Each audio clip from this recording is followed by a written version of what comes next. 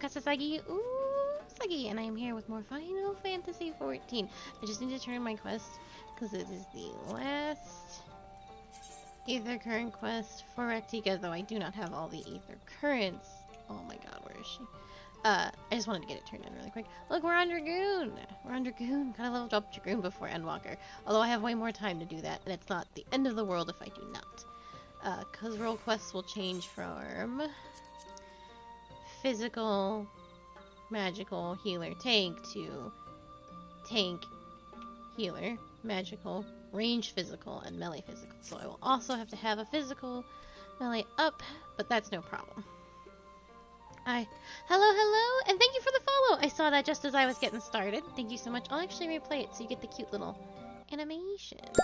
There it is. There we go. Alrighty. So, let us hop. So, we have quite a few things to do before we actually dive into 5.3, but I'm going to try and get them all done as quickly as possible. First things first. We have a level 80 red mage. I did do it. I did it about 20 minutes ago.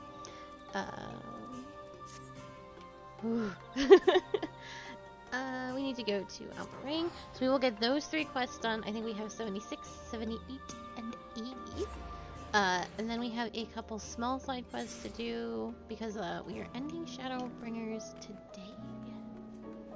Hello, Varkan. How are you? How are you? I've lost my...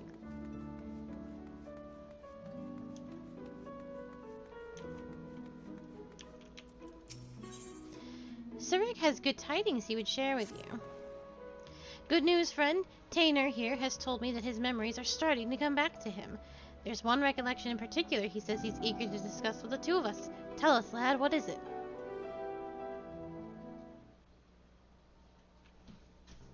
As time goes by, my memories of earlier days return to me piece by piece. Nelbert and I were born to members of a great consortium of mages. From our earliest years, we were tutored in the magical arts by some of the realm's greatest scholars. The consortium's leaders sought to find a way to open a hole in time and space, a portal to other worlds from which they could summon forth beasts of great power. Nelbert and I were chosen to participate in the research. Summoning great beasts from beyond our world. You're a mage, Kelly. Is that even possible? Perhaps he speaks of voice sense.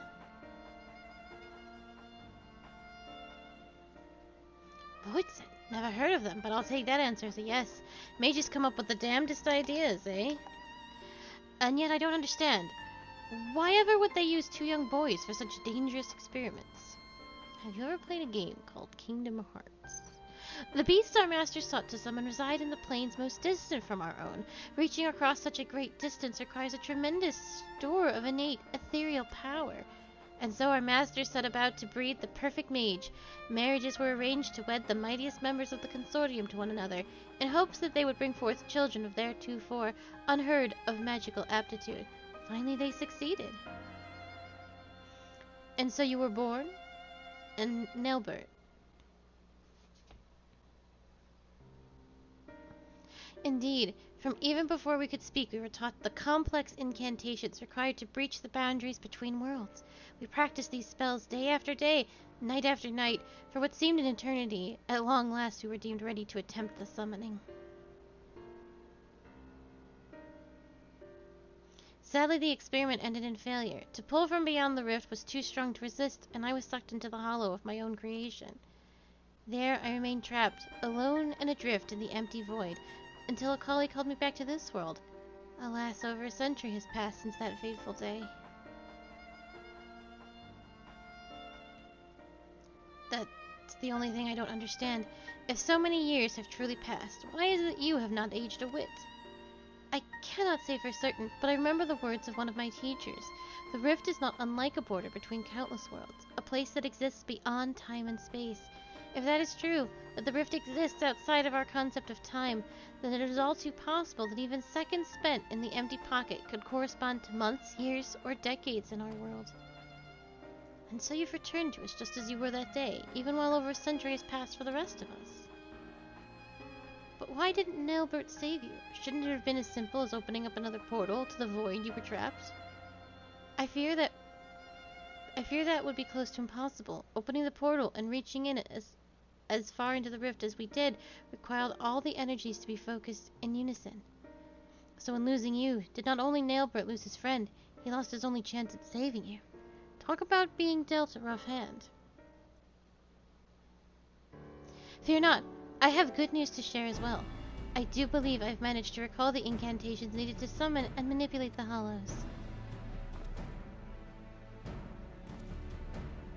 Summoning beasts from beyond the rift is far beyond my powers, but I just might be able to seal up the hollows Feronius so enjoys summoning. What say you, friend? Shall I give it a try? Oh, thank you for the sippy. I did actually just grab one before stream. Oh, now that's music to my ears, but let's not be too hasty. After all, the last time you tried to use this magic, there were some complications, to say the least. Yes, we must take the necessary precautions before confronting Feronius in earnest. Let us meet outside the village, where Tanner can test out his magic safe from harm.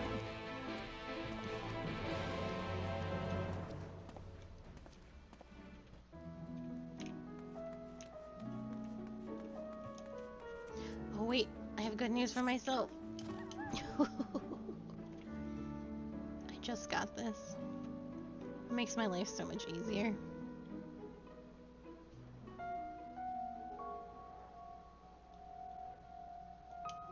And thank you for putting beans back in the bean economy. Oh boy.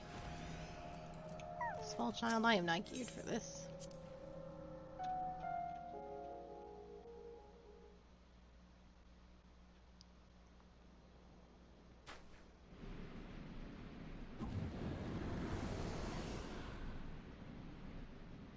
Wicked White, you did it, lad.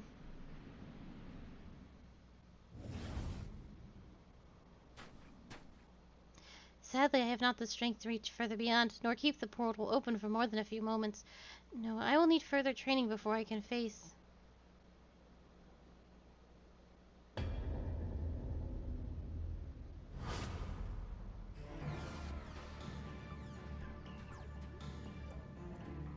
Feronius!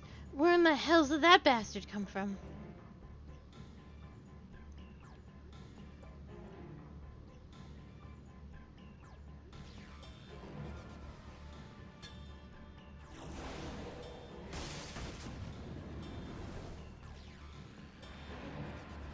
Damn it all, I'm too close, I can feel it pulling me in.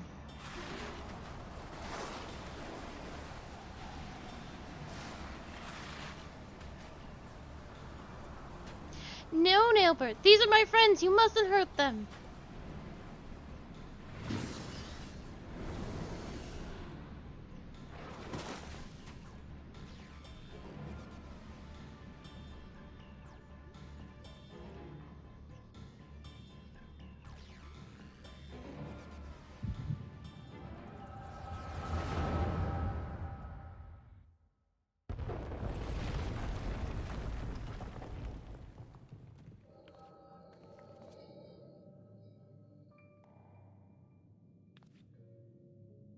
This isn't good. The cave-in's completely sealed off the tunnel behind us. We've no recourse but to press on without our companions. You heard her. What'll it be? I suppose it falls to us to slay the beast and collect the bounty. Perhaps you and your band would care to take the lead. Spare me your japes. You've no intention of giving up your prize, mind you. I too made a promise to my companions, a promise I mean to keep. Bah! I told you that splitting up was a bad idea. If Brendan and Rhonda Ray were here, the second-rate spellcaster would be no match for us. Now, Sylvia, let's not forget who our true foe is here. Lamette, you're certain that if we slay this monstrosity, the cave-ins will cease? According to the miners, the beast was first sighted on the same day the tremors began. Its very presence, sucking the mountain dry of its aether.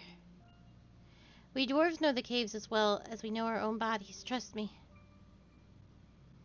Then I suppose we'd best make short work of it before everything comes crashing down. Hey, where do you think you're going? Oh, thank you for all the bean tax. Look at all these good beans paying their taxes. My apologies. I took your ceaseless prattling as an invitation to proceed on my own. Think yourself clever, do you? You've uncommon confidence to think you can fell the beast without aid. Answer me this. Why is it that you're so intent on claiming the bounty on your own? The bounty. Why indeed? At any rate, unless you've a mind to stand around here until we all get crushed, best be moving on, yes?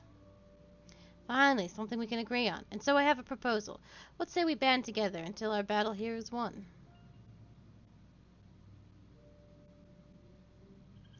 The tremors grow stronger. No doubt a cave-in is imminent.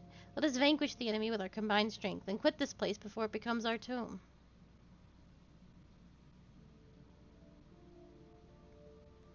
Until the battle is won, then. After that, I go my own way.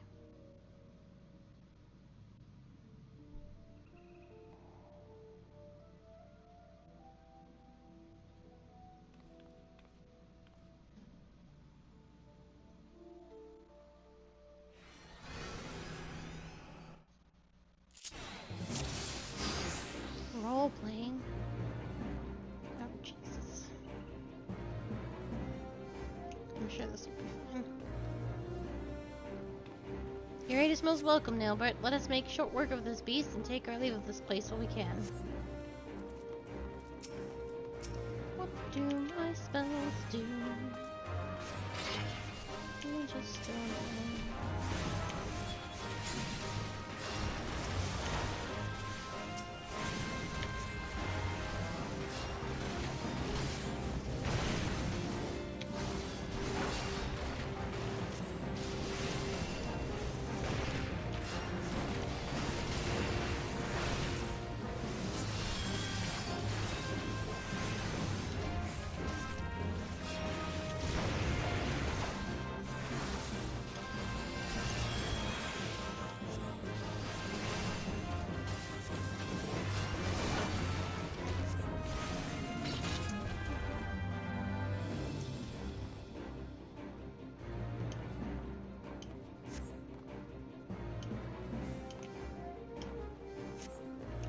I wish I could sprint so you could see the horrible Ella's and Mail run. It's pretty bad. I am not allowed.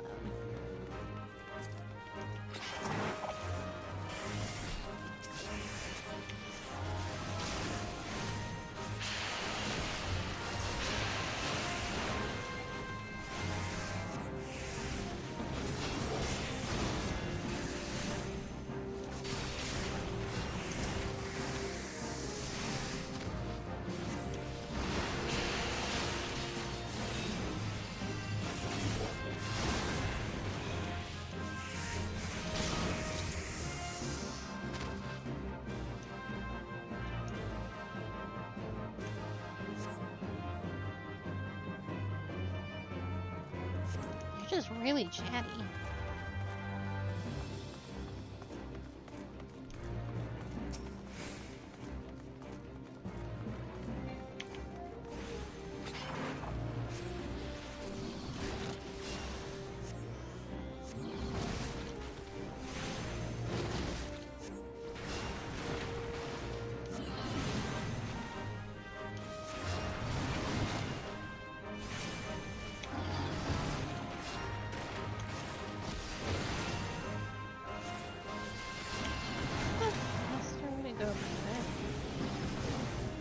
Usually flare is for...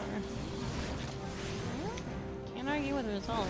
That might be my better single target, really. Excuse me.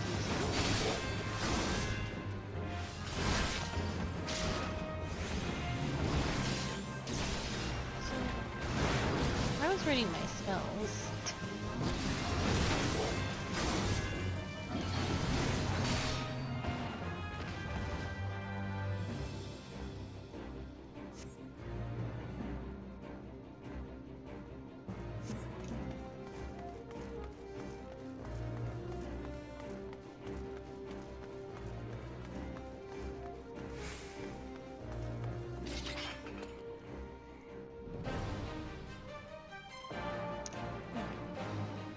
I have to pay attention, because I definitely didn't pay attention the first time I did this.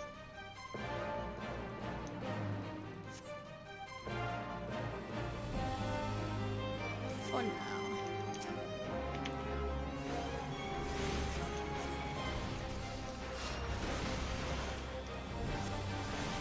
It's probably I wish Sylvia would turn this man around.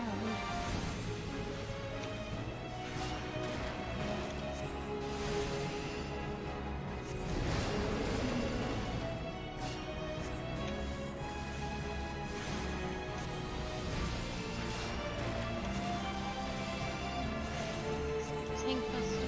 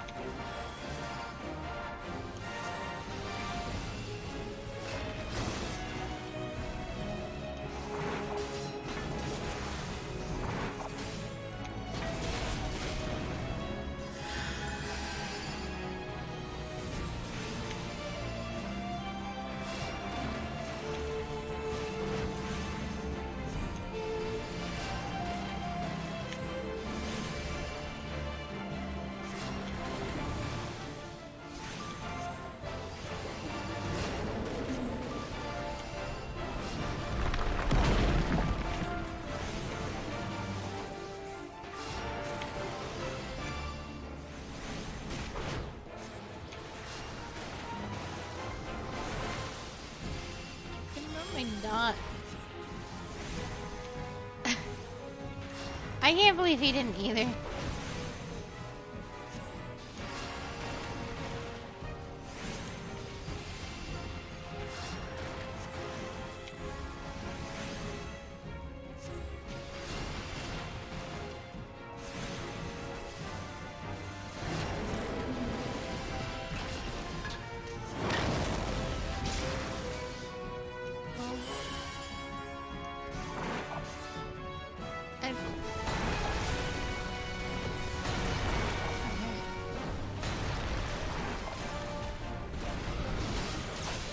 Bye.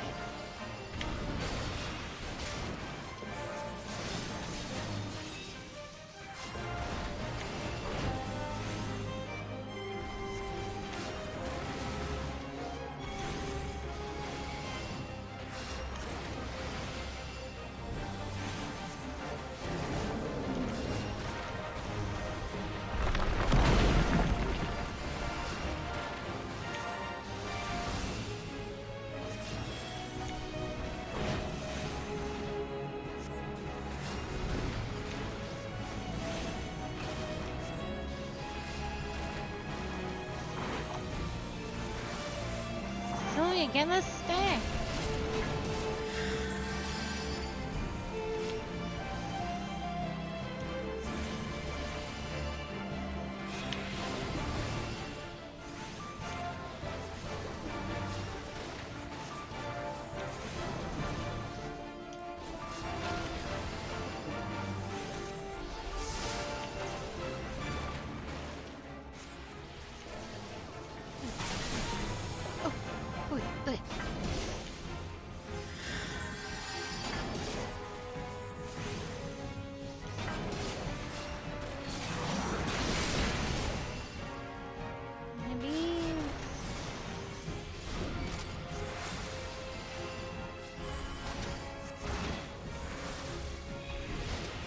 just gonna use my LP.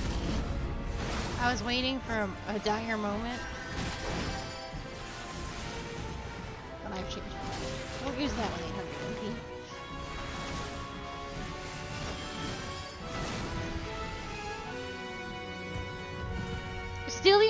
Steal the LP from who? There's 2 tanks and a healer.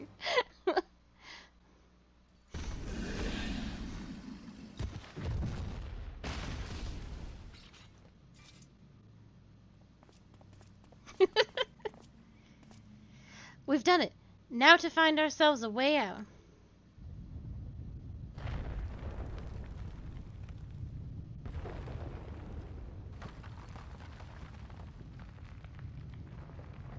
The tremors continue, but why? The fiend has been vanquished and its aether returned to the mount.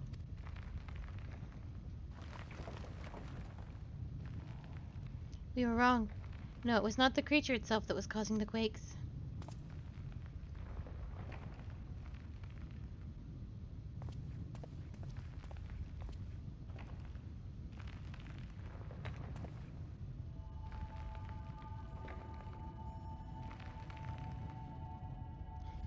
The crystal courses with nigh inconceivable power, a vast wellspring of aether accumulated over the ages. Yes, the beast was but a hungry creature, drawn here by the stone, as was I. You had no interest in the bounty all along. This stone has been left unchecked for too long. The sheer volume of aether it houses now is so vast and overwhelming, it threatens to bring the entire mountain down. For how many years have I searched for it, this precious relic that could afford me the power needed to save my friend?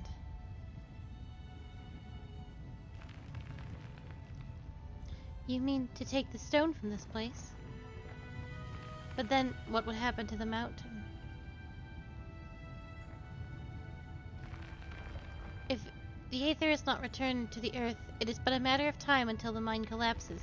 The miners who live at the foot of the mountain, countless lives would be lost.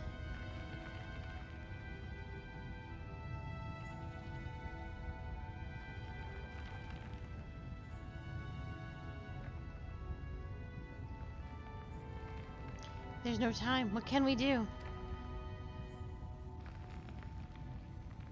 Tanner, my friend.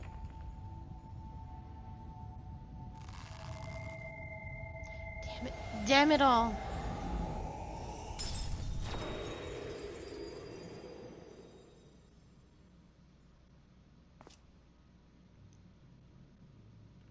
The tremors have stopped.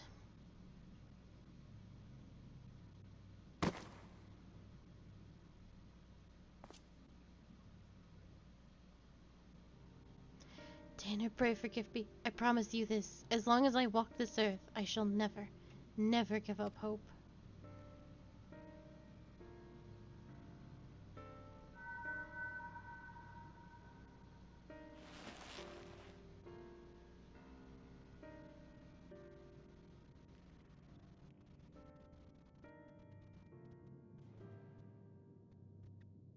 Gee, Sylvia, why don't you have a crystal of late?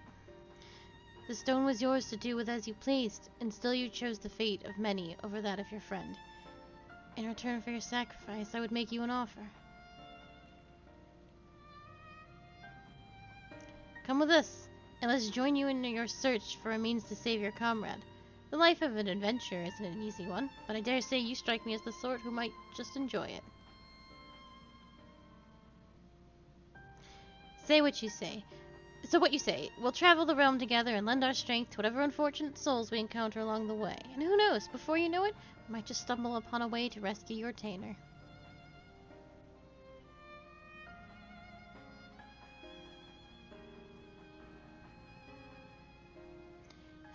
I would like that very much.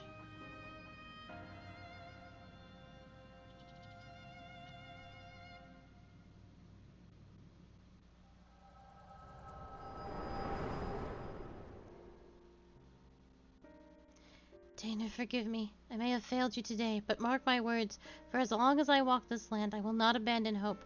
I will find a way to bring you back to us.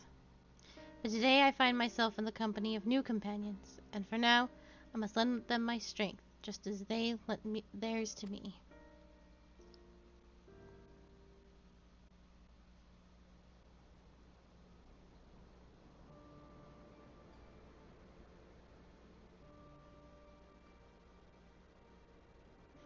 Akali, are you alright?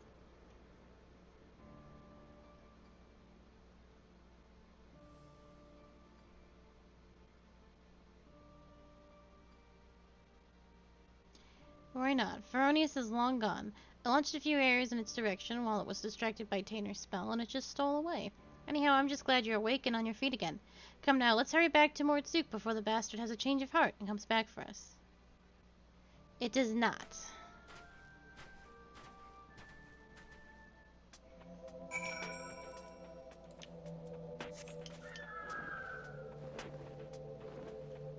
This is my regular streaming hours.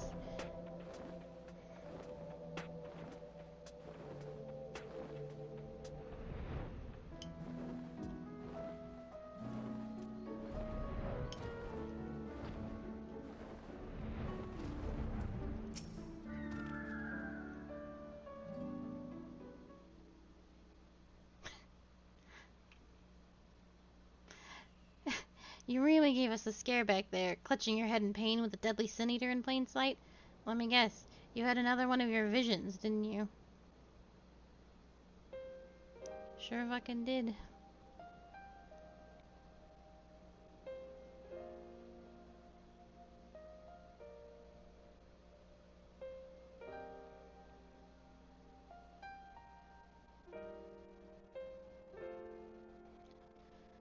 Take me. So that's how Nalbert and Ardbert met up. It just goes to show that in times of crisis, even the bitterest of rivals can turn fast friends.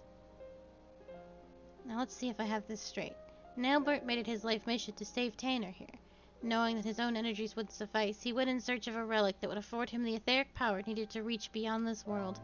And deep in the mines that day, he found it. Yet in the end, he decided to sacrifice the stone, at his own cost, to save the lives of countless innocents who called the mountain home. And so did he take his first step down the path of a hero, a warrior of light.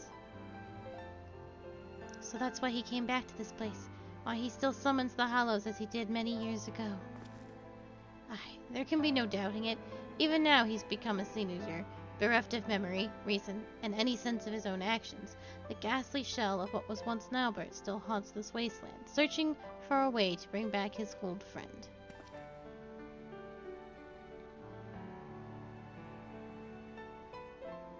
I only knew him as a child, and the whole idea of Sin Eaters and Warrior of Light, it was all so new to me. Even as the pieces came together, I could not truly believe that Nalbert and this Feronius were one and the same. But when our gazes first met, standing out there in the wastes, in the instant I knew it without question. This was my friend, a friend who had been searching for me for all these years.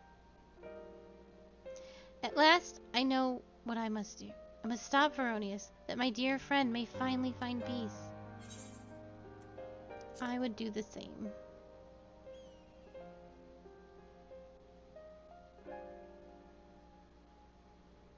Thank you, my friends. In the battle, I was able to push Feronius' hollow away from Surig, if only for a short distance. With more training, I'm certain I can learn to close them up entirely.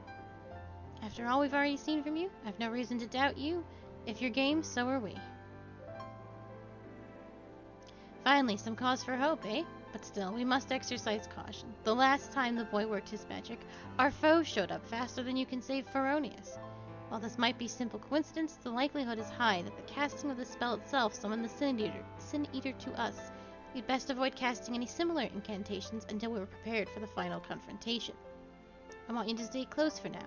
Devote yourself to your studies and hone your skills to whatever degree you can in the safety of the village. In the meantime, Akali and I will redouble our training efforts as well. Should we succeed in finding a way to counteract the Hollows, it will come down to our firepower versus our foes. We must be at full strength for the battle, lest we allow victory to slip between our fingers.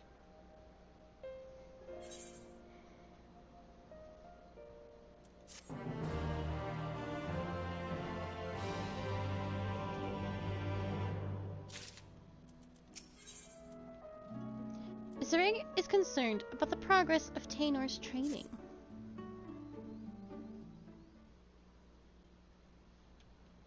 The look in your eyes. Yes, I can see that you have gained much strength since we last met. You'll be pleased to hear that Tainer has managed to make steady progress in his training as well. The boy believes he has gained much of his knowledge and skill he possessed before getting sucked into that pocket of time and space. An admirable feat, considering that it was not long ago that he could scarcely remember his own name. And yet, there's one aspect of his training that has yet to be addressed. Put simply, the boy lacks experience in battle. To work the magic necessary to seal up the hollows, I must maintain perfect focus and clarity of mind. If the battle with Feronius is my first, I fear my concentration will be disrupted all too easily.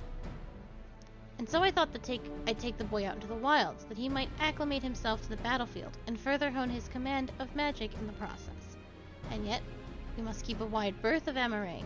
Were we to encounter Feronius before we are fully prepared, the results could be disastrous. And so I propose that we go on an excursion of sorts. Would you be willing to accompany us? I believe there is much the boy could learn from your example. Excellent. Let us make for Lakeland. The beasts in the forest of the Lost Shepherd should provide a fair challenge for the lad.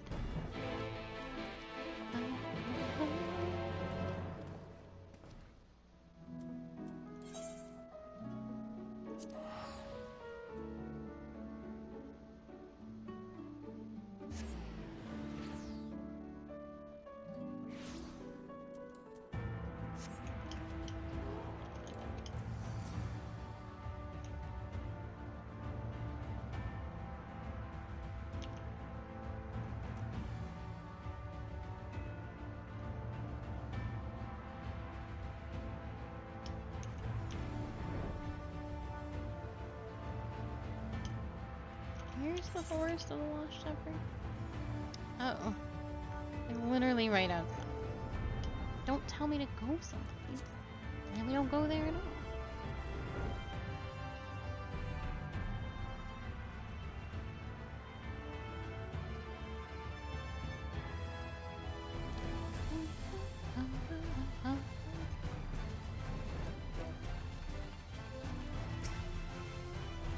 Oh, there she is. Now shall we get down to...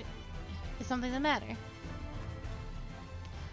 How do you like my new clothes, Akali? Not only are they stylish, why, I can just feel the power welling up deep from within me. They were a present from Sareg. Isn't he the best? It was a simple investment, nothing more. We must seize every possible advantage if we hope to triumph over our foe. But enough idle chit-chat. We have work to do. Akali, I would ask you to begin by setting an example for the boy, showing him precisely how to conduct yourself in battle. We can't very well toss him into the Wolverines all on his own, now can we? So why don't you go out there and hunt one down for us? Tainer, watch carefully and let Akali show you how it's done. First of all, Tainer, you want to be in gear-appropriate clothing, just like I am. 100%.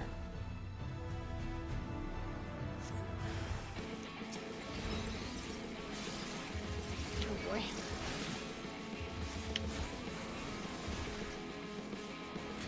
Don't hurt me, Mr. Bear.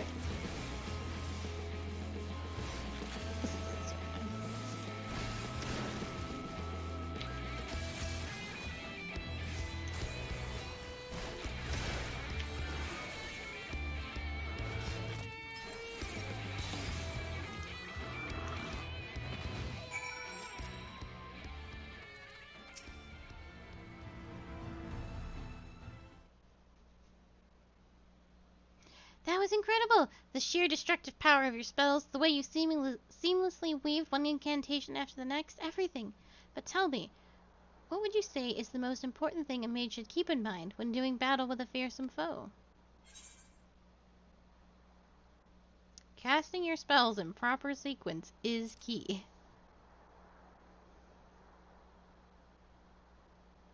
Ah, but of course. Thank you, Akali. I will endeavor to put everything I have learned from you into practice. Well, here goes nothing.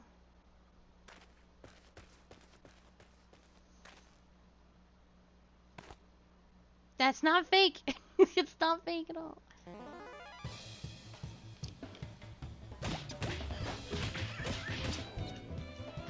Drat, where... No, that's not it. Curses, just stay still so I can hit you already. Steady now. Don't let the enemy fluster you. Keep your focus. Right, focus. You're a feisty one, aren't you? Ow, that's smart. Ah, I've seen enough of this.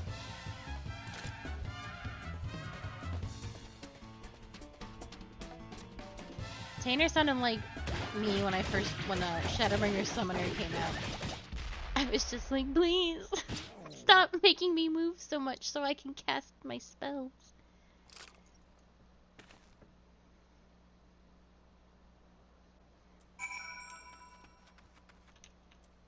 Well, what did we learn?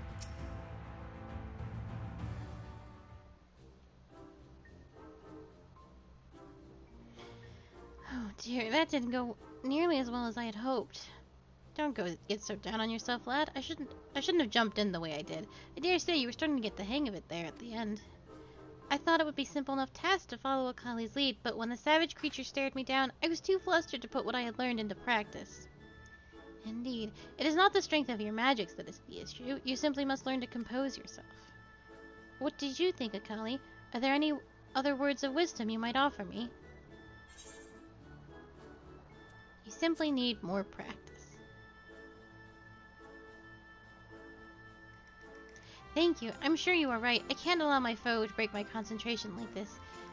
Anyhow, let me try once more. This time I will do better. I promise.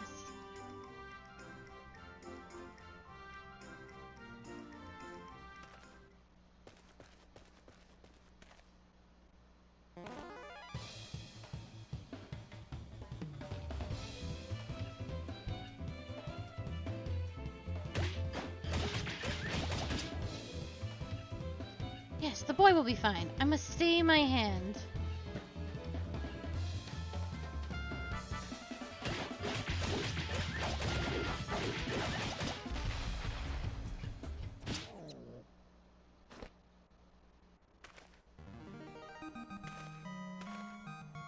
He did it.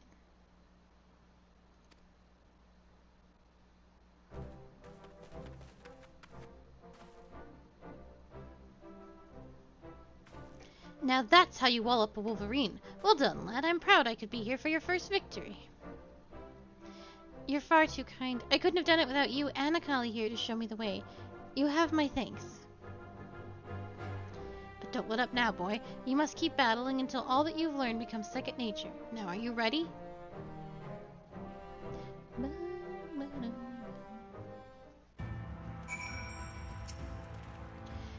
That was rather more difficult than I expected, and yet, thanks to you and Sareg, I feel like I can hold my own on the battlefield now.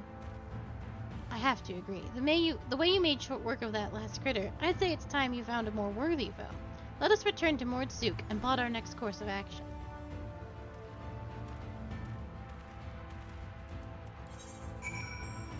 I think Mordzook is that way. It's in that cave.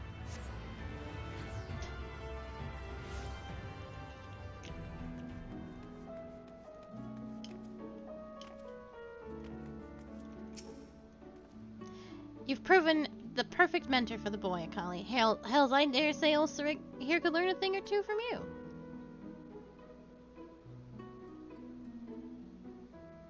You've taught him not only how to wield his spells of metal, but how to maintain his focus in the face of danger. With those fundamentals under his belt, it's just a matter of time and practice until he's ready to face Feronius. I promise you, my friends, I will not let you down.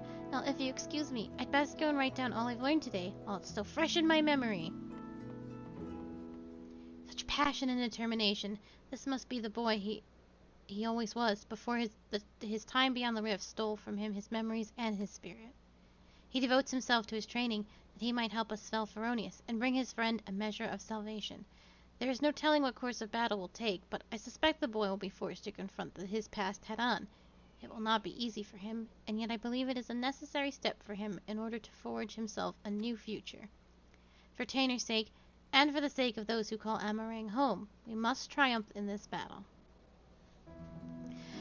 Not to mention for the sake of our coin purses, eh? At any rate, I will leave you to your training and return to my own. The final confrontation is close at hand, and we must be ready. Well, I'm definitely ready now, unless I'm not, because my gear is bad. Sareg worries for Tainer, who has been acting strangely as of late. Well, look who's back, and looking more imposing than ever, I might add. You'll be pleased to know that Tainer's command of his magics has advanced by leaps and bounds since you left. That's amazing, considering it's been 4 seconds.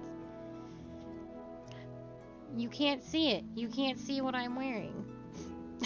So therefore, I cannot be criticized. Says he's finally convinced he can hold his own against Feronius. Truth be told, I worry about the boy.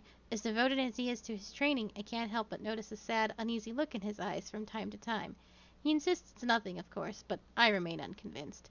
As a fellow mage, perhaps you could succeed in reaching out to him where I have failed. He should be around here somewhere. Go and find him, and see if you can't offer him a few words of support, won't you?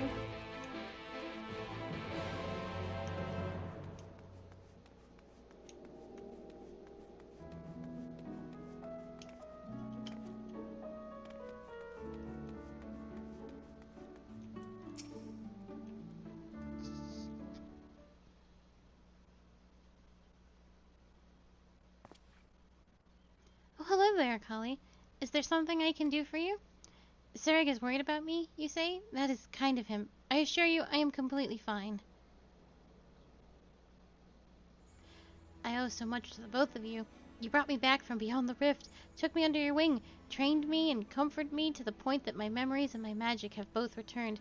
I am finally ready to face my old friend in battle, and it is all because of you.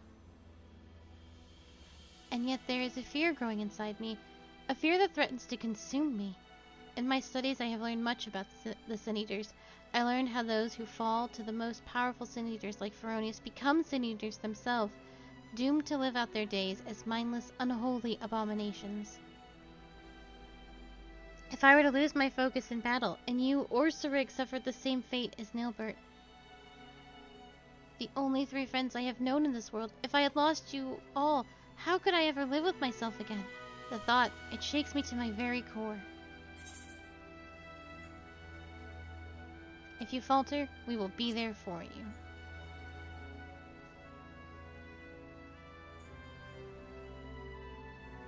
You're right. I mustn't forget that I have two strong friends by my side to help me shoulder the burden. Thank you, my friend. The task is a daunting one, but I will trust myself and in the strong and gentle friends who stand by my side.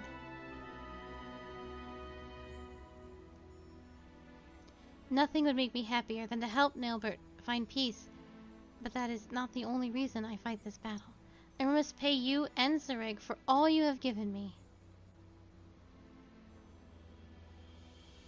Not only did the two of you bring me back to this world, you've instilled me with a newfound sense of purpose, and yet when this battle is done, you will leave this place. You will embark on new adventures with new companions. Worry not, I will not hold you back or stand in your way.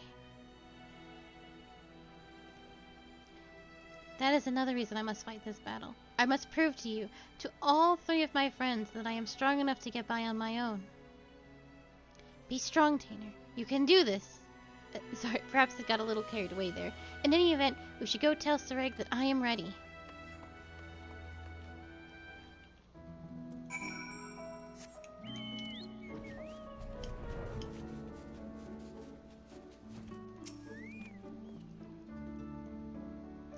You're finally back, I see. I was starting to get worried. I trust this means you're ready to do battle with Feronius? I am. Let us put an end to this nightmare and set Nilbert and the people of this land free. That's the spirit. Alright, the plan is to lure Feronius to us by the same method as the last time. We will venture to the central hills of Amber, a safe distance away from the city, and Tainer will summon forth a hollow. It should only be a matter of time before our quarry arrives. I believe our chances are best if we can lure Feronius to a wide open space, where we will have complete freedom to maneuver. The hills of Amber should suffice. If you're ready, let us away at once.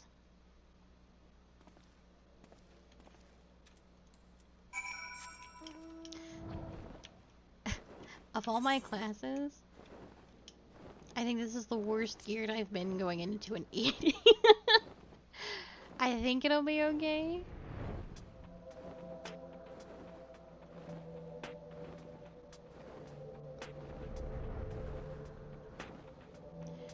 To make it clear just how dire my current situation is, my IV level is good enough to go into Ilmeg, but probably nothing else.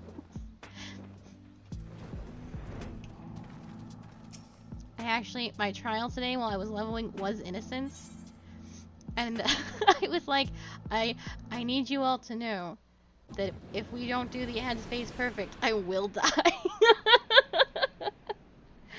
And the healers were like, no problem. I survived it with 3,000 HP, and we did not do it perfect. So that's a victory in my book. Over there, it's him.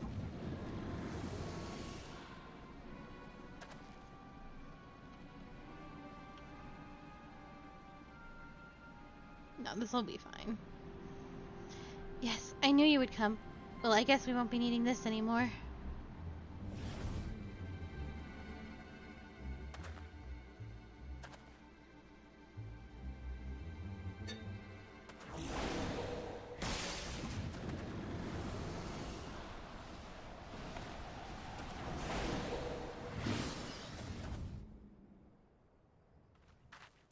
Give it up, Nilbert. My spells are more than a match for your own.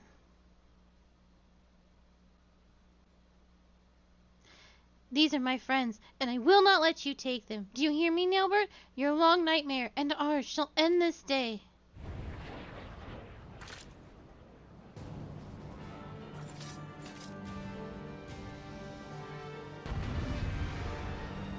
It's okay. I'm a very excellent red mage.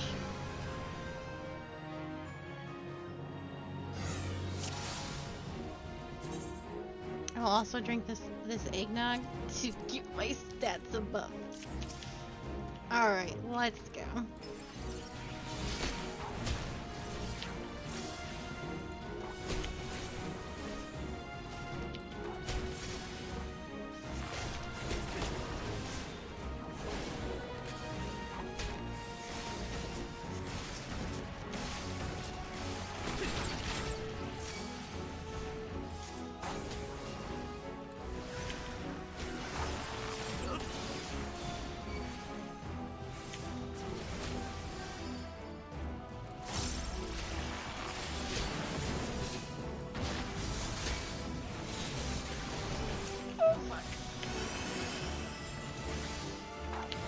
My man's got refresh. I've missed that ability. I don't need it, but that was the old bard skill that they took away this expansion. I'll be fine. I'm not too worried. As long as I don't screw up any big mechanics, it'll be okay.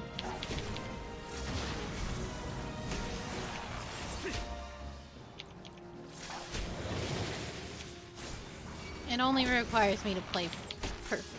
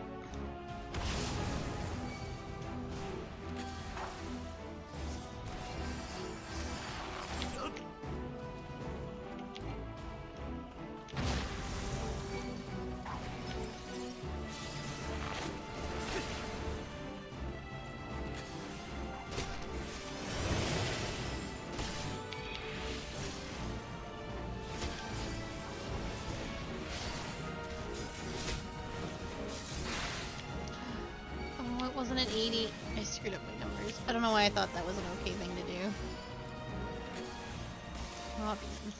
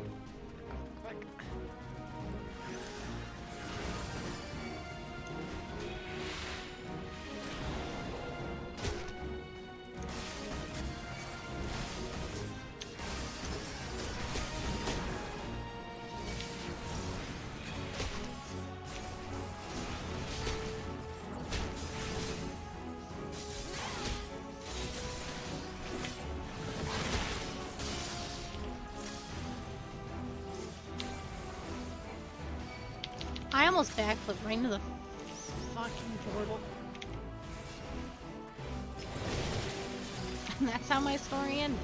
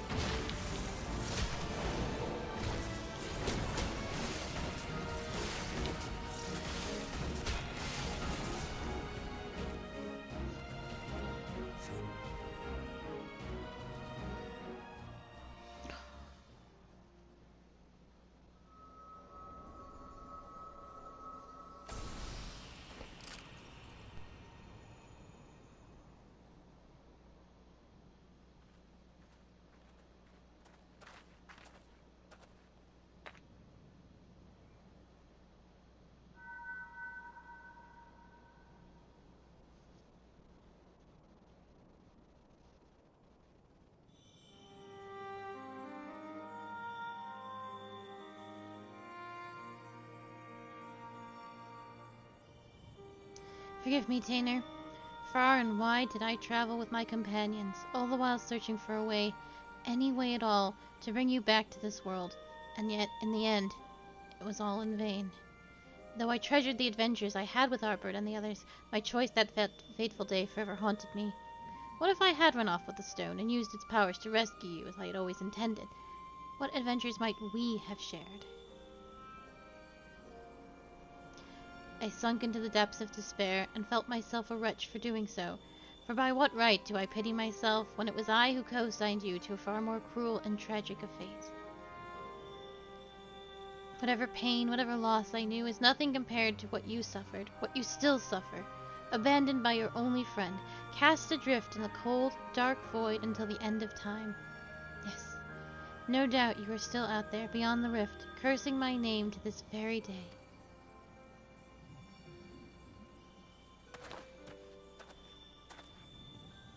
That's not true, Herbert. I'm right here.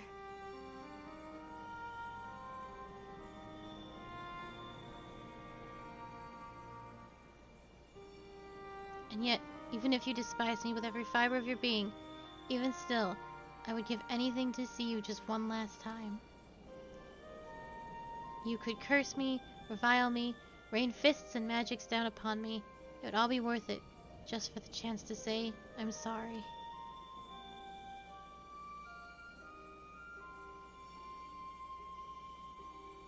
Stop it, Albert. Please stop saying those things. Even after you had your mind, your heart, and your very humanity ripped, you still for all those years you kept searching for me. How could I ever hate my best friend? Don't you see, old friend? It was a collie who brought me back to this world, but it was you who guided her to me. You have suffered long enough, my friend. I can take care of myself now. You need worry about me no longer. So please, rest peacefully.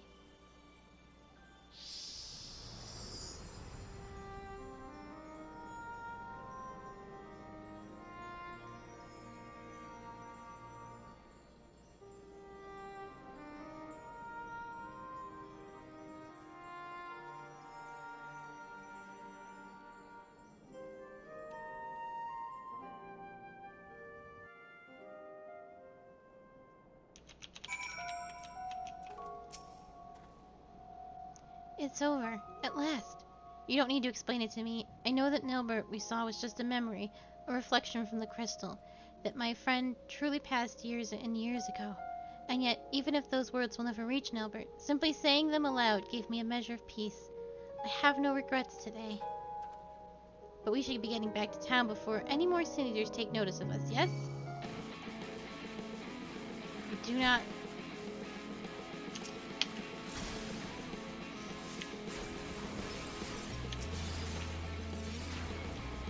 Motherfucker.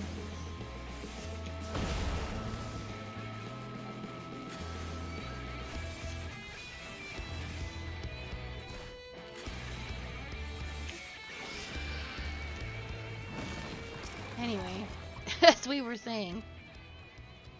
And yet, even if those words will never reach Nilbert, simply saying them aloud gave me peace. I have no regrets today. But we should be getting back to town before any more seniors take notice of us, yes? I'd say, after that battle, I could use a rest, and I reckon a collie here could as well. Shall we head back to Mordsuk?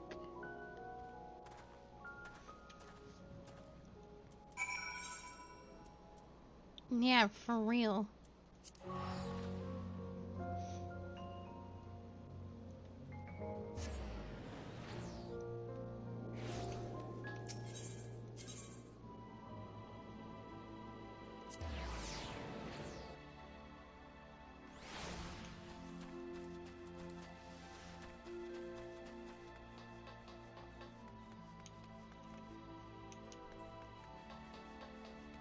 Oh, I assumed it would be here.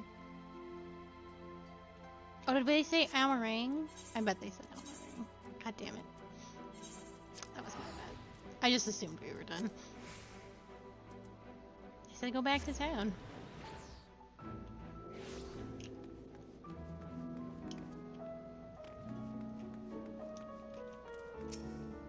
Didn't specify which town. Unless they did. They probably did.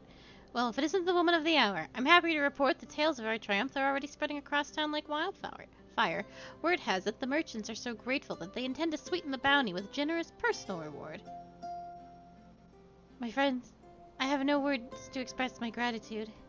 Thanks to you, Nilbert has found peace, and I can finally close the book on this chapter of my past. Every day, I thank the gods for having brought us together. The feeling's mutual, lad. To be honest, I wasn't sure what to expect when you popped out of that hole, but it's been a pleasure having you at our side. So tell me, now that you've made peace with your past, what do you plan to do with your future?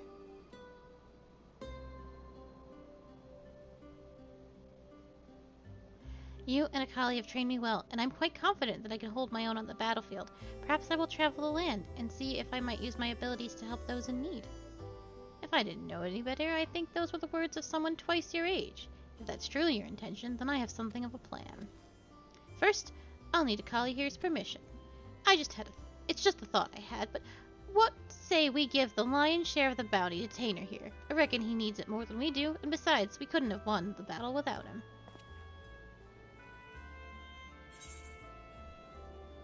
But of course. I knew you'd feel the same. It's the least we can do to help the boy forge a path and a future for himself. My friends, I could never take advantage of your kindness like that. Think nothing of it. It's not easy for a boy your age to make his own way in the world, and this is the least we can do. Think of it as a parting gift from your brother and sister in arms.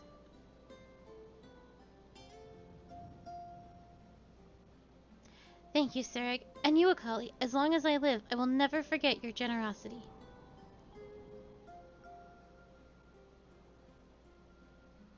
Finally, I have one last proposal for you, if you're keen to hear it. There's this bounty hunter I know. He can hold his own with a bow, but he's always thought he could take on bigger marks if he had a skilled mage at his side. If you're looking for a partner, that is. Sarek, you could not possibly mean... Of course I'm saying it. So what'll it be? Yes, 1,000 times yes. Why, nothing would make me happier. Then I suppose that settles it. Welcome aboard, lad. I've got a feeling that this is only the beginning of a rewarding relationship. And on that note, I do believe my new partner and I are off to the Crystarium to find ourselves a new mark. If it's not too much to ask, why don't you join us there? I still owe you your share of the bounty, and I reckon it'd be a good place to say our proper farewells. I've been replaced. I wasn't even asked. I thought we were partners, Sarig. You were partners.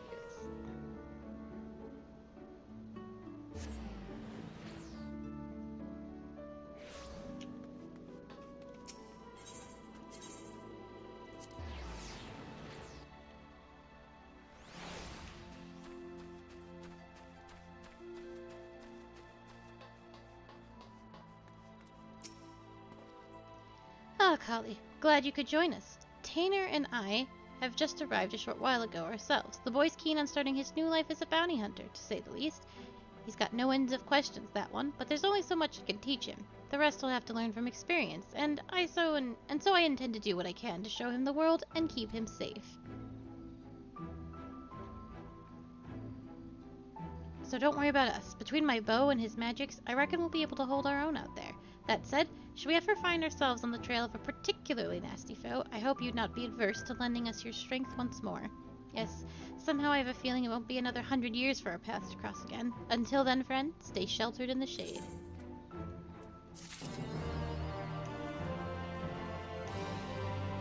And now that we have done them all, I believe this man has a quest for us. I told Q to pay attention to this, so I hope she is. Gilnard is overjoyed to welcome the conquering hero's return.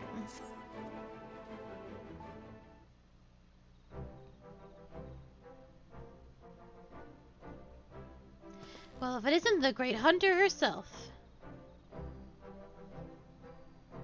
As if you don't know, all 4 of the cardinal virtues laid low, all with your help. You're the talk of the stairs, Akali. When the night returned to Lakeland, we knew in our hearts that change was on the horizon, but never did I dare hope that you might help rid us of those terrible fiends. You've surpassed my wildest expectations.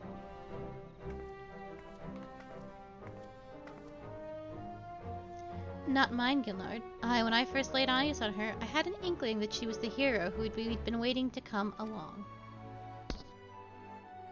Ha! Easy to claim after the fact. If you would indulge me, though, I would love to hear you tell how it all played out. The hunting of the virtues, that is.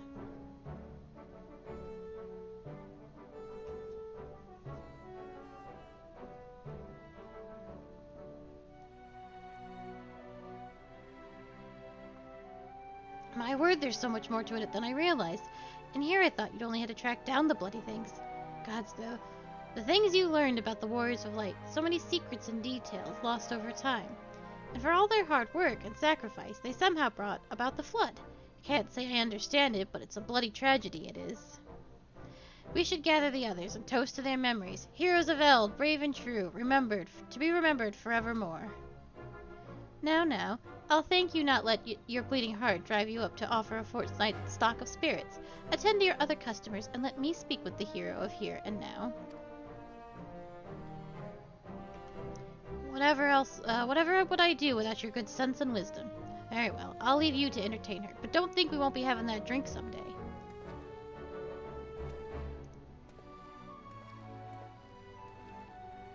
Agali, I must thank you for sharing with us such incredible tales. 'Tis only right that I repay you in kind. With the ending, that is. With the story of the true villain who towers above the virtues, the devil more deserving of death than any that yet lingers in this world. If your curiosity has been piqued, then meet me atop the balcony overlooking the crystalline mean. I will be waiting there until you do.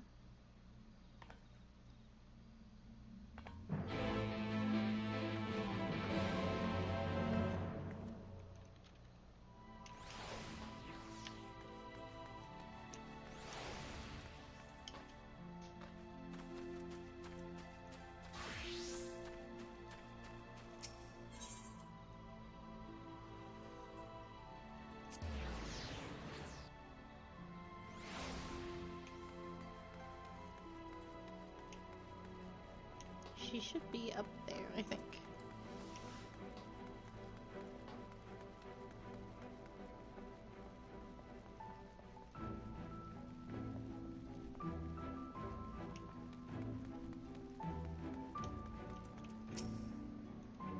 You came as I knew you would. Never met a mystery you could leave well enough alone, or a demon that you could let live. Am I right? And this demon is undeniably deserving of death, make no mistake. To cut them down would be just and proper, the act of a goodly person, and that is just what you are. I can see that. No need to grow impatient or be offended, my friend, but before you pass judgment on this villain, you need first understand their part in everything, who they were to the fallen warriors of light, for instance. Of course, right about now you must be wondering how I know what I know. What a tavern wench of all people has got to do with any of this. Let me tell you then. I am the one who brought together the virtue hunters. I am the one who marked you as a potential ally to them and bade you join them in their quests. I alone knew what had to be done and what sort of sinner would be needed to see the tale of this tragedy and betrayal brought to an end. But come, we have many malms ahead of us still, to Galuja and the Gahajer's Crook. I will go on ahead and wait for you there.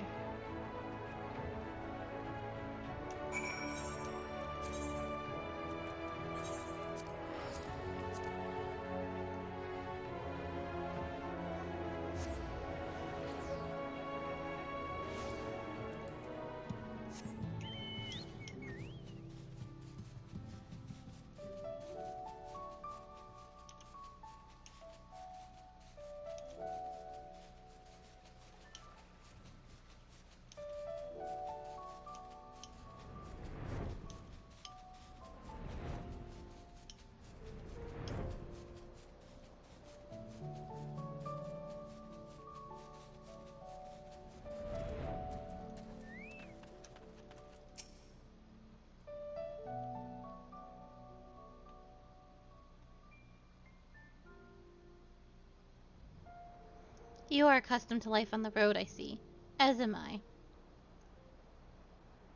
Do you recognize this place? I thought you might. Here is where it began, where Ardbert first met Lamette.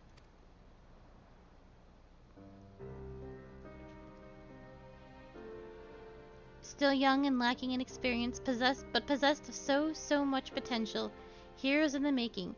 Even then, the keen-eyed could see. They would only fulfill that promise much later, though, after joining with their other dear companions, Brendan and Renderay.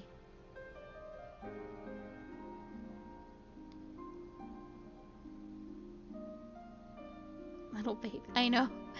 And one other, an elven woman, not half bad with a sword. But perhaps you are already asking the question, who? There were 5 warriors of light in all, but she would make 6. Indeed, after adding in Nalbert, there does seem to be one too many. Believe me when I say there was indeed a 6th adventurer lost to history, and her name was Sylvia.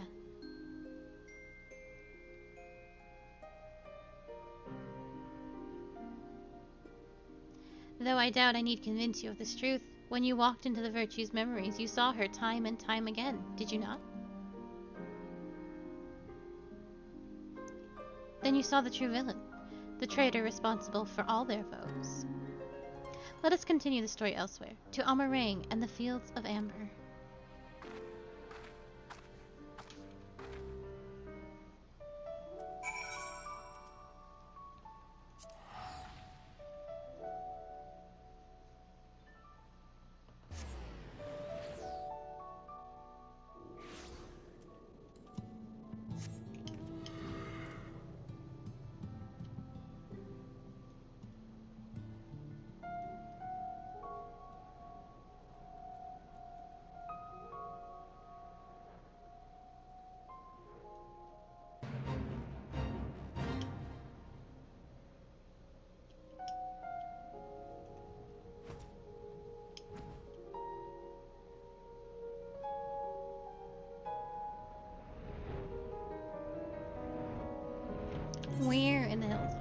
Oh, I would have gone somewhere else, but you said the hills of Amber.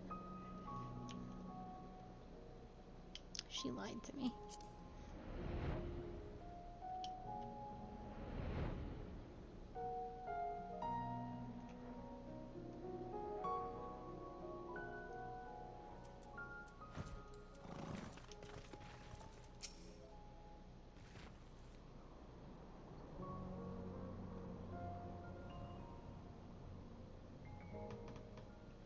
You saw the true villain's face in their memories, and I told you her name in Kalusha.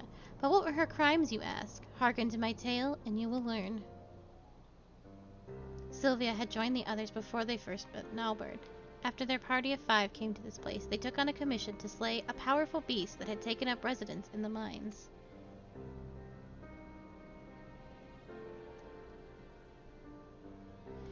Said beast was believed to be the instigator of ever more terrible tremors, and so time was of the essence. But during their hurried search, they crossed paths with their future companion, then a competitor aiming to usurp their prize. After another tremor triggered by the beast trapped them all underground, they had no choice but to work together to lay it low. But to their dismay, even after its death, the earth continued to shudder violently. As the adventurers looked to each other in confusion, Nalbert strode towards the beast's body and grabbed hold of a curious stone, a stone brimming with untold aether, and he had sought out that he might harness its potential to rescue a loved one lost to the rift.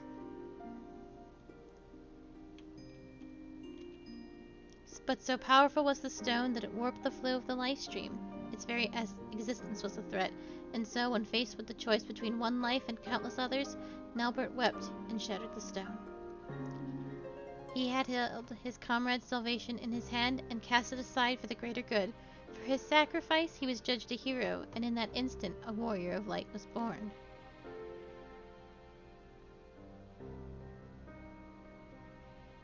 In life, Nalbert was a pragmatic figure, whose wisdom and sagacity were admired by all. Little wonder that in death he would retain his virtue.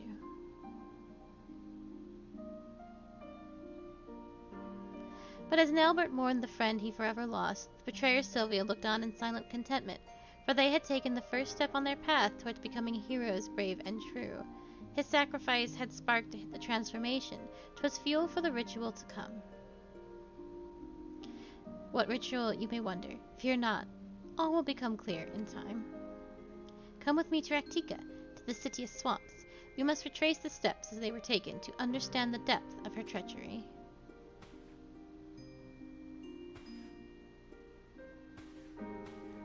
I can't fly in Raktika. Don't take me to the swamps. Oh, it's not so bad.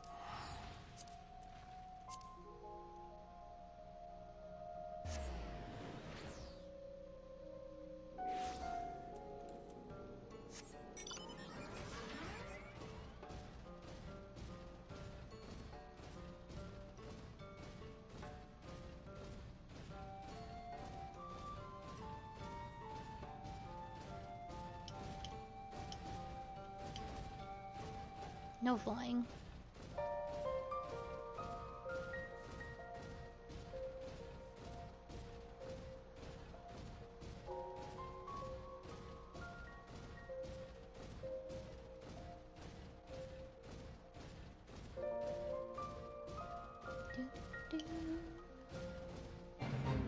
Excuse me. I want no part in this. There she is.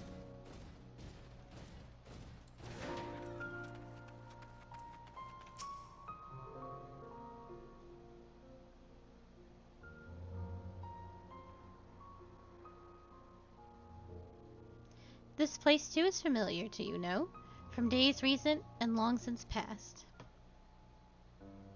After the events in Amarang, Ardbert and his companions grew in fame, spurring others to entreat their aid. The adventurers sought out greater and greater challenges, and in pursuit of another they came to Raktika.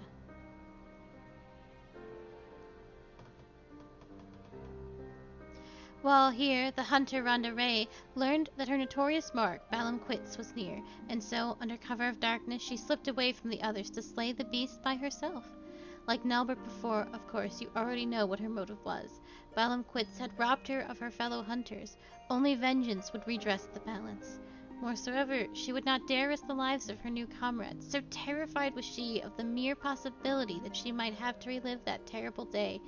And so she faced Balamquitz alone, and would have surely died for it, had Ardbert and the others not arrived in time to help.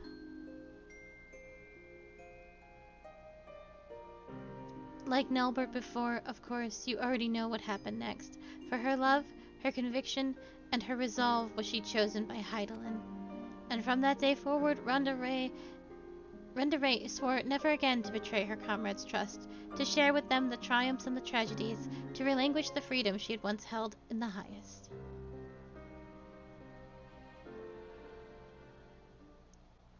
The bravest, most courageous hunter that ever was, the moment would define what she became in life and in death. Her sacrifice would hasten the transformation.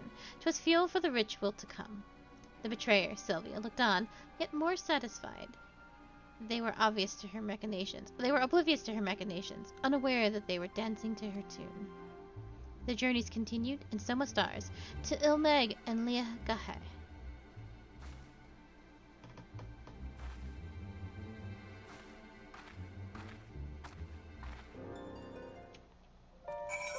To Ilmeg.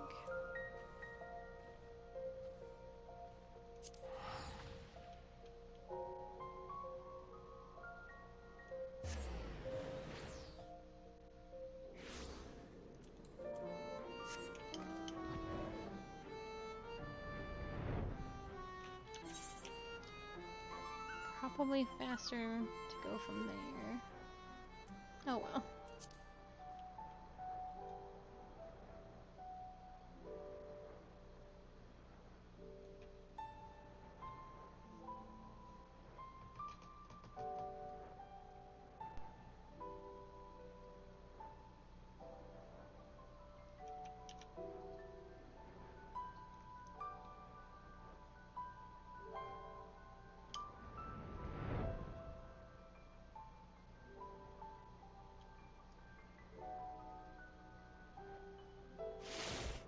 Oh.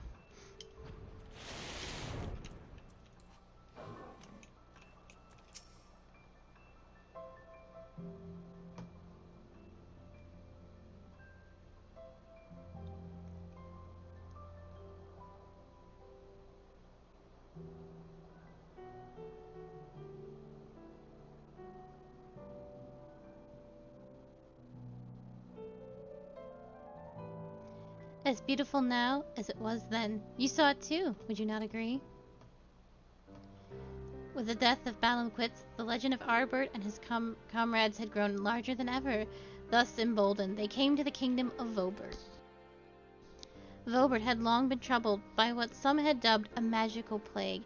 Innocents found transformed into misshapen fiends, and the kingdom's knights had no choice but to put down ere the contagion spread.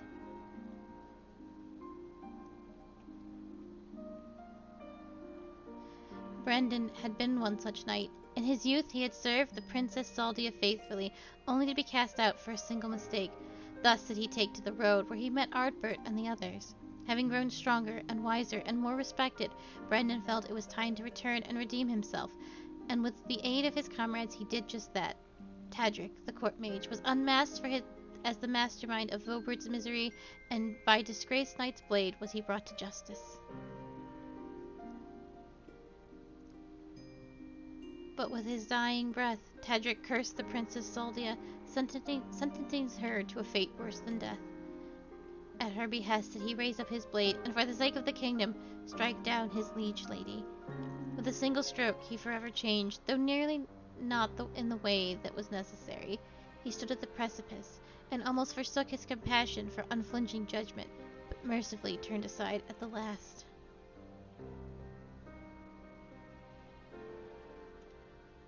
Thus did he find and embrace true justice, that which weighs law and heart together, and strives for the greater good. 'Tis a long, difficult road from which many stray, settling for simpler moralities, but I would expect no less of the man who became Diagonose.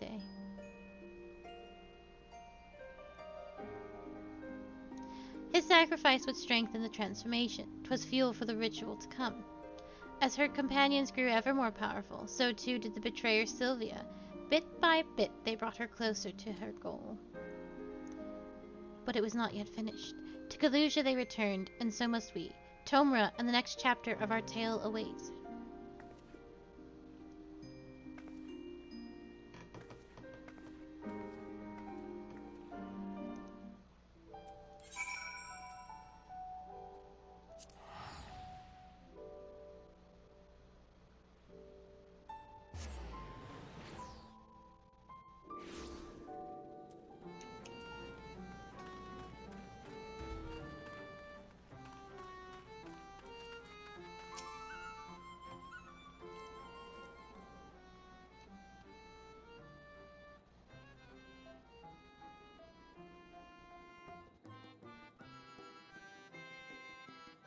Slowly but surely, the adventurers were fulfilling their potential. Words of their deeds in Vobrit spread like wildfire, and their legends grew ever larger. But for all their success, the fledgling heroes would be forced to endure more hardship and welcome more sacrifice.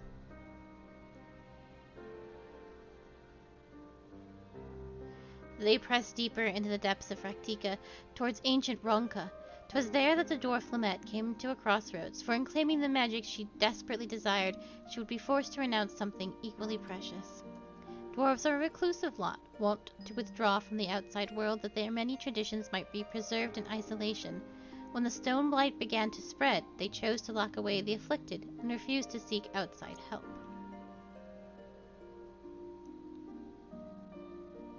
But Lamette would not abide this. She vowed to save her ailing kid, her sister among them, even if it meant violating Dwarven law.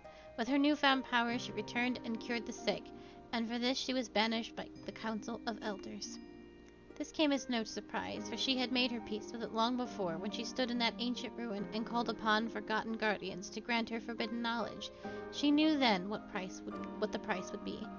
She had weighed her traditions and identity against the lives of those she loved, and made her choice, though it pained her terribly and in ways only a dwarf could understand, and Heidelin, it would seem.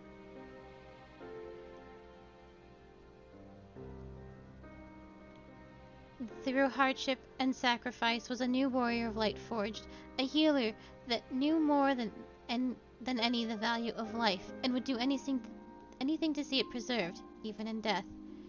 Her sacrifice would nearly complete the transformation.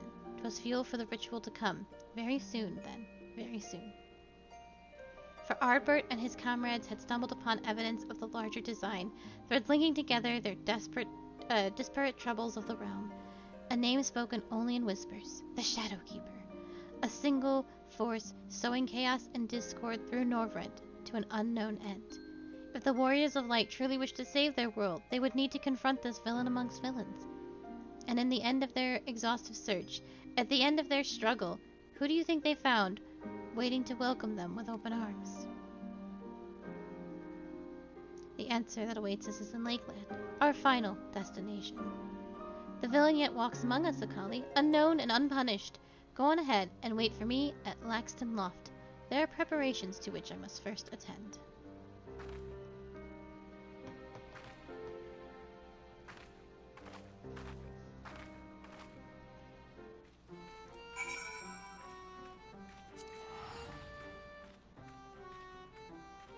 This is costing me a fortune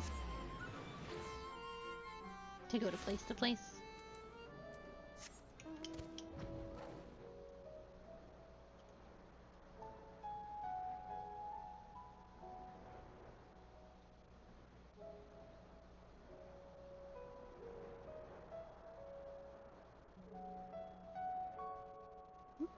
Hit the wall. I was just looking at the crystal tower. Moon.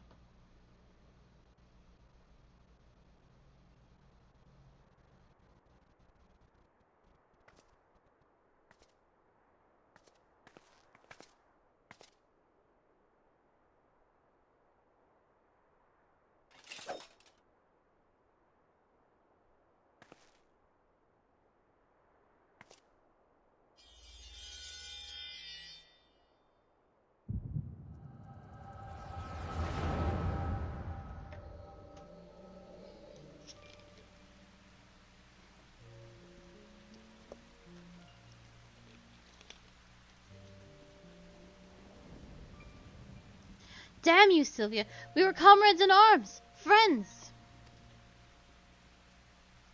That we were, and that we are. Everything I said, everything I felt, it was all true. You mean the world to me. You're the bloody Shadow Keeper! What in the hells was this for?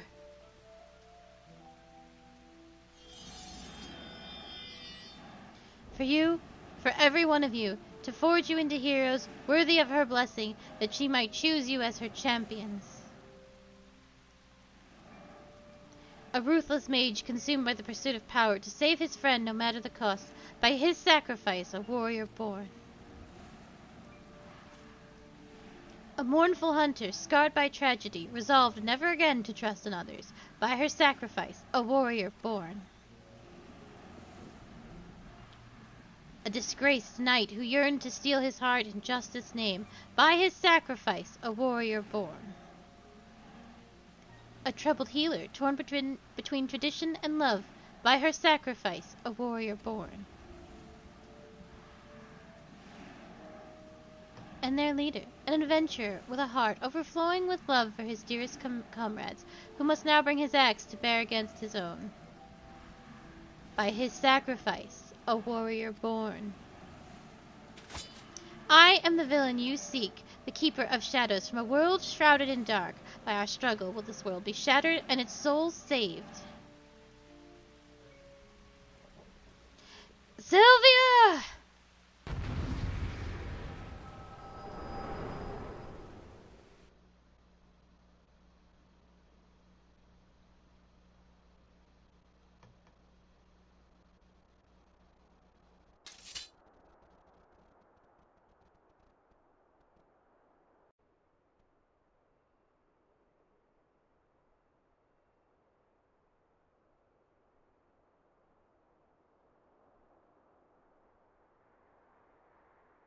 Saw it all, did you? I thought you might. Mother's gift has a knack for showing us exactly what we need to see. If not what we want to, or when. They knew me as Sylvia, but my real name? It doesn't matter. Like you, I am not of this world. I crossed the rift and came to the first. My home, the 13th, fell to dark in a calamity that mirrored the one which nearly claimed this world. I was one of several heroes who failed to save it.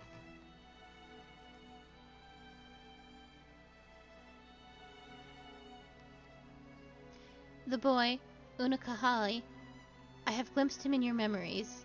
He was a friend. Like him, I heeded the words of the Asians, and, that I might redress the balance, I chose to come here, and hasten the rejoining of worlds. A shard subsumed by dark demands a mirror of blinding light. Primordial forces will strive to achieve equilibrium, but there is a solution, a single solution, I believed. Were a flood of light to consume the shard in its entirety, it would be of no use. The Asians made it clear that it must be brought to the brink, but no further. The task was difficult, but the plan simple. Souls predisposed to light, fledgling heroes in the making. I would bring together Arbert and his comrades, and groom them for a higher purpose.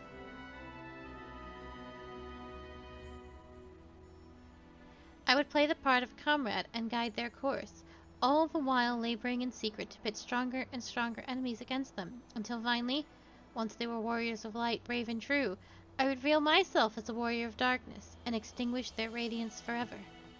Thus would this world be primed for a rejoining, and the source for a calamity. Thank you for putting beans back in the bean economy. The Asians, who called themselves Mitrion and Logriff, were confident that they would succeed, and indeed, Albert and the others rose to the occasion as I knew they would.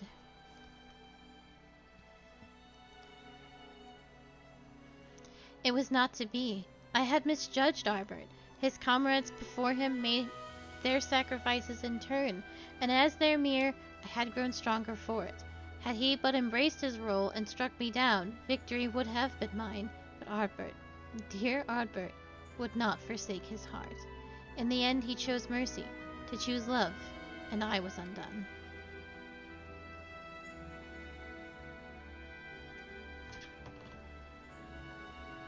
The rest you know. He sought out Mitrion and Logriff and granted them what he refused me. They accomplished everything they set out to achieve, and then the flood came and washed it away. In the wake of my betrayal, I could look on from the shadows and reflect upon my many sins as it all fell to ruin, denied death then and now, and perhaps ever after, as a fragment of my existence, of my essence endures. But then, one day years ago, my fallen comrades rose again as the cardinal virtues. It coincided with the arrival of the first scions, I later realized, a defense against the forces being marshaled to undo my failure. I can but assume the Ascians planted the idea in Vothri's head. They were his creations, after all, and with their graves in Yomorian territory, it was doubtless a simple matter to have their bodies exhumed and prepared. Who am I to speak, you may think, when I say this, but when I saw these abominations he had wrought in their image, I was filled with such despair, such anger. I cannot unwrite the past. My soul is stained with blackest sin, and I will not pretend that it can ever be otherwise. But this act, this I could not ignore. If the Ascians were going to such lengths, then surely others would cross the rift in due time, so I hatched a plan. I would assume the guise of Cilia, and as her take up residence in the Crystarium, where I would take measures to bring together the most ambitious of adventurers, individuals driven by more than mere coin, virtue hunters. That way, when the enemy of the Ascians feared more than any came to the first, the stage would be set. They would join in the hunter's quests, and together unmake Vothri's simulacra, and lay their souls to rest once more.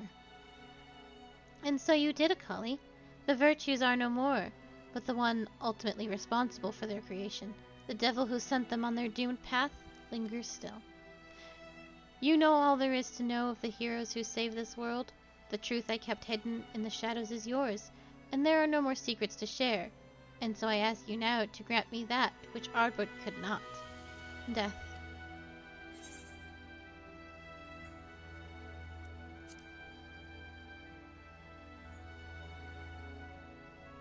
Huh. When you look at me that way, you remind me of Ardbert. He never did let me take the easy way out. I'm guessing suicide is out of the question, too?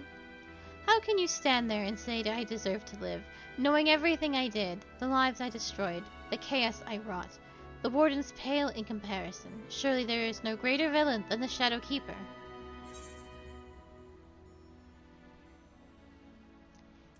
Which is why you must live to atone for your deeds.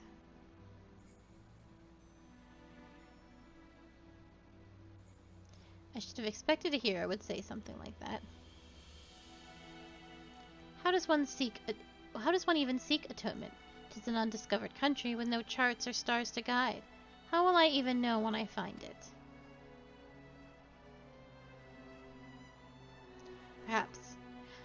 Perhaps I may yet find purpose in preserving my comrade's legacy, and helping others to understand the sacrifices that made them true heroes. For now I shall return to the Crystarium and continue to assist Gilnard while spreading the forgotten tales of the Warriors of Light. You would have been good friends, you and Ardbert, in another life. Maybe you and I as well.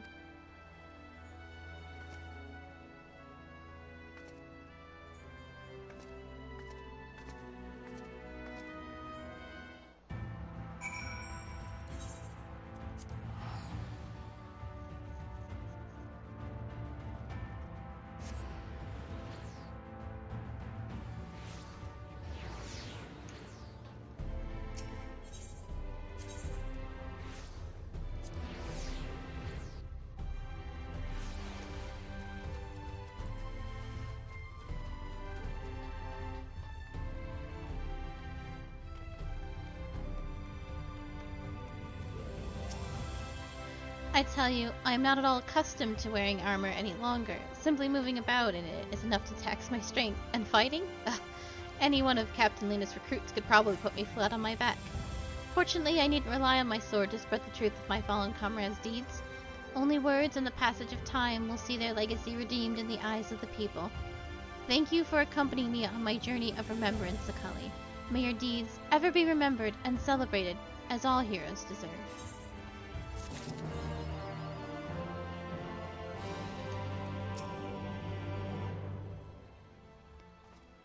And then if you had done this earlier, she would have new dialogue. I think every patch. So we've missed one, and we missed the first one. But welcome to the Wandering. Oh, Akali, have you given any thought to Ardbert's resurrection? Part of me wishes to believe it is him, that fate has seen fit to return him to the living. But you and I both know it could never be so simple. And there we go. Let me go find Miss Q. I do not know if she's waiting, but she is. Hello, hello, Miss Q. So, did you get all that? I don't know if you were watching.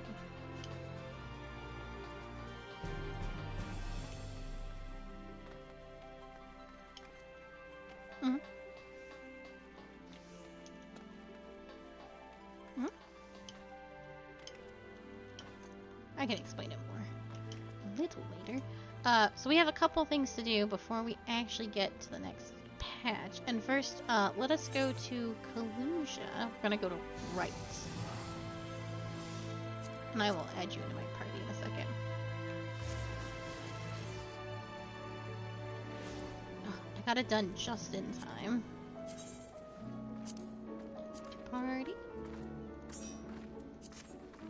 Well, this was the last day I had a chance to get to 80 on all the classes.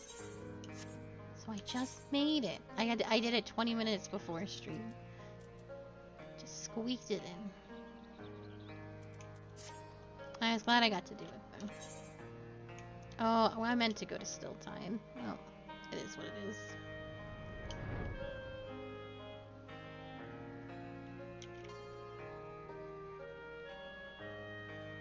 If you ever want to go to this dwarf village over here, you go to still tide and you just fly up the mountain. It is way faster. I have done this a bad way because I forgot. I know. I don't know. Right? It was just like, yeah, that's probably it.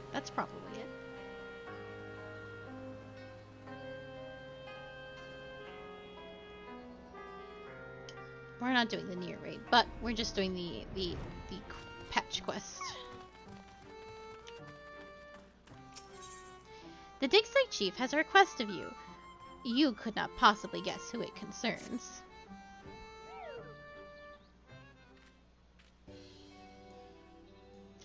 Lolly, what a conveniently timed entrance, ho! I was just thinking that I ought to send someone to check in on a Nog and Konog. They're still poking and prodding at those whatsits you dug up in the ruins, which is all well and good until one of them sets off another explosion. Oh, I'm sure you'll notice if they blow up anything important. By which point it'll be too late. Not to mention that our annual carnival is approaching fast. There's plenty that wants doing before we're ready, and I need those two to start pulling their weight.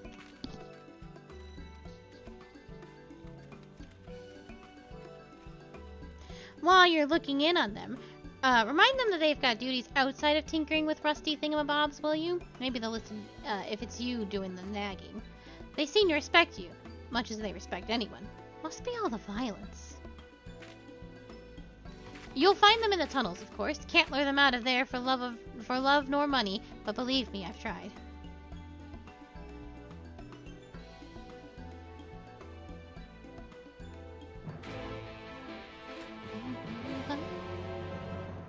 Are you excited for a carnival? Yeah? Carnival. They're only setting up for the carnival, so we'll have to see the carnival next patch.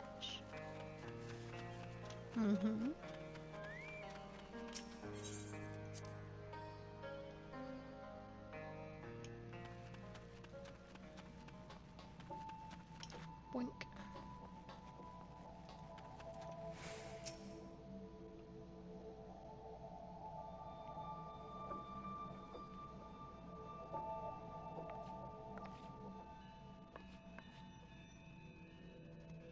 Oh, there you are. Can you believe this?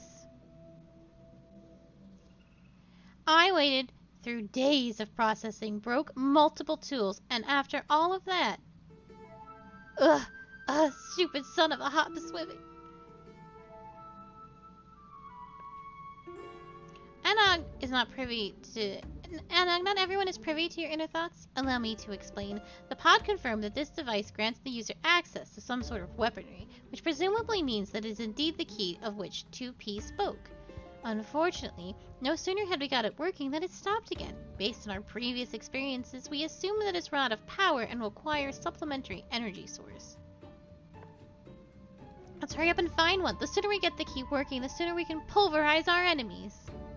Now, wait just a moment. We aren't even certain what sort of weaponry is involved here. Even if we get the key working again, we shouldn't activate it willy-nilly. Honestly, Kanog, this ceaseless whining of yours is why we never make any progress. It's not whining, it's being ethical and prudent. Must you two always bicker so?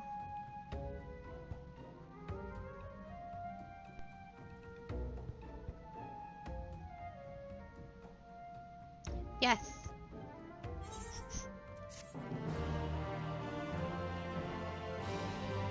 Thou must bicker. Anog would like to continue what may be charitably termed the discussion at hand. What were we talking about? Ah, yes. Why, I'm right. I agree that we still know too little about the machine lifeforms and androids, but that's precisely why we need to seize this opportunity. If we claim the weaponry for ourselves, we'll know exactly what the enemy's capabilities are. Then, and only then, can we protect the village from comparable technology. Fine, I see your point. We'll be safer in the long run if we activate the weaponry sooner rather than later. Or everyone else will. I'll probably have dropped dead from trying to keep up with you. You always say that, but you're far too stubborn to die. That's why I can always count on you. You too, most loyal and lethal assistant. Come along, we have a power source to find. Out of curiosity, because we are on different routes, do you get quests from the one in black or the one in white? Okay. For now.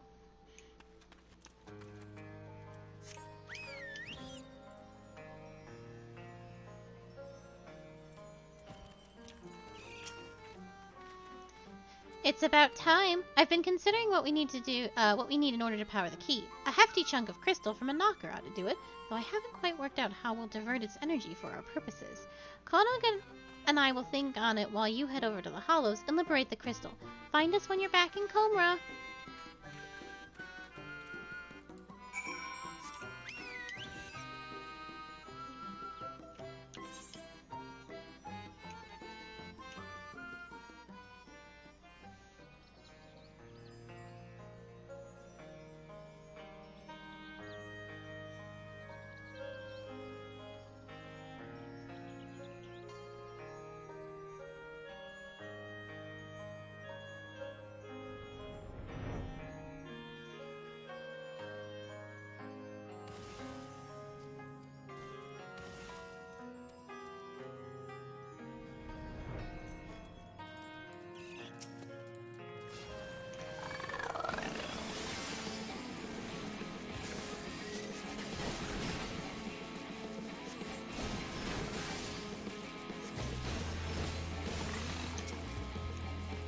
How many do we? Oh, we only need one. Well, I started to fight for no reason.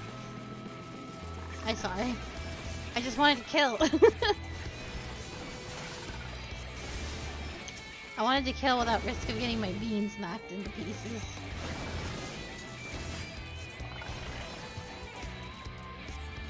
Oh, this is nothing.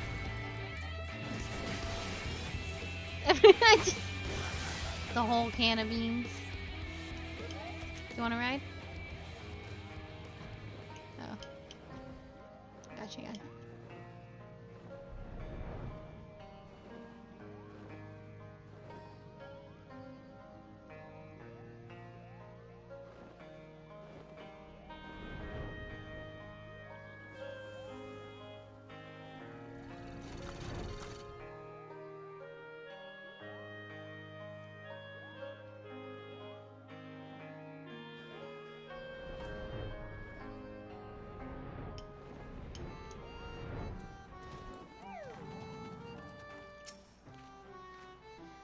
You got one, right?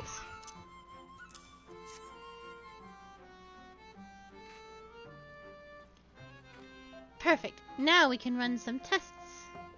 Oh, you have Alpha out. Yes, yes. It'll take a bit of experimentation to get the key powered up. It is science, you know. Don't worry though. We'll have this thing in working order before you know it. While you wait, why not take some time for yourself? Have a nap. Try some of our local delicacies. Tell the chief to go bugger himself. Anog! Kanog!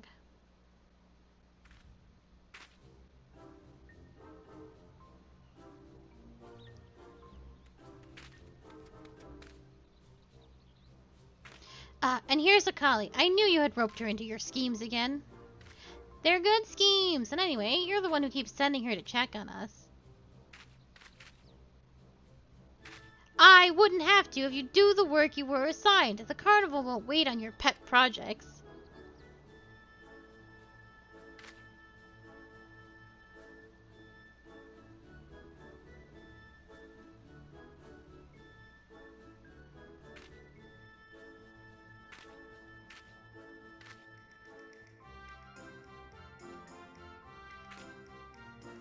Fine, fine. Come on, Kanog, let's get this over with.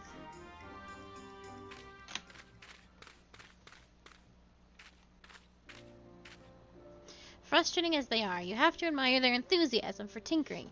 If they put even a tenth of that energy toward the carnival, we'd be ready in no time. I hope you'll be able to attend. You won't have seen the like before, I assure you. Not to mention that we're eager to show our appreciation for you helping us with those machines. And there's no better way to do that than with a dwarven toast to your health or two. Dozen.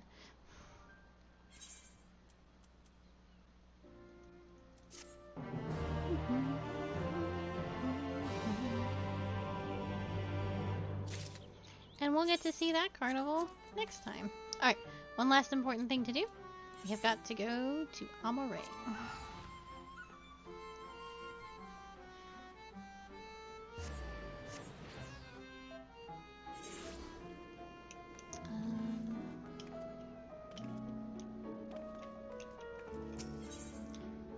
Yelford is the bearer of tidings. Yelford is the bearer of tidings of some description. Good news! Or at least it has the potential to be good news. I've received word from Master Urianje. Unfortunately, the message was rather thin on details. He only requested that you return to the Crystarium and meet him at the Wandering Stairs. Not the most likely of places for important meetings, but I suppose you might be able to squeeze in a pint or two while you're there.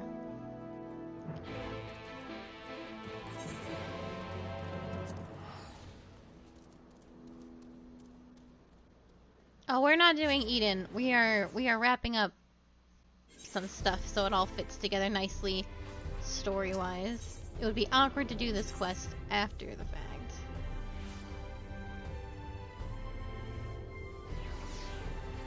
The pendants.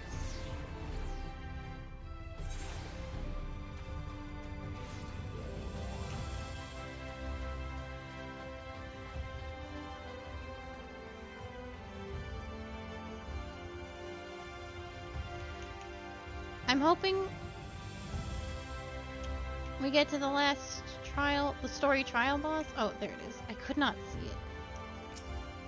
Which I know you will be very excited for, since you've been trying to get, like, to relive that, the one time we got it in trial roulette.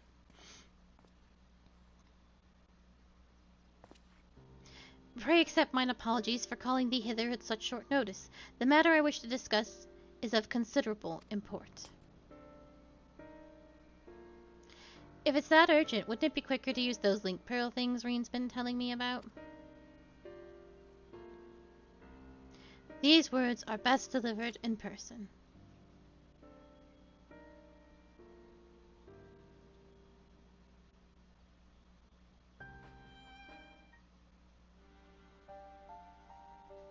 Did something happen to the empty? Not that doth warrant our immediate attention. The elements are in a state of equilibrium, and the propagation of flora continues apace. So what's this about, then? As thou art aware, we are not of this world, hailing from what is referred to as the Source. However, unlike Akali, Thancred and I exist only as Aether given corporal form. Our bodies remaineth on the source, though the thread that binds us to them doth grow weaker with the passage of time.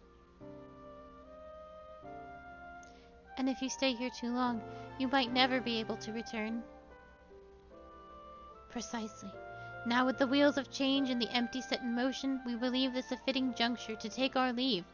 We shall but regret not being present to see the transformation reach its completion.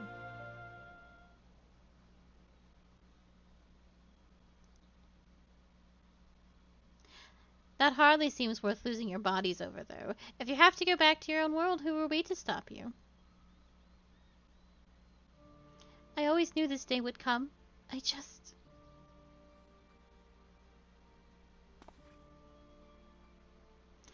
You still have Gaia and Akali.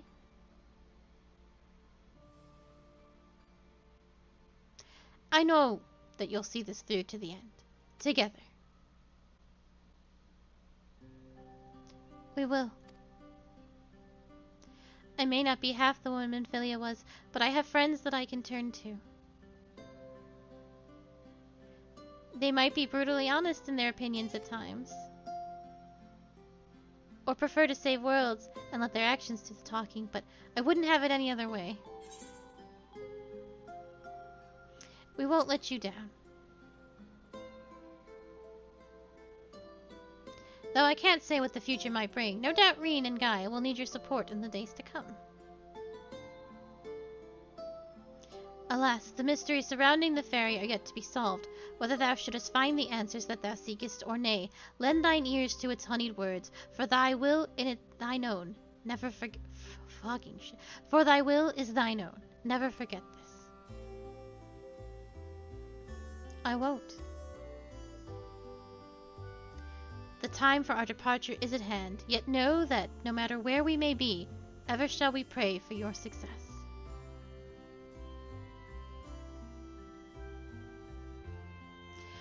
With Urianger and Thancred set to lead the first, it seems wise to share this development with Yelfert, who will continue to oversee expeditions into the empty.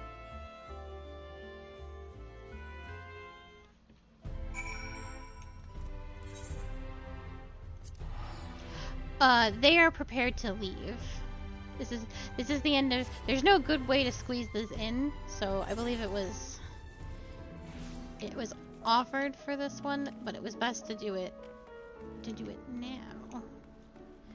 Because I believe at the end of the patch, I don't know, wherever I want. I believe at the end of patch 5.2, Grahatia figured out the crystal situation, and Urianger was helping him with that, so that we know that it's about ready to go. We are back sooner than expected. Is everything all right? Oh dear, that's rather unfortunate. I dare say it's something jolly important for them to leave in such a hurry. In any case, I wish them the best of luck, wherever their work may take them. I shall remain here and hold the fort, as it were, and make the necessary provisions should any further forays to the empty be required. Safe travels, Mistress Akali. So, when we go back to Eden in a patch or two, they will no longer be part of it.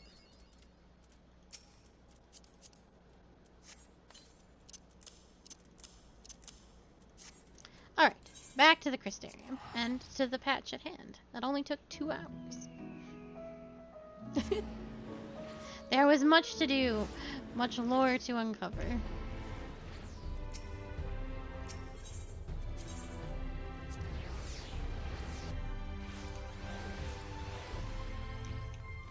Yeah, we've dotted all our I's and crossed all our T's, so we can finally do story. I know, you've been very patient waiting for so long for me to get all my ducks in a row.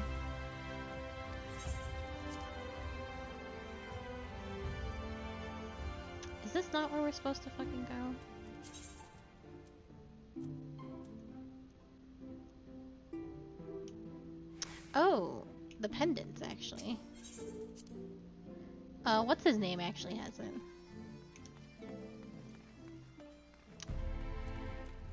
Oh. Yeah, we went to bed.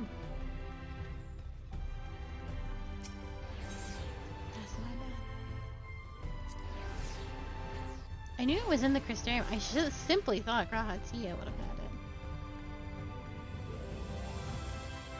It's usually like the rising stones and stuff.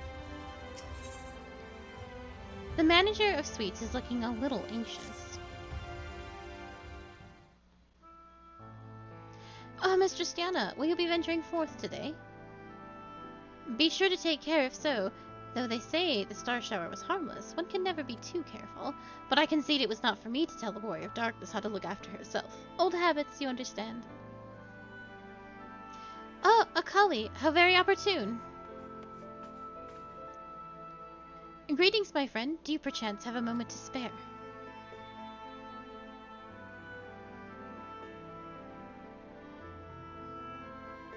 Wonderful, wonderful. I wanted to thank you, you see, for revealing to us the truth of the Warriors of Light. After all these years, your tale has set the record straight. Finally, the people see them as the great heroes they were. Or the great hero he is, in the case of Ardbert. You too were surprised to see him, I think.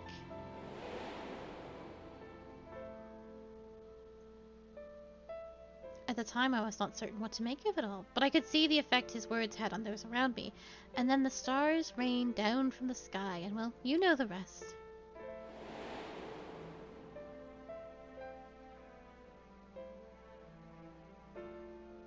When the commotion died down, you were nowhere to be seen, but I was determined to express my gratitude, and so here I am. Thank you, Akali, for giving voice to the truth, and restoring the Warriors of Light to their rightful place in history. Should you, perhaps, wish to have your account of these matters committed to writing, I would be more than willing to serve as your scribe. Indeed, if there is anything I can do to help, anything at all, you need only say the word.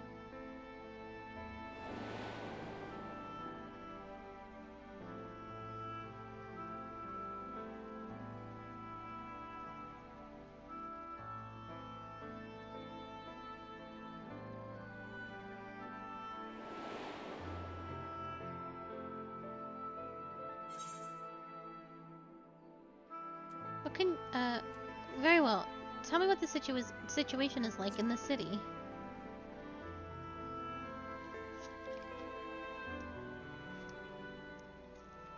The situation in the city? Do you mean the people's awakenings as warriors of light? Well, while questions remain about the circumstances surrounding Ardbert's return, history tells us what took place may not be entirely unprecedented. But understand that requires an understanding of Warriors of Light in a broader Vandric context. If it please you, I should be glad to provide an overview. I flatter myself that it may grant you a better grasp of which is occurring, not only in the Crystarium, but the world at large. Excellent. I shall return to the cabinet at once, and look up the relevant texts. Pray join me at your earliest convenience. No rest for the righteous, it would seem. Do not let me keep you, miss. I bid you a pleasant day.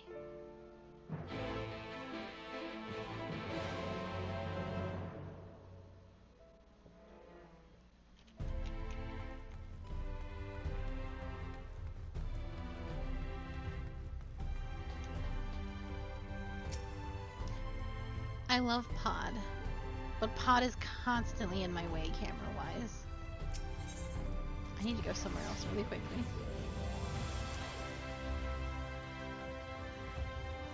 It's important.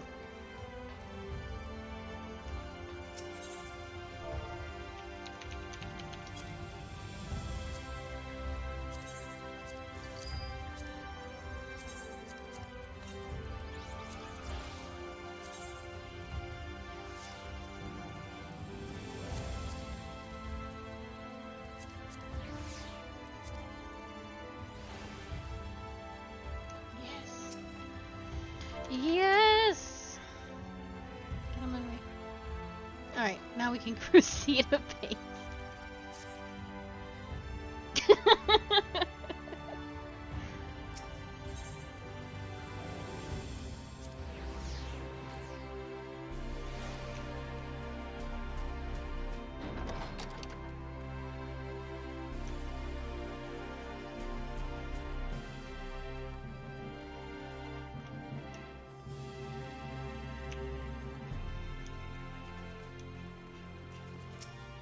Alright, let's continue.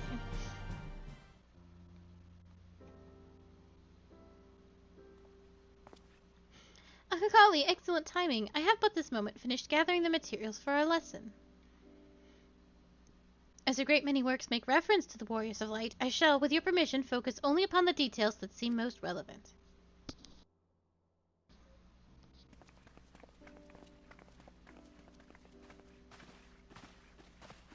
The Warriors of Light, you say? Forgive us, but we couldn't help but overhearing. We've been out keeping watch over the Crystarium, but it appears to be business as usual. So I thought I'd spend some time brushing up my knowledge of familiars, and Alphino volunteered to help. I actually came on a different errand, but I'm interested in hearing about the Warriors of Light as well. May I join you?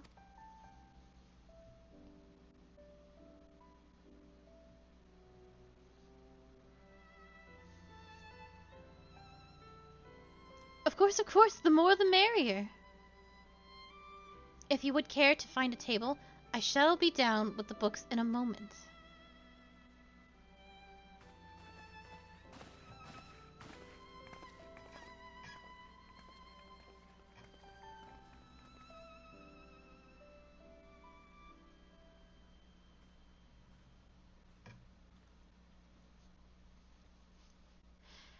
Were one to pore over the annals of Vandric history, one would note the comparatively frequent recurrence of individuals held as warriors of light. Ardbert and his comrades require no introduction, but many others bore the epithet long before them. To name a few, there was Tothawil, legendary first king of Lakeland, Rodford, the Solard, and fabled Darren and Gigent, duo of Vobert. And no list of Vendrick heroes would be complete without the Archmage Tiona of Ronka. In older text, she too was called a warrior of light. It did surprise me how ready people were to forget the negative associations of the title, but it makes sense if it has been around for centuries. Verily, in ages past, it was simply a synonym for hero. In the wake of the flood, however, light came to be regarded with fear, the title used not to exalt, but to revile.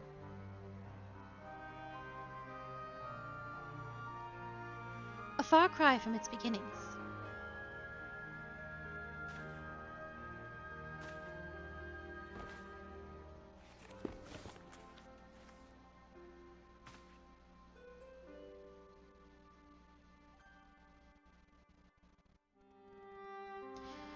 This, my friends, is Novrant's oldest epic, the original tale of the struggle between good and evil.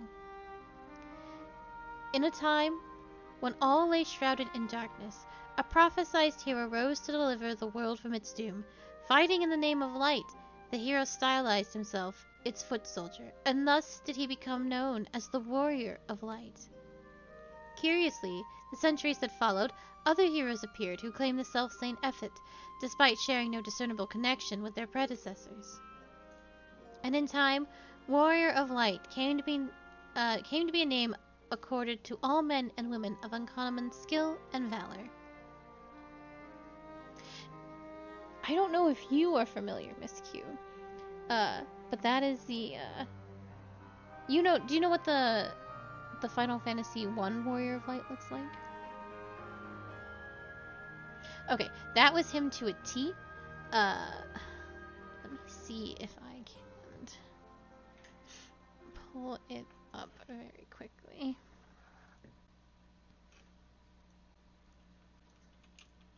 And I'll actually send it to you via Discord. His image has been changed since Disgaea and such. Here. But when we talk of Warriors of Light, when we talk about the Warrior of Light from Final Fantasy I, this is always going to be him. Yeah, I think you might recognize him with color. Yeah. Well, the plot thickens. As you know, the title of Warrior of Light is also used in the source. Though the manners in which individuals have earned it are many and varied, heroes who have been honored thus and since antiquity. Nor does the custom show any sign of dying out, as you can well attest. It makes you wonder, doesn't it? It surely can't be a coincidence. Indeed not. Let us imagine a man who has awakened to the echo and is able to hear Heidelin's voice. She styles him. So too does he style himself, a warrior of light.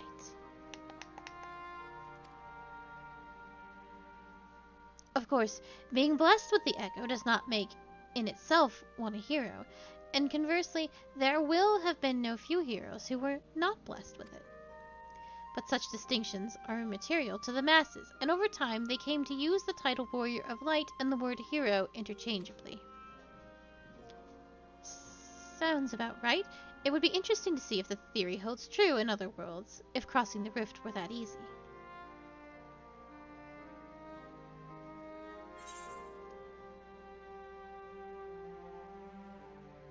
Heidelin did call me a warrior of light.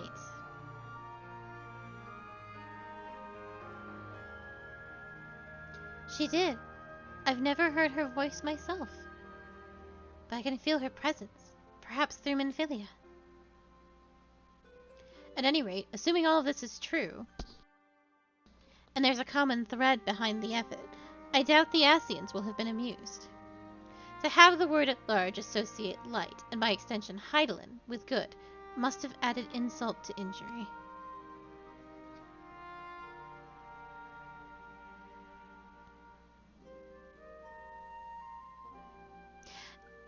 Well, this discussion is undeniably fascinating. I wonder, should I be privy to it? Perhaps it would be better if I excused myself? Oh, no need for that, my friend. Pray accept our apologies. Your lesson on the Warriors of Light have given us much to ponder. Oh, did someone say Warriors of Light?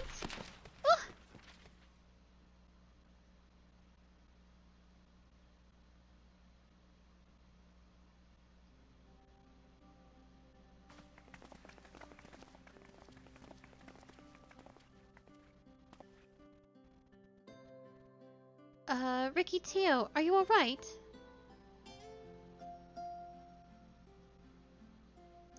Oh, my precious tomes.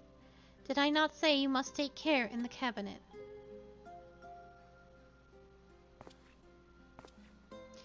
You too, Akil. Arkil? Irwell? We're sorry, Master Morin. Aren't you the Warrior of Darkness?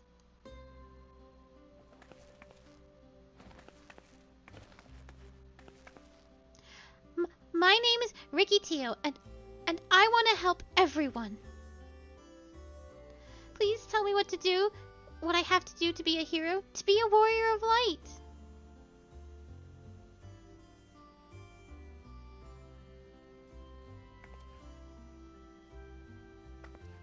They're really, really cute.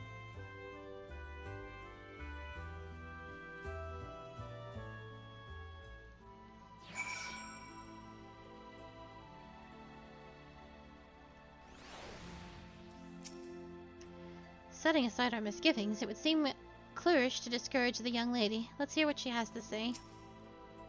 No harm done, to the children, at least. Even children want to become warriors of light.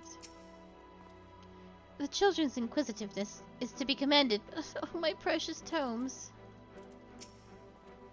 We're sorry we knocked over all the books. Do you remember me? When you returned from the sea with the Exarch, I asked how you became so strong. So I want to be a warrior of light, but not one that fights with a sword and all that. No, I want to be the kind that fights with potions and heals people. An apothecary. And I'm going to help everyone in the Crystarium. No, in all of Norvran.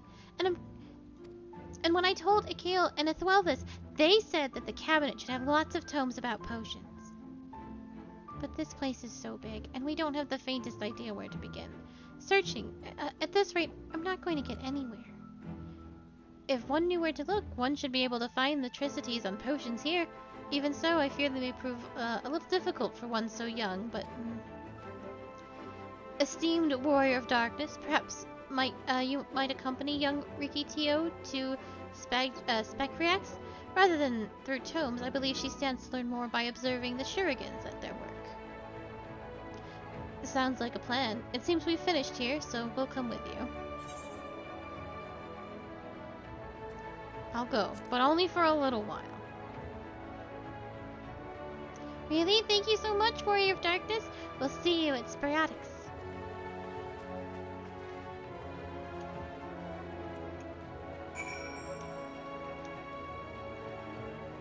They didn't. They left it to Warren.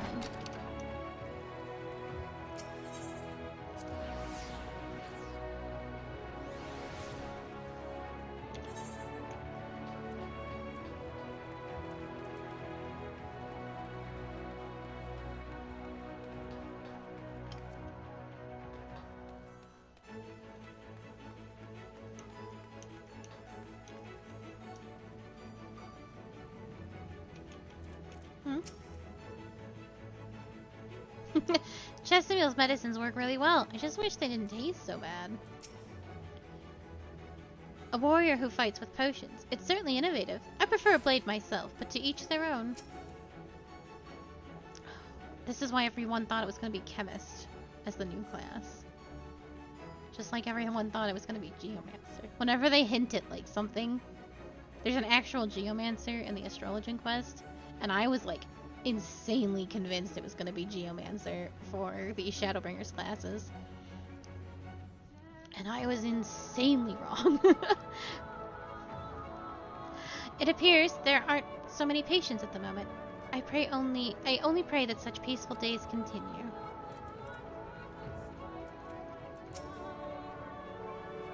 See how her eyes shine, my friend? We've made her day. Asine machination or no, it wouldn't do to dash the dreams of one so young. The Exarch would feel the same, I believe.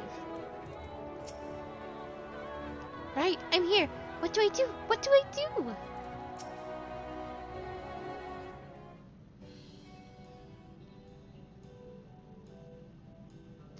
Well now, to what do I owe the pleasure of so many bright-eyed visitors? It's not the way of it, sweetie. You wish to learn about medicine? That's right. I want to become a warrior of light who uses potions to help people all over the world. Well, that's a very noble endeavor, but you aren't alone in it. No few at our infirmary yearn to venture forth as warriors of light, and ultimately they have all decided not to pursue that dream. Oh, why? Because the people here need them too, sweetie.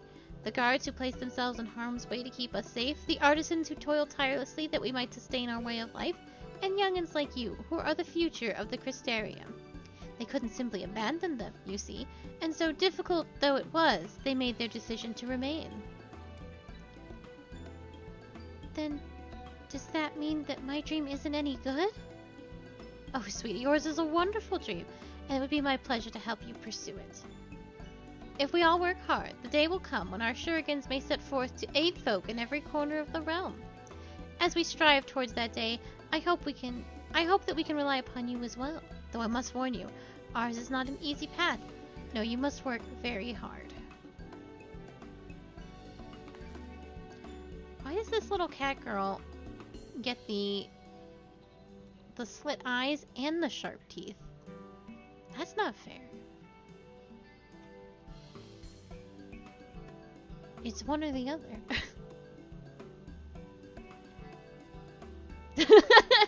I was just like, because if you have the big round Mikote eyes, you get the sharp teeth, or you take the slits, but you don't get the sharp teeth.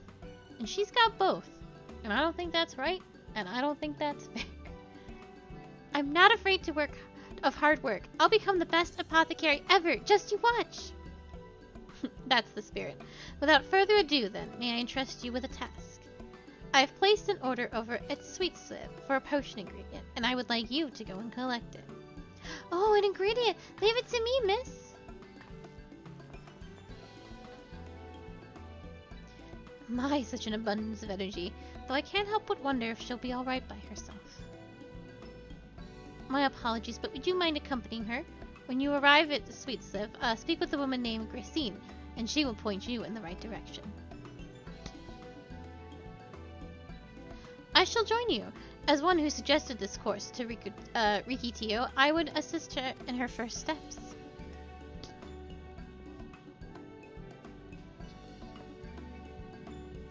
And what about the two of you? Are you coming along too? Well, we do want to become warriors of light, just not the same as Riki. So, we'll wait for you here, warrior of darkness. When you return, please teach us how to fight. In that case, Reen and I shall keep them company to take the opportunity to ask about their aspirations.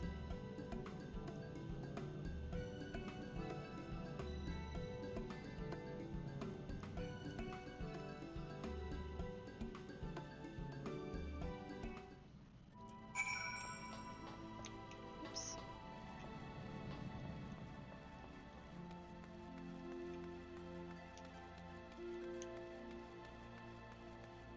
Profit.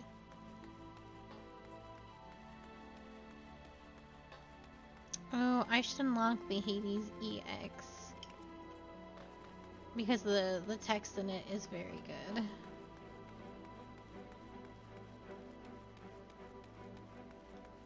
Might do that after the fact.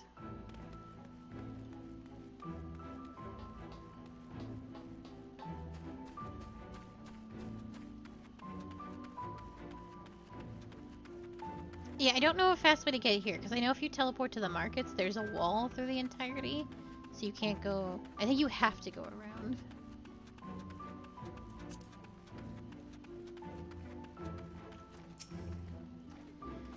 If it isn't the Warrior of Darkness herself, may I assume you are with Master Alpha now?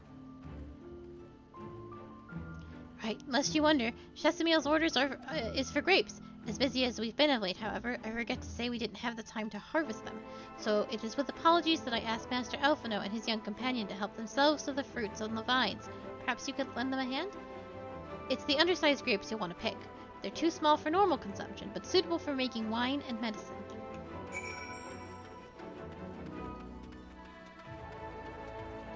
Her tail is just a teeny tiny little nub. Huh, are these small enough? There you are. As it turns out, the ingredient still wants for harvesting, so we are going about that now. You're taking all my grapes.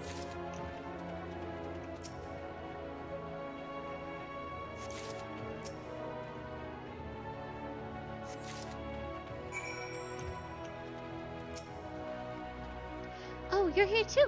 We're picking little grapes. It's quite fun.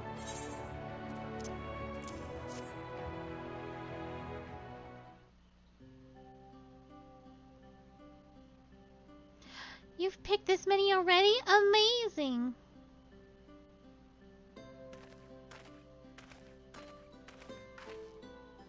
I dare say we have enough between us. Shall we take them back to Chesamil?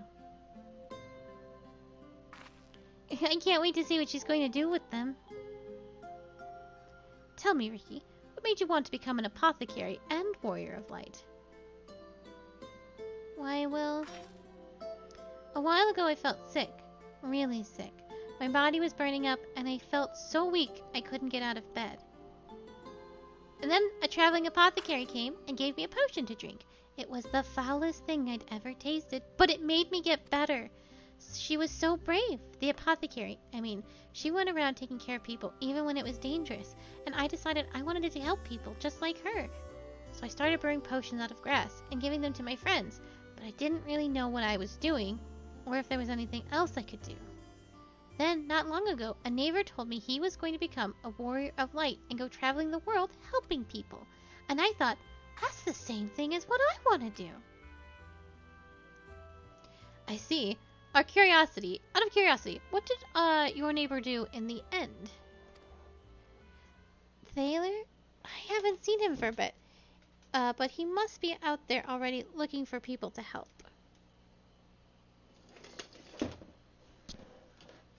Hold on, my headset is dying.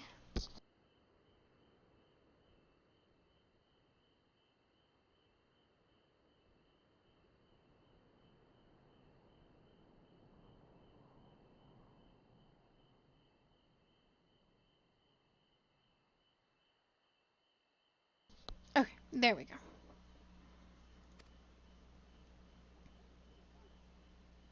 Thyler, one of the guards awakened by the star shower.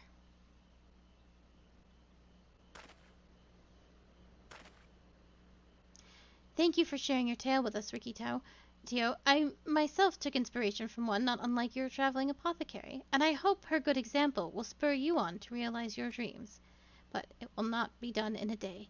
Such lofty goals are reached through hard work and persistence, through countless little acts of heroism, like delivering the grapes to Chesamil.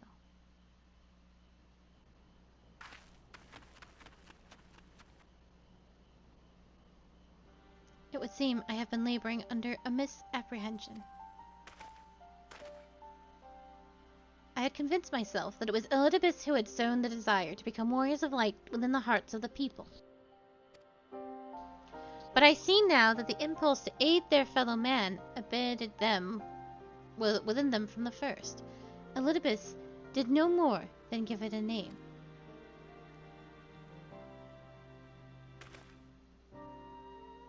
And as he so kindly proclaimed, we must return to our world ere long. With the Exarch laboring tirelessly, I doubt not that that a way will be found. Yet I believe I speak for all of us when I cannot leave in good consciousness, not until we have dealt with Elidibus.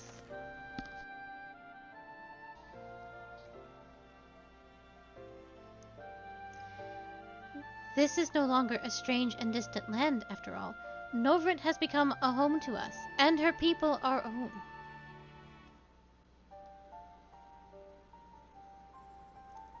Let us return to Sperrix. It wouldn't do to keep your admirers waiting.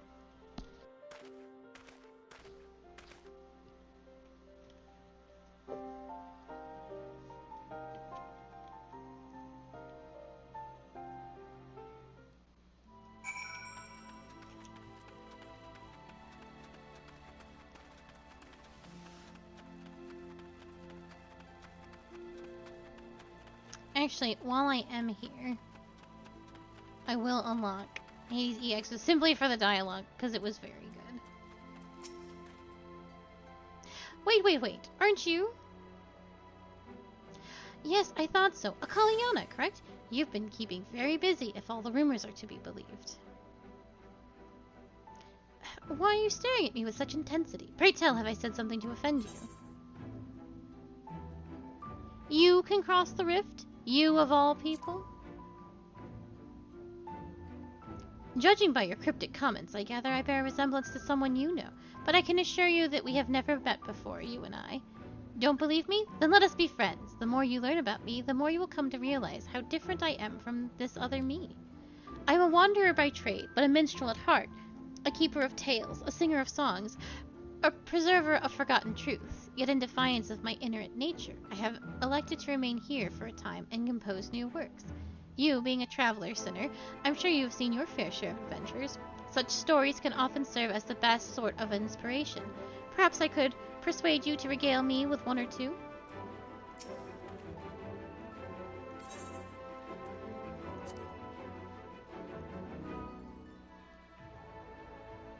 Hades, I have traversed countless lands and heard innumerable tales, and yet that name is unfamiliar to me. Pray tell me more.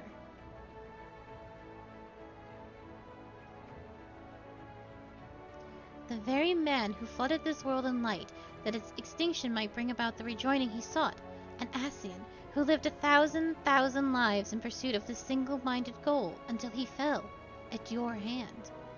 There is a part of me that cannot help but feel that it is not my place to tell this man's story, to sing of the ambitions that spurred him to wreak such wanton destruction, and those that compelled you to see his dream would die in vain. And yet, if you will permit me a moment's indulgence, and a measure of poetic license, I would grace your ears with a tune. I call it Requiem for a Hero.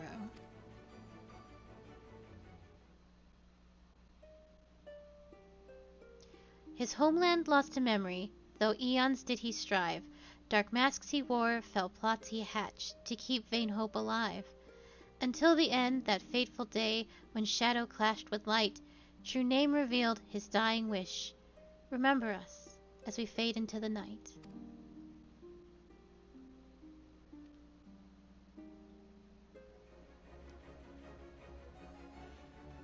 most challenging subject to put into words indeed, and yet I can take some small solace in knowing that the entirety of the tale, in all its tragic and terrible glory, will live on with you.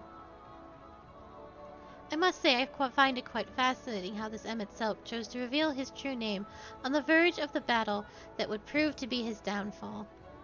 I am reminded that the Knights Blessed have a similar tradition, in which they conceal their true names outside of rare occasions, such as funerals. What significance might the act of announcing his true name have carried for him? A matter to ponder, perhaps, should you wish to fully grasp the nature of your foe, of the shadow to your light.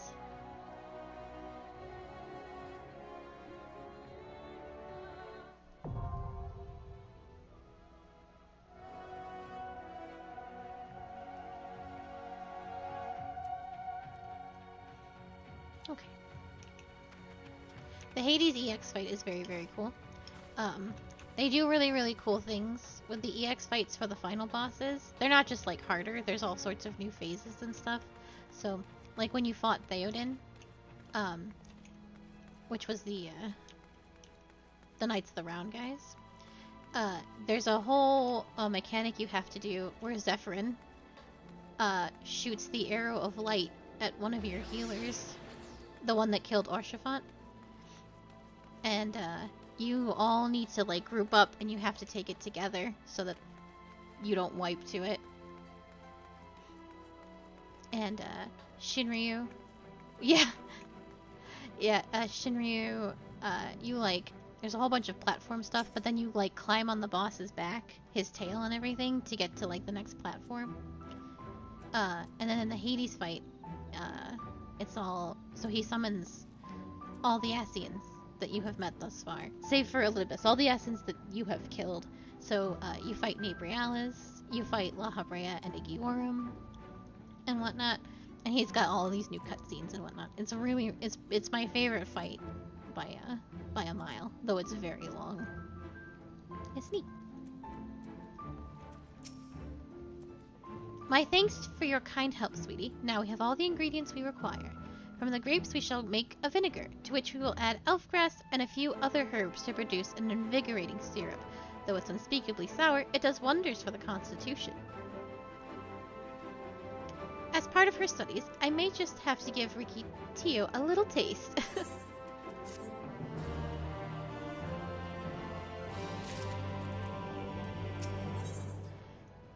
Ariel regards you expectantly. Warriors of Darkness, if you've finished helping Riki, won't you show us some fighting? Not play fighting, but honest to God's fighting. We already have some enemies that you can deal with. Vampire bats. The guards say they've become a pest around the Crystarium as of late. We tried to sneak around outside to hunt them, but the guards caught us and sent us home. But they shouldn't mind if you were doing the fighting and we were just watching. The children told us as much while you were away, and in preparation, Chesamil kindly furnished us with some lures for the bats. While the creatures won't give you any sport, bear in mind that the younglings will be watching. That's to say, put on a good show, yes? Right, let's head outside at once. Everyone follow me. Alice H, wait. Come on then, children.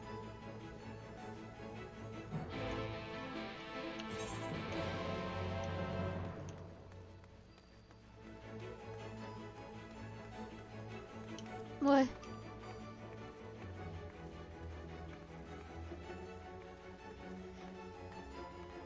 Aww.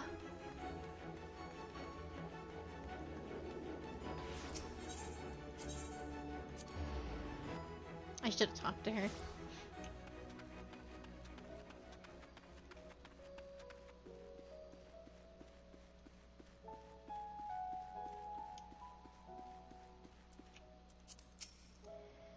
should be safe enough for the children here.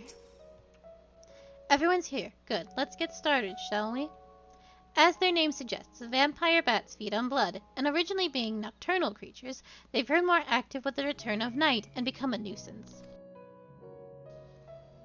To draw them out, we'll use Chesamil's lures, which work by exploiting their heat-seeking behavior. The bats aren't wont to nest under the eaves, so you are likely to attract more if you place the lures near buildings. I have here 6 lures, 3 each for you and me. As proof of a successful kill, I want you to gather up their fangs. Whoever collects the most is the winner.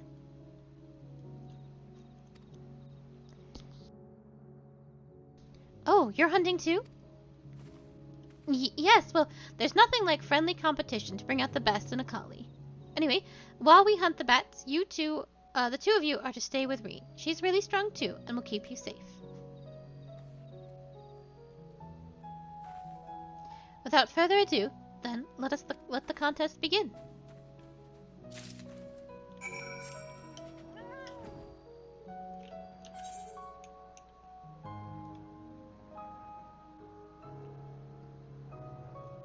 It's fine. Don't worry about it. You can go wherever you want to fight bats. There's more than 3 places. That's not my attack button anymore.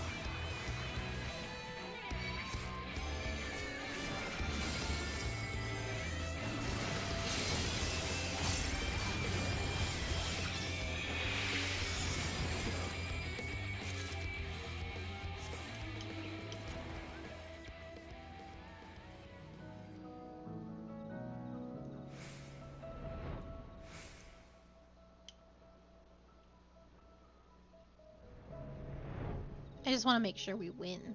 There's no way to know which area's got the most bats. So long as this one no, I thought she said Eves. Oh. Then probably over here is better.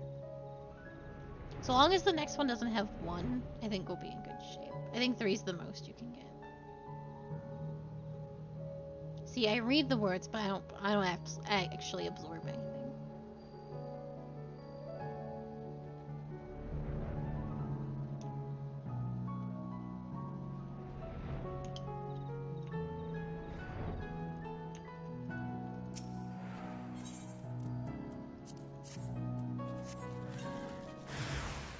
Hey, here we go.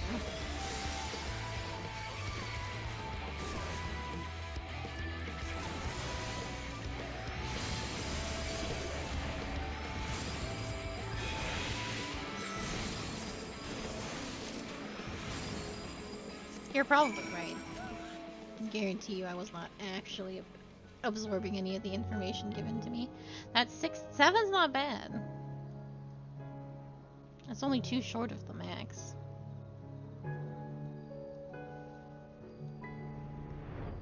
I lost when I did the Sun Casa. I didn't care. Well, if you lose on the Synchros, did you even try? Why? I was like, no. I didn't.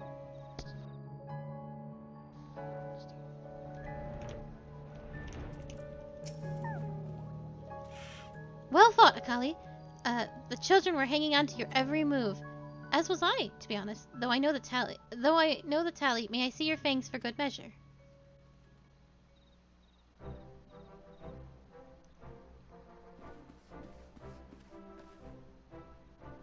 Apologies for the wait. My fangs. Not a bad haul, even if I do say so myself.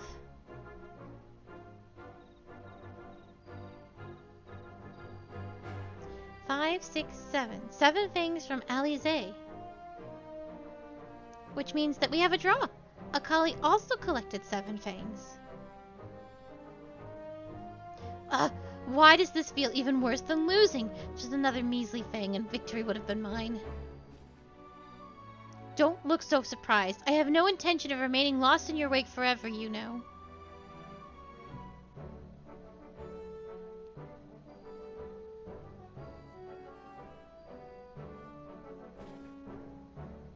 So, children, you've now seen the Warrior of Darkness in action. What are your impressions?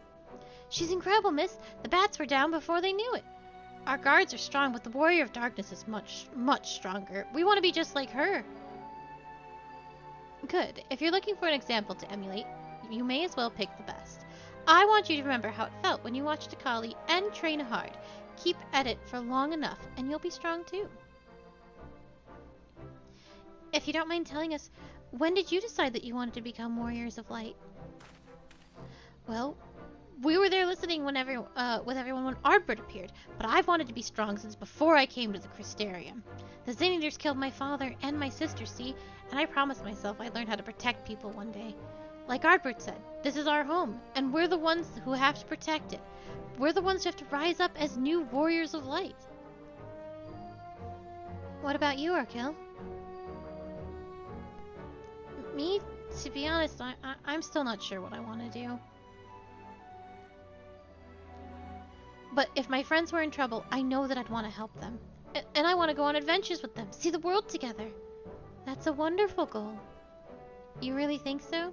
It's hard to explain, but it's something I felt when I saw the star shower the other day. I felt as though there was something I'd lost, that I had to go out there and find it. Well, for the both of you, there's nothing for it but to train. When we return to the city, I'll teach you some exercises you can do by yourselves.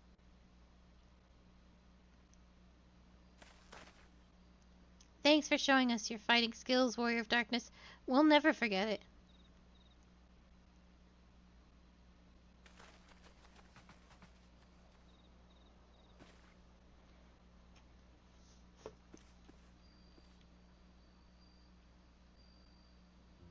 I understand how Arkell feels. The star shower didn't awaken me to Heidelin's voice, but that vision of the final days, of Amarat burning. It filled me with sadness to the very pit of my being. Things I once knew, people I once loved, promises I once made. It felt as though long-forgotten memories were dancing on the edges of my mind, but when I try and focus on them, they simply fade away. An effect of having a fractured soul, I shouldn't doubt. But lest you worry, I'm perfectly happy to remain fractured and have no intention of donning an Ascian mask. I just wish we knew what Elidibus was plotting. But look at this pair of incurable brooders. If we're going to stand around lost in thought, we may as well do it back in the city. Rest assured, Reen and I will be taking the children from here. The heads will be in the clouds after meeting you, but we'll see to it that their feet remain firmly planted on the ground.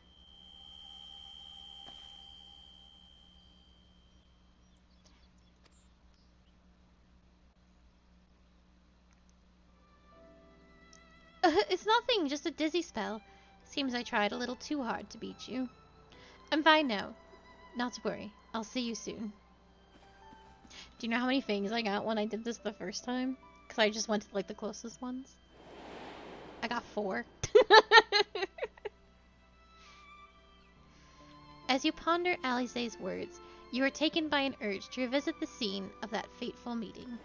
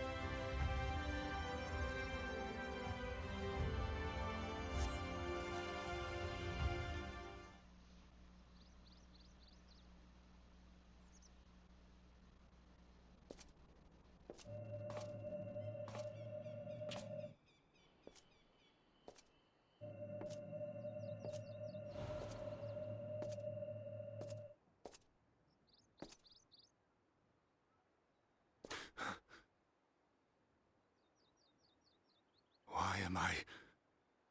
Was it you who called me here?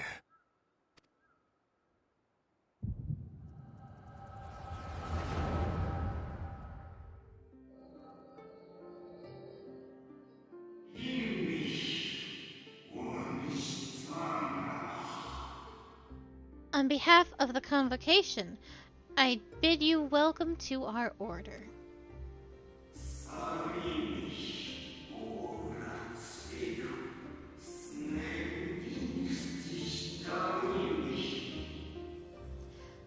At times you will stand with us, at times you will stand against us, all that you might steer mankind, and the very star upon their true course.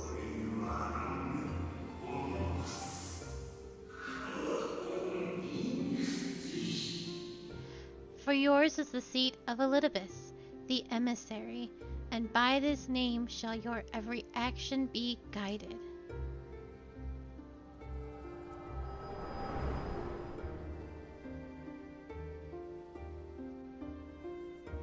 So you peered into my memories. No matter. You will have found little of import. But I see you intended to summon me here no more than I intended to come. The fault is mine. Such is the burden of hope.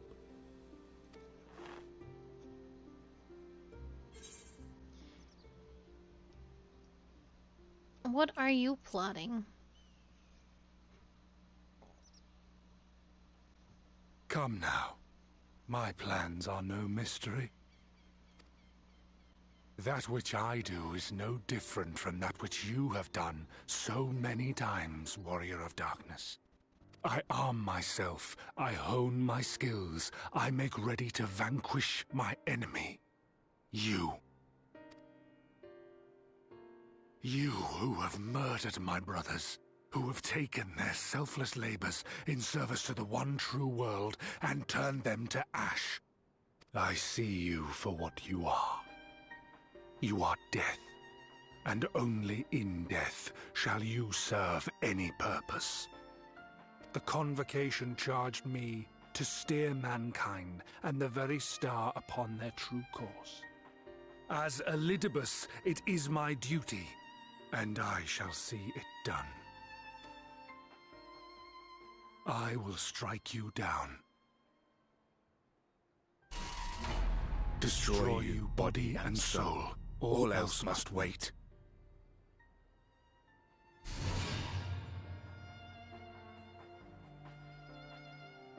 Ere long I will come for you, Warrior of Darkness, and I will save the world.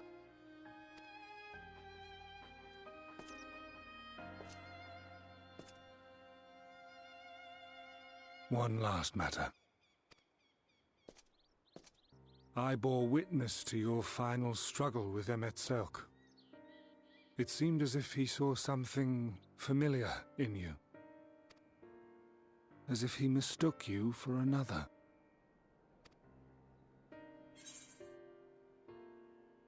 Hithalideus called me his new, old friend.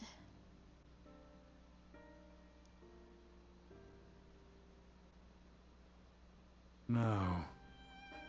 I recall not of whom he spoke. Mayhap I never knew you. Or mayhap it is another fragment lost.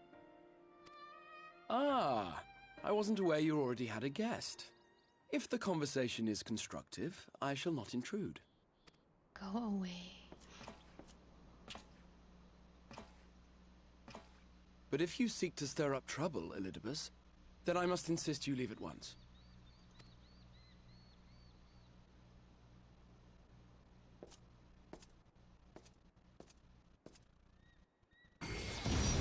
Oh. That was uncalled for, actually. Though you lack her blessing, your soul is surprisingly dense.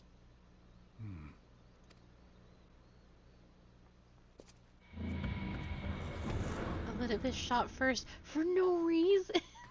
Just took a swing. Worry not. I seem to be unharmed.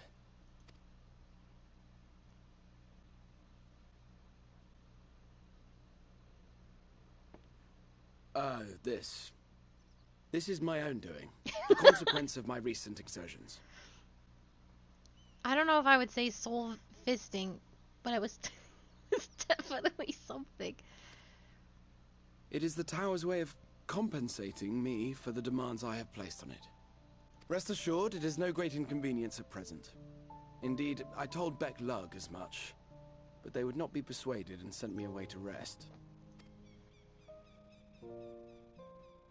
No need to make a fuss. Strange as it may sound, I consider it something of a badge of honor. One of the brave souls who saw me delivered unto the first once said that the world shall ever have a place for tales of heroism so long as we have need of inspiration in our lives. Though he and his fellows had no way of knowing whether their mad scheme would amount to anything, they knew that the attempt alone would inspire hope, or so they hoped. A more optimistic lot one would be hard-pressed to find. They said they would find a means to save our God's forsaken world, just as soon as they had sent me on my way. Said it with such confidence that, for a fleeting moment, I half believed them.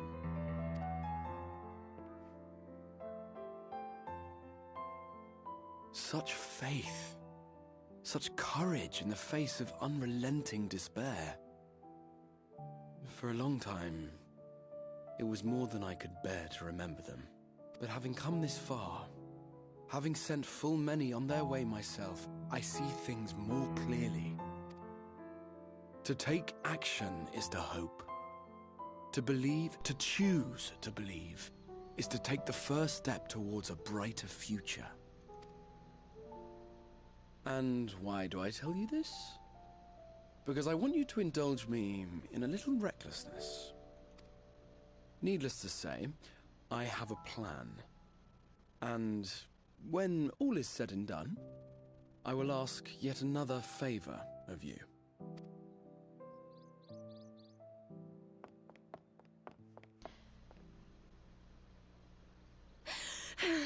You're both here.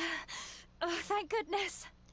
Rahatia sounded so weird to me. He sounds different, but I know they recorded all the 5.3 lines in their houses, so it's like it sounds a little like slightly more nasally. What's wrong? It's Thancred. He's collapsed.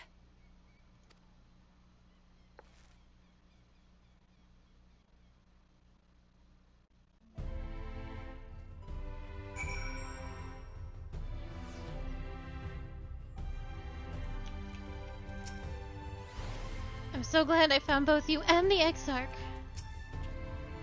The fates seem determined not to allow us a quiet moment, but come, let us have the details from Reen.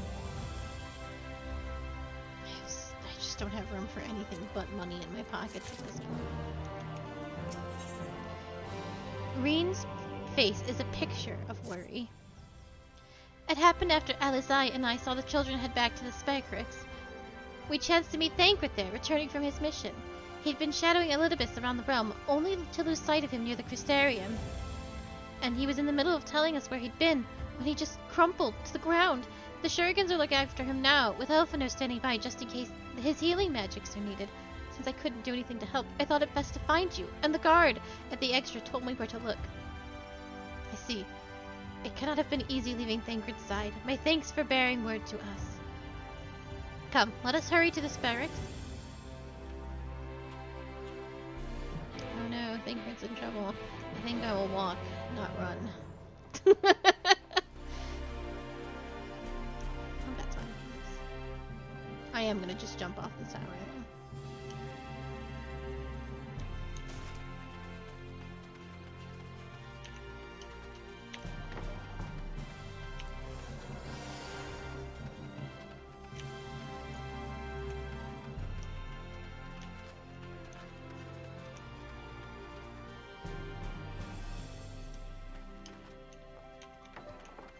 I was hoping I could see Skip.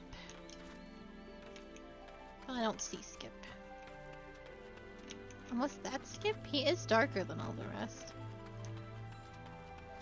Are you Skip? I don't know. Oh no, there's Skip! He is here. I love you, Skip.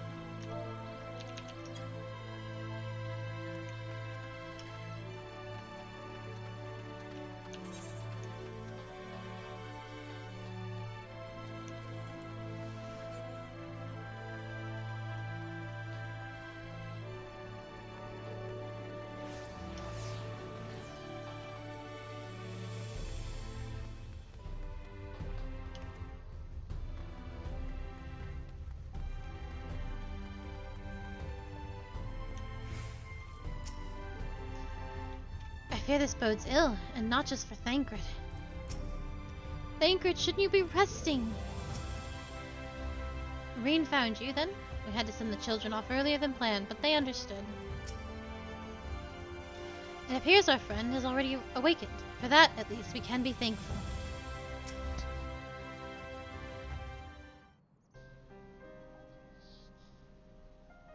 They dragged you here too, did they?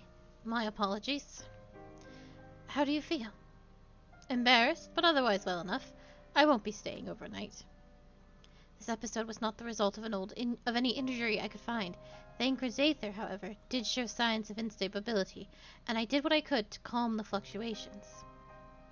All of this happened without warning? Not exactly.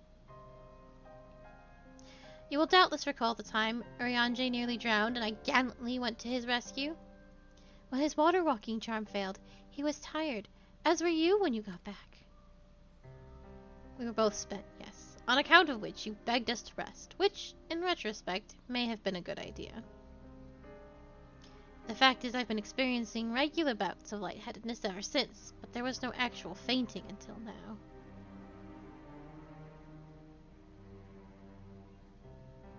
As Alphino observed, I have no lingering injuries, and it most assuredly isn't old age, which leaves but one likely cause. The link between body and soul has weakened further. Time grows short. We must complete the spirit vessel with all haste. To that end, Akali, might I trouble you to make a trip to the source? In addition to looking in on your friends' bodies, I would have you consult Kryl about our plan. If she has any concerns, we should at least endeavor to address them prior to proceeding. In the meantime, we should get back to laying bare Elidibus's plot. Thus far I have learned this much, that in each of the places he has visited, there have been sightings of suspicious black-clad strangers. Moreover, the coming of these shady individuals has invariably coincided with some manner of misfortune. Beasts terrorizing settlements, blight ravaging crops, you know that sort of thing. All of which serves rather conveniently to make Elidibus's call for new heroes reverberate that much more loudly in the hearts of his audience. And to think these black-clad strangers are Ascians. I do, and I fully intend to investigate further, though for that I shall require additional feet on the ground. You can count on mine. Gods know I've been itching to get out there for a while. Mayhap Urianger too can be prevailed to join upon your efforts. He has already provided copious guidance on the matter of the spirit vessel's construction. It is Becklug and I to wrestle with the rest. Well, if you can spare the old boy, you may as well make use of him. I might as well make use of him. I'll go and give him the good news. He will do no such thing, however heedless you are of your own well-being. If you care at all for Reen's feelings, you'll stay in bed until you're needed. Alphino and I will find Urianger.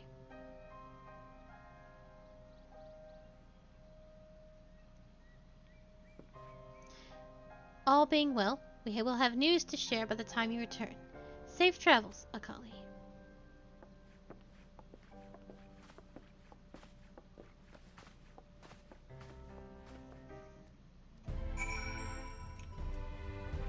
Oh, straight to the first we go.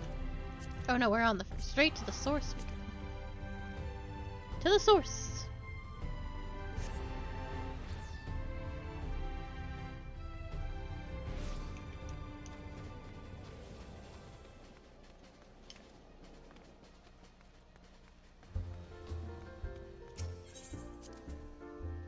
I don't remember this being a super long pitch. but I think it actually is.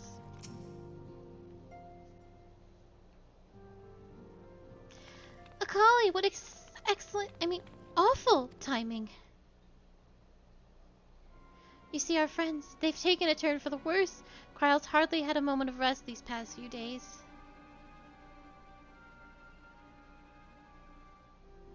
She didn't want everyone to worry, so we've been keeping it quiet.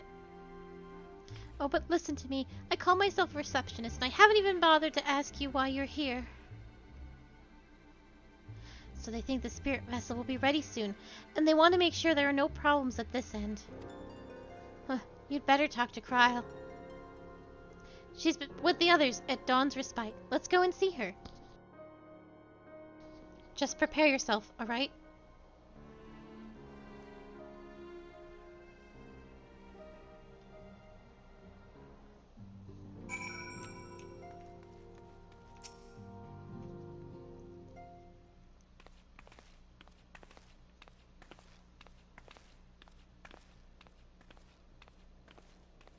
These boots make for the best cutscenes. My sick heels. Excuse us.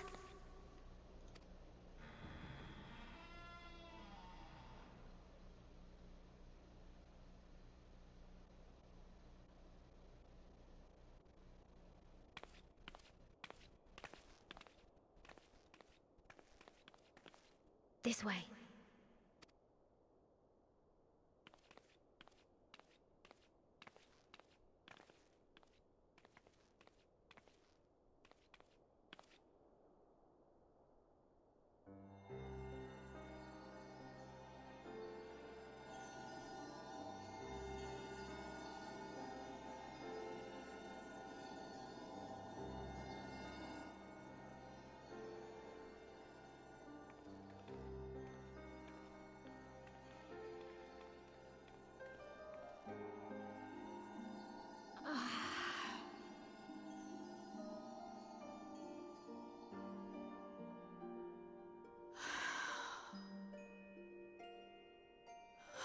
I would rather you hadn't seen this. I'm sorry. We have urgent tidings. Oh, no, I'm not angry with you. On the contrary, I know full well how hard everyone has been searching for a way to return home. And I had hoped to afford you the time you needed. But given our friend's present state, perhaps it was for the best that you came.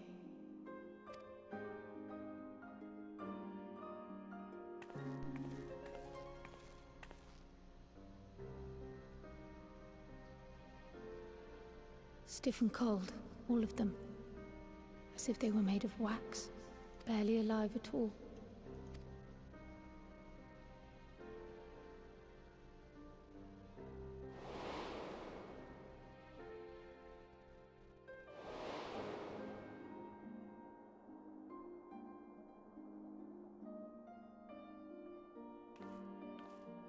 And they had been doing so well.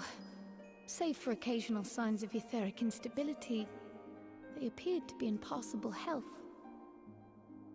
Then, quite without warning, things took a turn for the worse.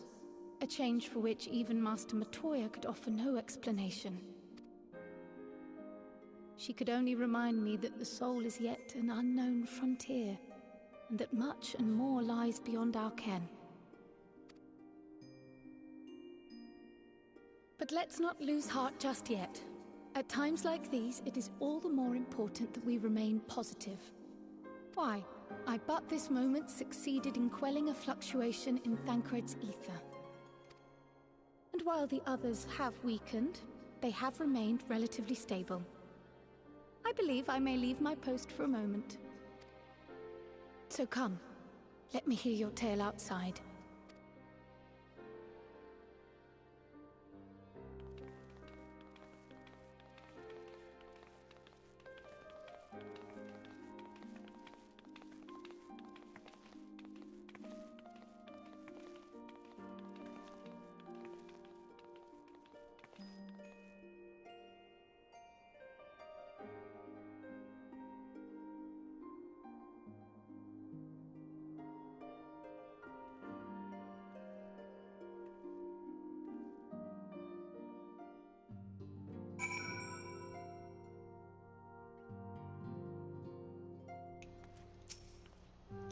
you probably noticed, we've put them in night clothes. I know they're not exactly asleep, but it seemed like the right thing to do. I've made them some new clothes for when they wake up, so they have to come back, and they will. What news from the first? I see. Work on the spirit vessels proceeds apace, but our friends begin to falter. As they themselves have observed, the link between body and soul has weakened. It's as simple as that. For now, I am still able to quell the fluctuations in their aether, but it's only a matter of time. We'll lose them if we don't act soon, so if the Exarch is ready to attempt something, let him attempt it. As for the spirit vessel itself, if we seek to draw upon Allagan wisdom, we could do worse than consult an expert in the field, and I think I know just the man. Time being against us, it may be best if I go and solicit his aid in person, even if it does mean leaving my patients. Judging by her sheepish expression, Tataru has a favor to ask. Akali, could you spare a moment? While Kryl goes and finds the expert of hers, there's a gift I was hoping to send our friends in the first, you see, and since we might be waiting a while, I wondered if you wouldn't mind giving me a hand with it. My first attempt turned out well, so now I'm going to make it properly. I'll be in the kitchen at the House of Splendors. Meet me there. Well, I better be off too. I'll see you soon, either here or at the house, depending on how our patients fare in my absence.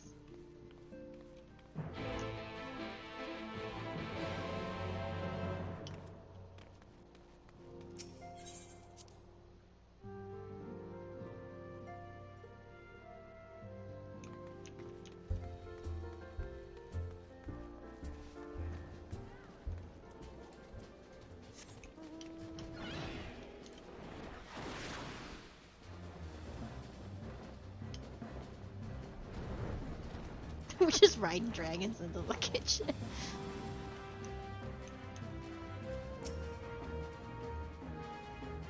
Oh, are they here for you? No, I don't have them here. There you are, Carly. Oh, look at her little cooking outfit. Look at her big hat. There you are, Carly. I'm sure you've guessed. The gift is a bit of home cooking. Unlike Kryl, I can't do much to help our friends directly, but that doesn't mean I've been idle. No, I've been doing my best for the Order, taking on this job and that to keep our coffers full. I've even helped out with the Ishgardian restoration. And in the course of all this, my culinary skills have come on quite a bit. So I thought, why not make something for our friends? It's baking in the oven as we speak. Shouldn't be long now.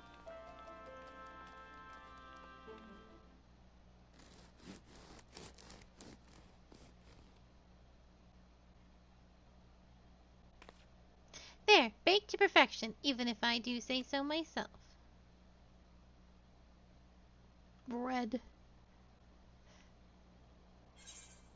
It's bread! We got loaves, we got roasts. But it's not just any old bread.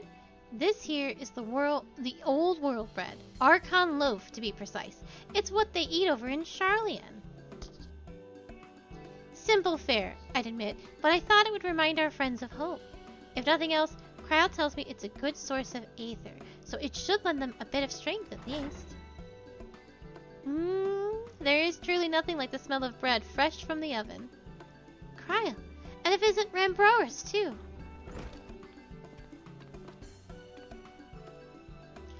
I trust you require no introductions either, Akali. Greetings, my friend. Full glad am I to see you well. I confess I have a long list of questions to ask you, but I will endeavor to contain my curiosity for the present. I understand our mutual friend is struggling with the application of certain Allagan technologies. I have been keeping Rambroris apprised of events in the first. Suffice it to say he knows about the Exarch. If anyone alive can provide insight into this matter, it is him and his fellow sons. Loath I am to disappoint you after so glowing an endorsement. Memory transference, with the sole province of Allagan royalty, its mechanisms closely guard its secrets. If any record of them remains, we have yet to find it. To wit, I regret that I can offer no solution to your problem. Which begs the question of why I bothered to come here empty-handed as I am. The answer being, rather brazenly, to ask a favor. I would have you relay a message to our comrade. Tell tell him that we never doubted him. Never doubted that he would achieve all that he said he would. Those of us who remain behind have yet to play our part, but when the time comes, he may rest easy in the knowledge that we will most assuredly do so. And then the tower shall shine once more as a beacon of hope in this world and beyond. So tell him that we consider his duty done, and that he should follow his heart now.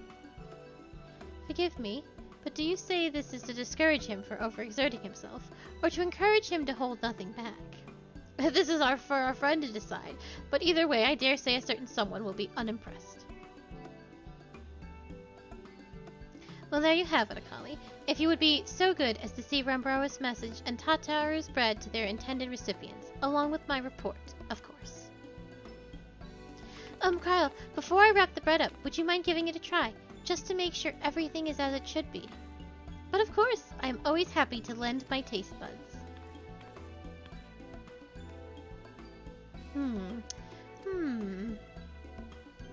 Excuse me, Rambros. As a fellow Charlian, may I trouble you for your opinion? Well, I usually have mine with a good dollop of Roland Berry jam, but I suppose plain is best for sampling purposes.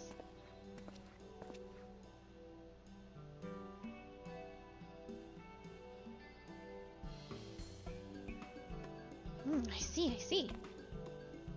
Oh no, is it that bad?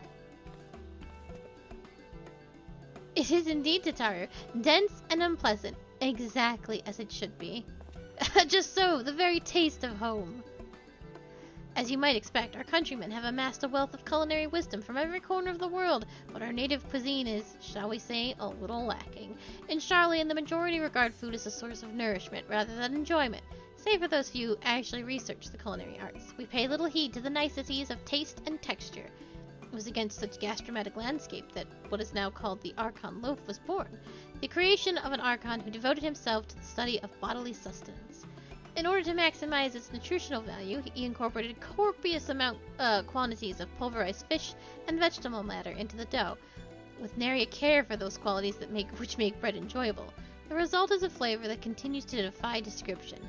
Yet for its many shortcomings, the loaf's nutritional value cannot be denied, and being a damnably convenient way to cater to one's bodily needs, it quickly found an audience amongst busy scholars, which is why, when I was a lad, nay, every meal was a sandwich made from this very bread, and whatever ingredients happened to be on hand.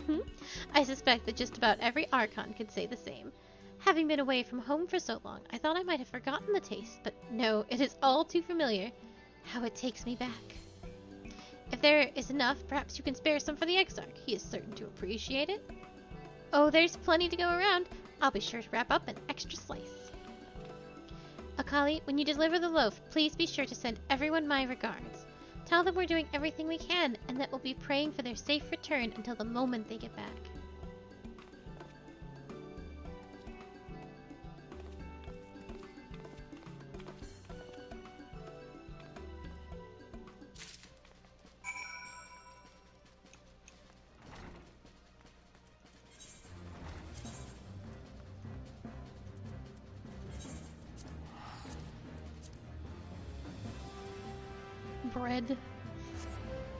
Bread. Oh, it's just faster to take the gate.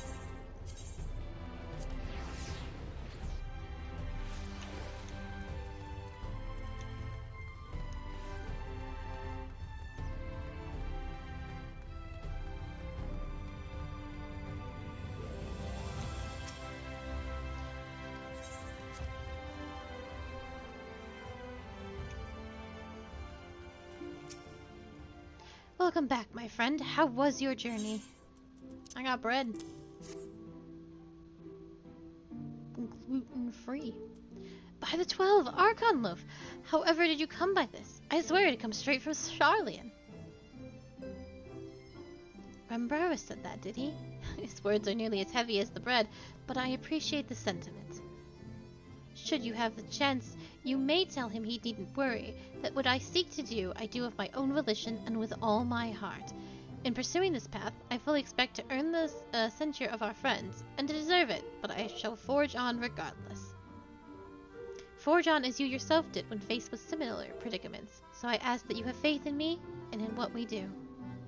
But we are talking about your journey. Before the others arrive, I would hear how their bodies fare. Oh, and the bread I shall save for later. Though it has been many years, I have not forgotten the feats of mastication required to consume it, nor how unconductive they are to conservation.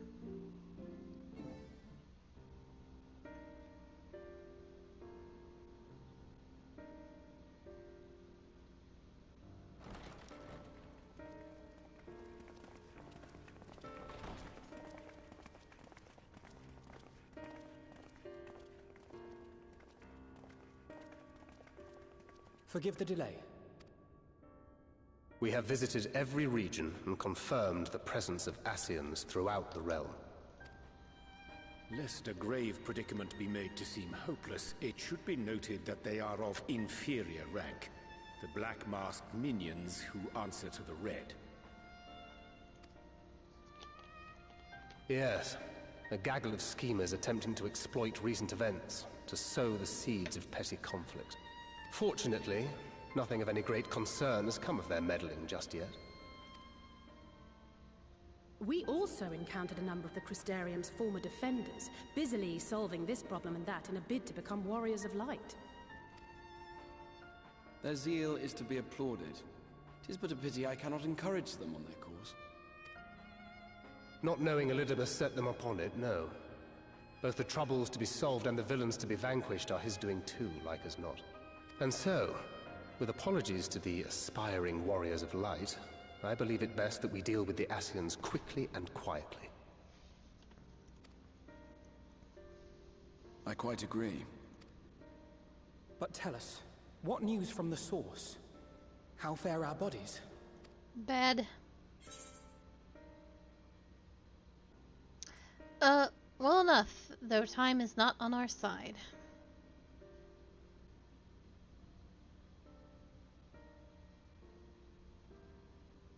Indeed.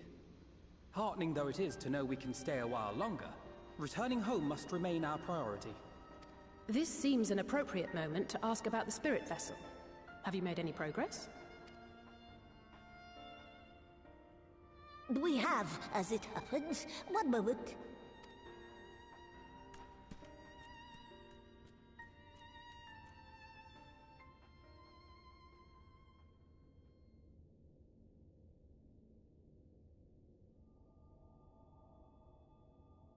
The red stones. Then this doth mean...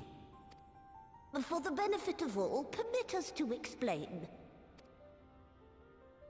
As you will recall, using white auracite as our starting point, we fashioned a vessel for mind and memory both.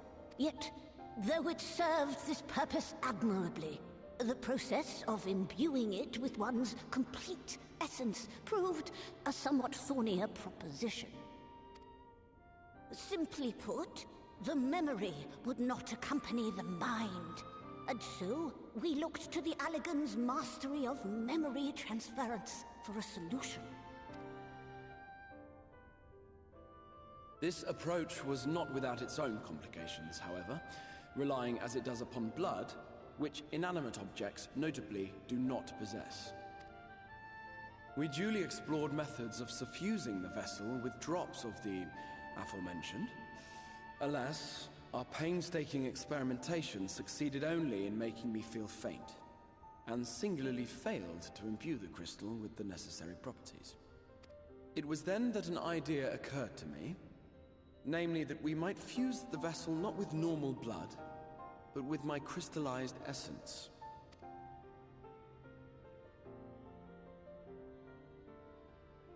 You're doing this for our sakes.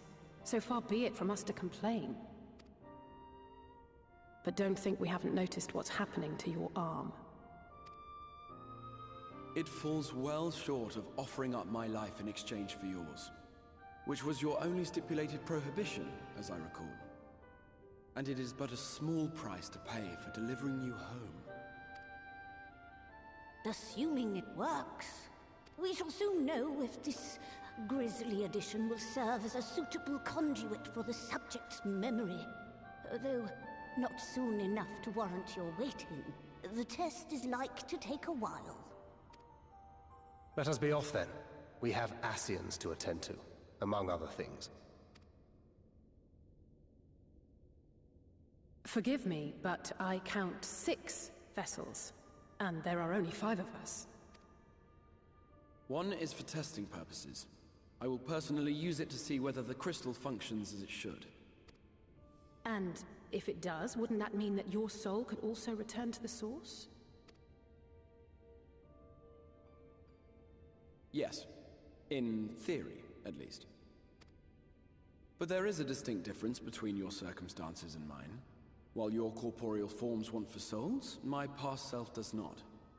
Mayhap our essences would blend, or mayhap they would curdle. There is no telling what might occur. Yeah, you are erasing the Grahatia on the source and replacing him with this one. It is complicated. And you'd be willing to take that risk? And quite the conundrum. I would. A moral conundrum. I see.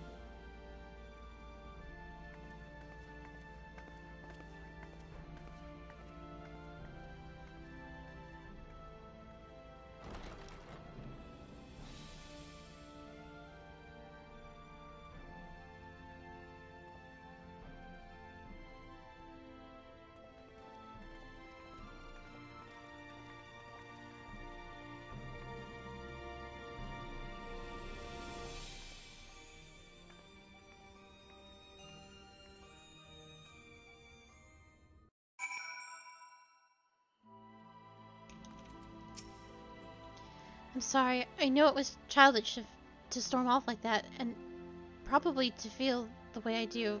Pull yourself together, Alize. When our grandfather first decided to journey to Eorzea, Alize did not take kindly to my silence on the subject. Don't pretend to understand things you don't, she said, or rather shouted. Having often been the subject of her scorn, I am predisposed to sympathize with the Exarch, but I do understand how she feels. Better now than I ever did, certainly. I, for one, support the Exarch's choice. To be alive is to be driven by purpose, and few are as driven as him. It's stupid, but I never really stopped to think about what would happen once the vessels were complete. And now... No, there's no point. I hope the test is a success, truly. Hast thou a moment, Akali? I would speak with thee on the matter of the Exarch's moot return unto the source. Thou wilt have observed that our friend spoke not in certainties, yet if Beklug has the right of it, 'tis possible to predict the outcome of his plan with some confidence. And it is their assessment, given the opportunity, the Exarch's soul should successfully merge with that of his younger self, which is not to say the process is without complications. For one, the Exarch hath been subjected to an additional rejoining, an experience which will have aught to change in his ethereal composition, as thou thyself didst demonstrate in merging with Ardbert. However, there exists an affinity twixt like souls, and this doth give us cause to hope. Yet there remaineth one immutable condition upon which success doth hinge.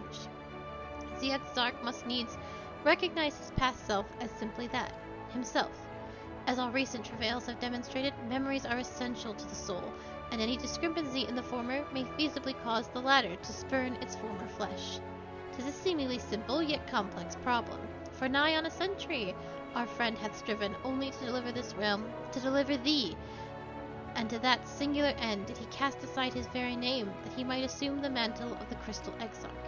Henceforth none can say what choices our friend will make, but I thought it only right thou be made aware of these truths. Thancred is eager to get to work.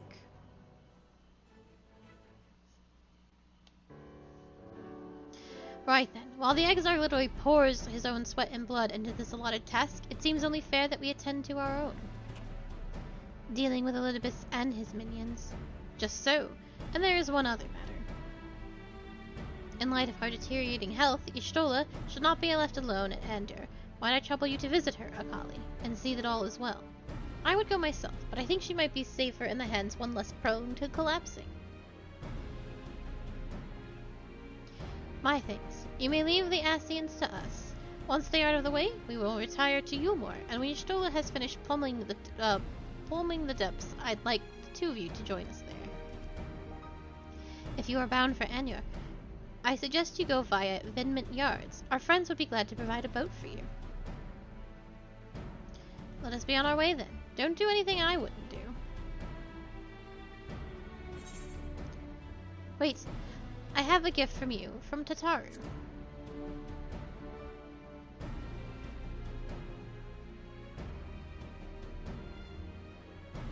From Tataru, you say.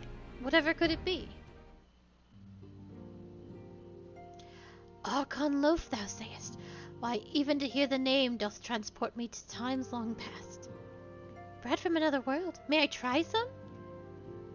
Mayest thou, child? Thou must! That said, though I personally disagree with the consensus, I do nonetheless advise thee to temper thine expectations. Wiser words have never been uttered.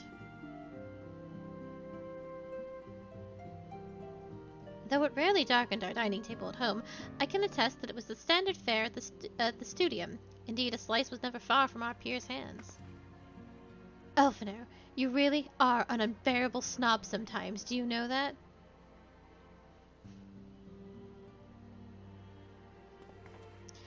What I believe my colleagues are trying to say is that we appreciate the gesture. Tataru, we'll do our best to return before she's forced to seek further supplementary employment. Right, let's be off now. We can find a drink to wash down the bread on the way. Marine's about to eat the worst bread of her life, and there was Sin Eater loaves on where she originally came from. And yours is in collusion.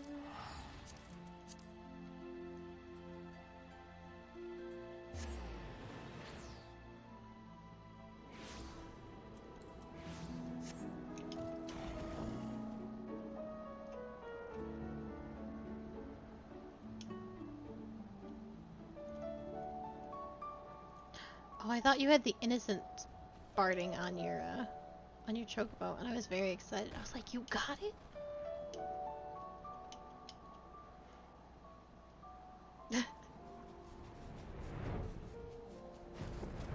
We should break party. For reasons. Oh, if it ain't the Warrior of Darkness herself, what brings you to these parts? Heading out to sea, eh? But of course we'd be happy to help. Just say the word and I'll ready a boat.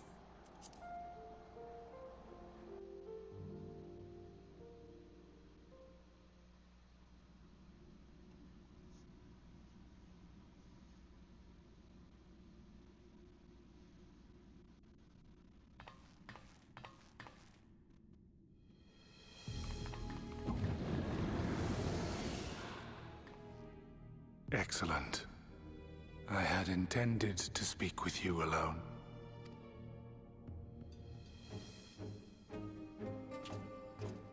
None of my doing, lest you misunderstand. The link between her body and soul wavers.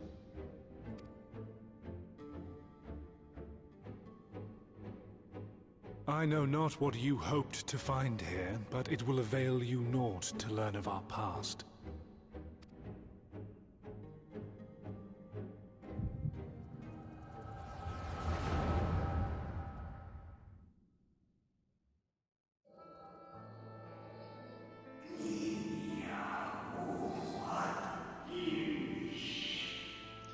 Reviewing the records yet again? Really, you worry too much, Elidibus.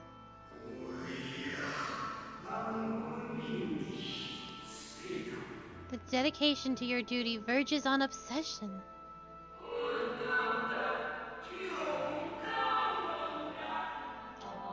I think... To think some thought you ill-suited for the role. How wrong they were.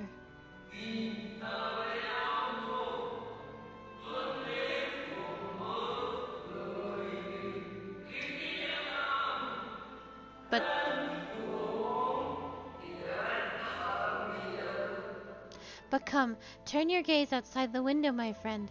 The rains have ceased, and we have been graced with another beautiful day.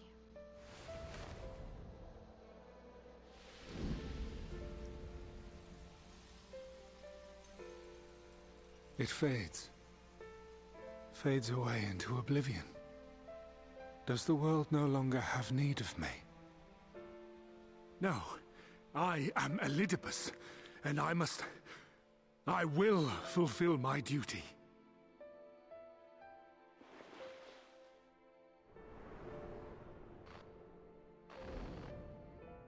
Sundered though you may be, you fought for the world's salvation. For hope. Hope.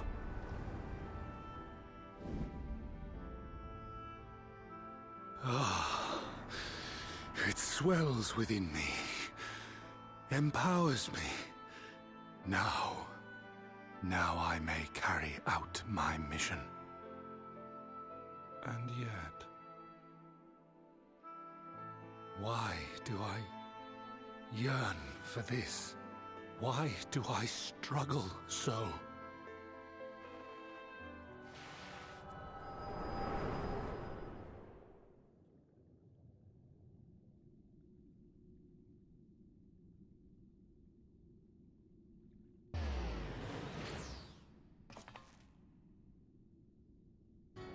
I shall take her into my safekeeping. If you want her back, you will do as I ask.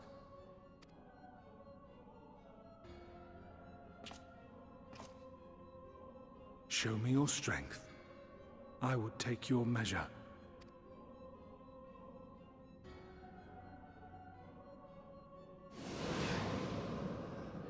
I have prepared a suitable arena. You need but ride the flow of ether.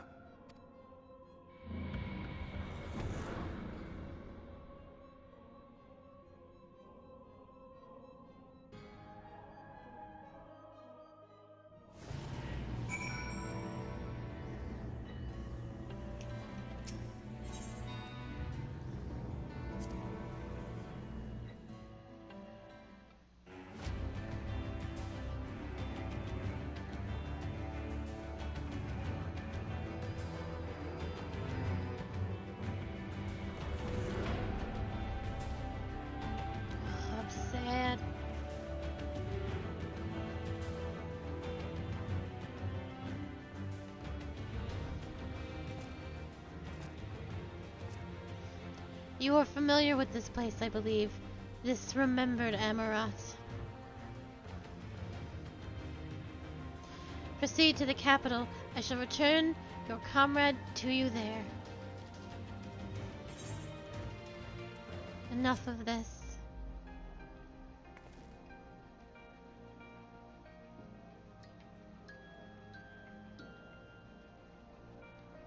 You speak as if you were disappointed in me. Why? I am your enemy, and you are mine. Our goals are in conflict, and we are fated to clash. Or had you hoped that feigned sympathy and false understanding would cast your crimes in less reprehensible light, I would come to look upon you as a friend. You who have slaughtered my people, who would tear down everything we have built.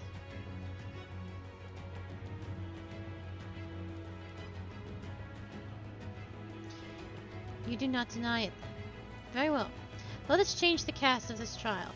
You will know what you have stolen from us.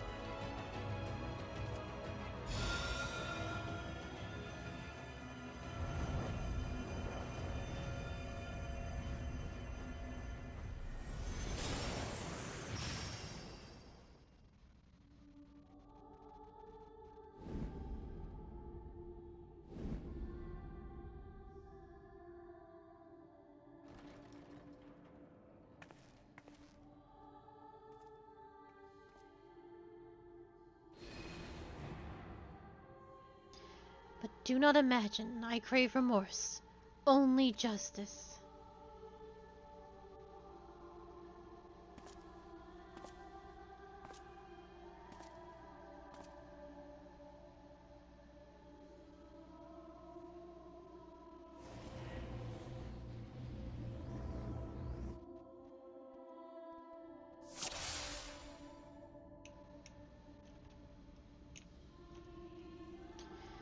Forward, hero, we shall see how strong you have become.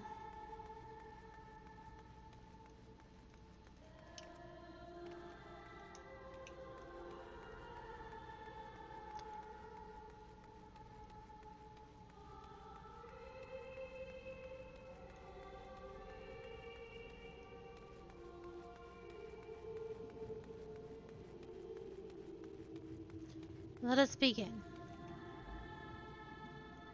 Rest assured there are no tricks. You need but defeat the enemies before you. First, something easy. Those whom a budding hero might encounter at the beginning of her tale. And I believe I have the perfect subjects.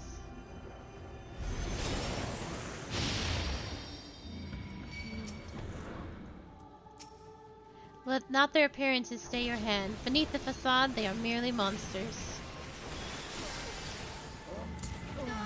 Oh. They died very fast.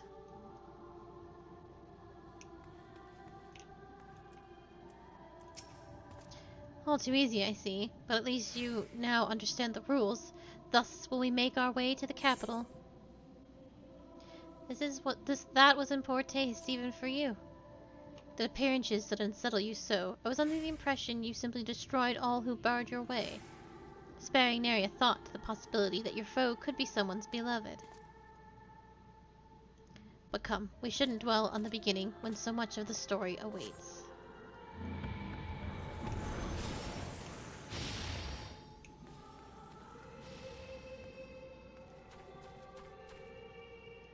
Minophilia, Breda,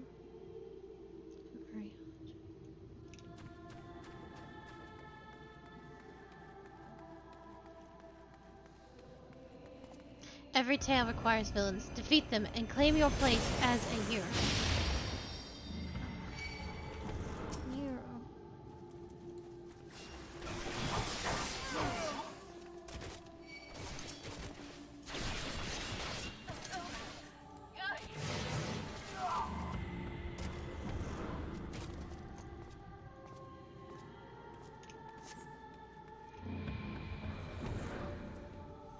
Well done, champion of Eorzea, well done. Onward then, over the bloodied bodies of the fallen.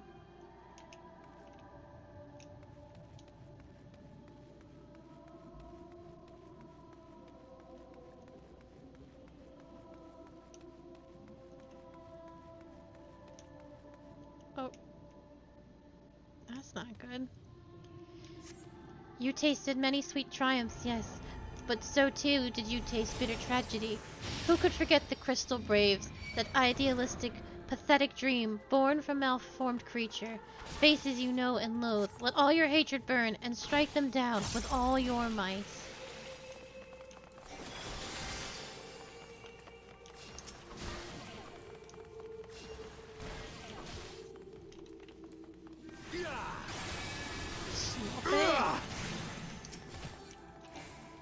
Say it. Say sloppy. Sloppy. Yeah!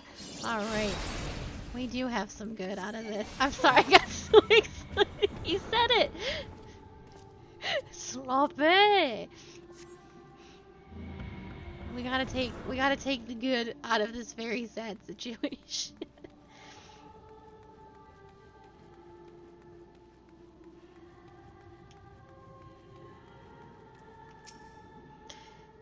It seems it will take more than those monsters to leave an impression upon you, or mayhap you simply fail to understand my meaning. Not that it matters. No, I have dealt with countless heroes, and it always ends the same way. No amount of reasoning will bridge our differences, will result in happiness for all. Whatever your reason may be, I cannot be bound by them. I cannot but put my faith in my own beliefs and fight for them with all my being. You're wrong. You can always strive for understanding, for compromise. How very naive. If you are willing to compromise on your beliefs, you all but admit that they are flawed. And I assure you I have no intention of compromising on mine. Come what may, I will fulfill my mission as Elidibus. But enough talk.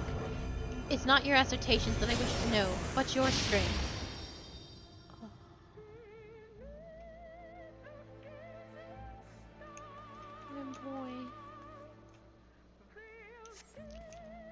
Falsely accused of regicide, you fled for the snow-swept fields of Korthus.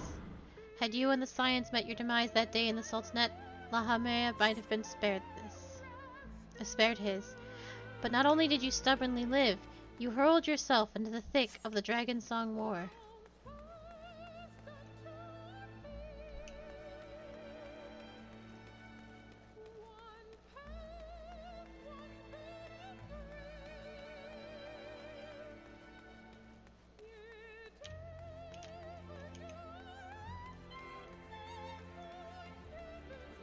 Swept along by the tide of events, you pursued and slew those who sought to stop the unending conflict, just as you were bid.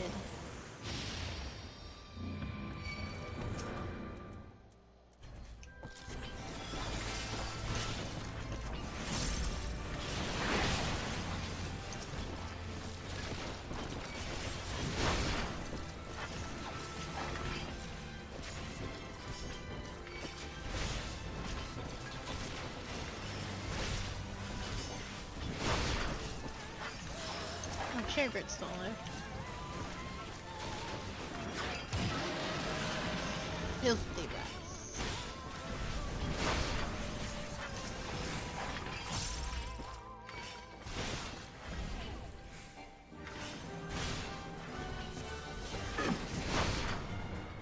I trust you are beginning to limber up.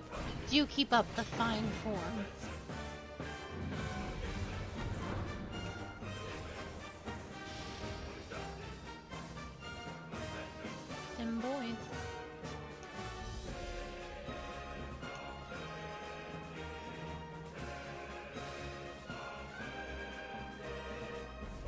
Around heroes, people are wont to flock, people who harbor all manners of motives, each baser than the last. Oh. Right.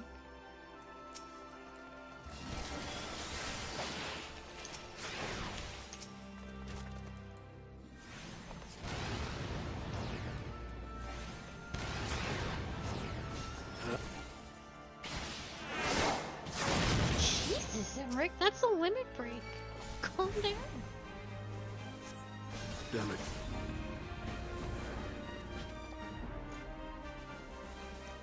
No more than they deserve. In the end, their hand of friendship was tainted with personal desire.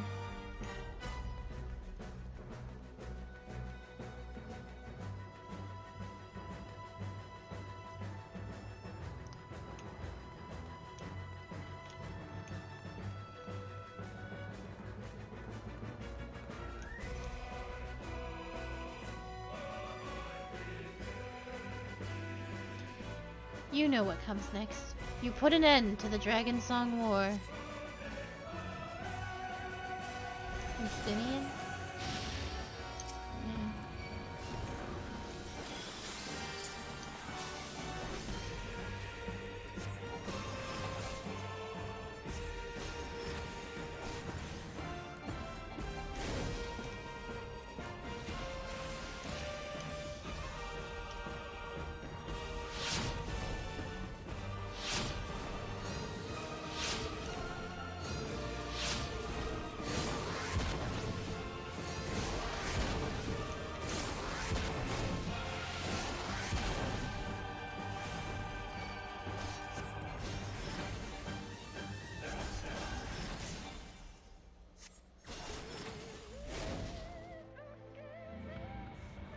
As simple as that, a 1,000-year war is brought to its conclusion. But every end marks a new beginning, and for heroes such as you, there is only ever conflict.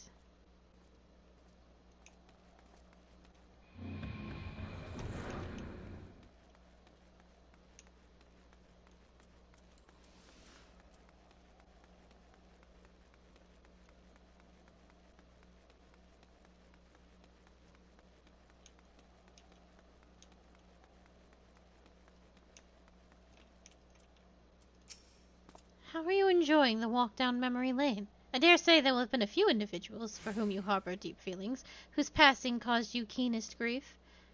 That is what our people are to us. An irreplaceable existence that can ill be lost. I will save them, for they are my...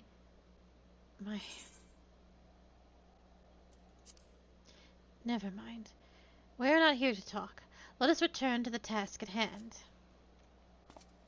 Emperor Solus has kindled an insatiable flame.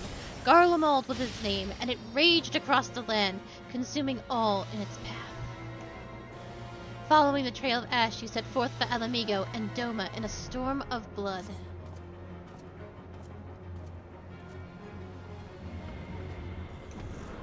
Again you fought, and again you grew stronger, so strong that we could no longer control you. Yours is an unnatural, beastly strength, and we shall lay it bare.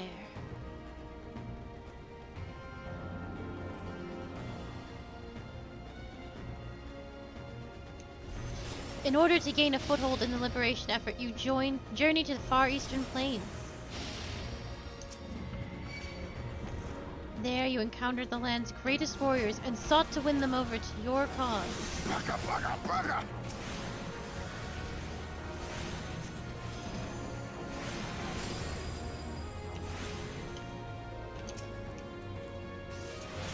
Kneel! The sun cannot be extinguished. The strong are drawn to the strong. Thus did you gather new allies under your banner.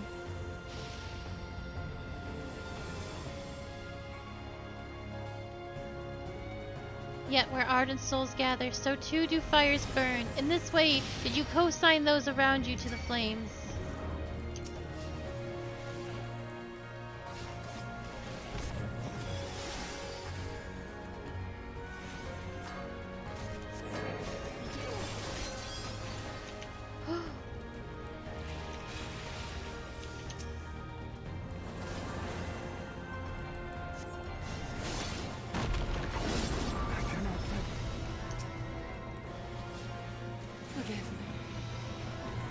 You did not hesitate. You did not hesitate, or perhaps you could not. No matter. Let us turn our attention to the finale. Here we shall have a test between fellow beasts. It is only fitting, would you not agree? When I fought you in this flesh, 'twas I who triumphed. Will you turn the tables this time?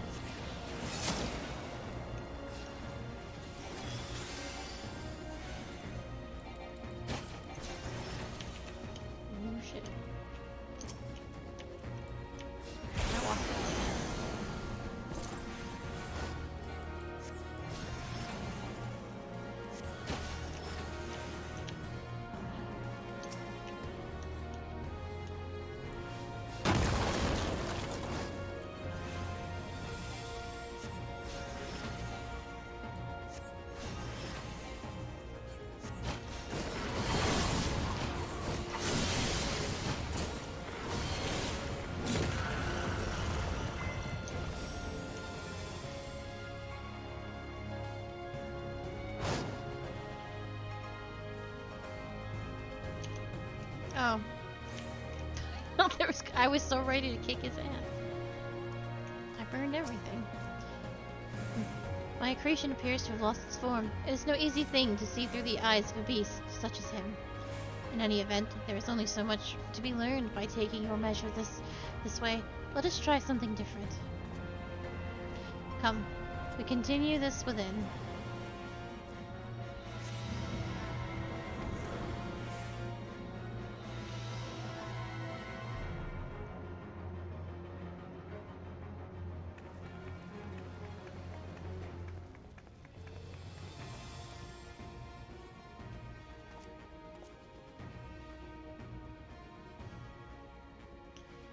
An impressive show of strength, but surely no more than a foretaste of that which Emetzel's conqueror is capable.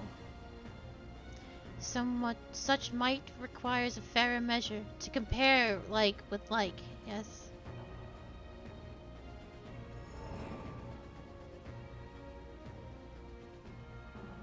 I shall just have to test you myself.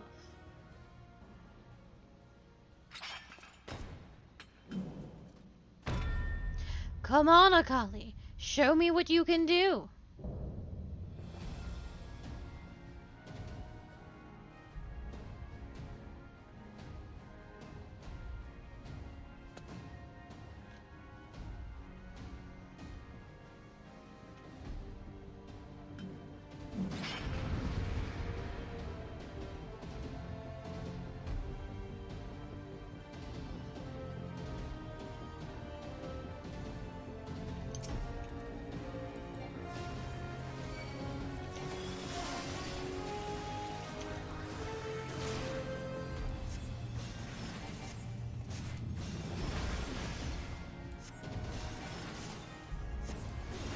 I may not be the real Ardbert, but you do well not to underestimate me. All that made him the warrior he was, every battle waged, every blow swung, is part of my very being. So come, fight me like you mean to take my head.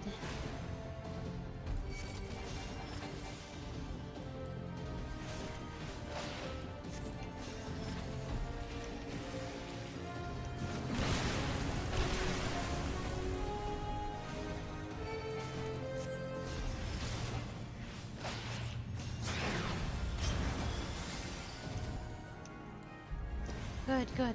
I sense your murderous intent.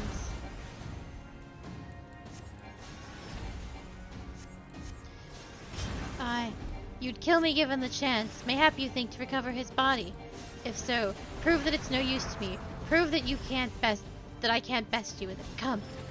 Come at me with everything you've got.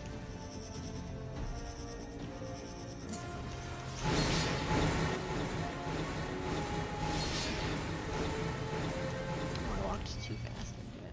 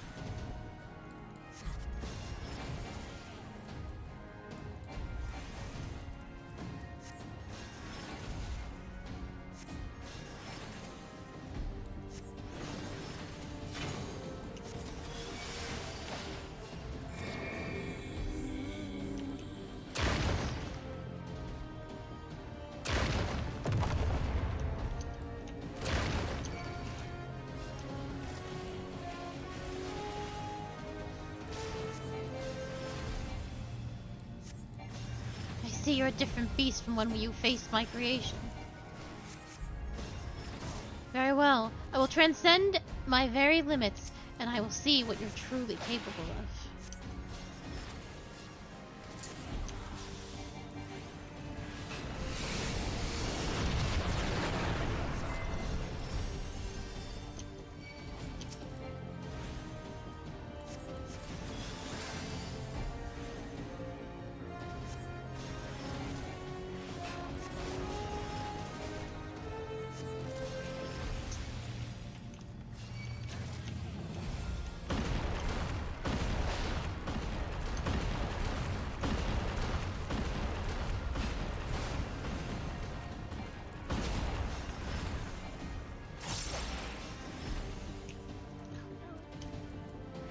I don't have a gap closer, you bastard.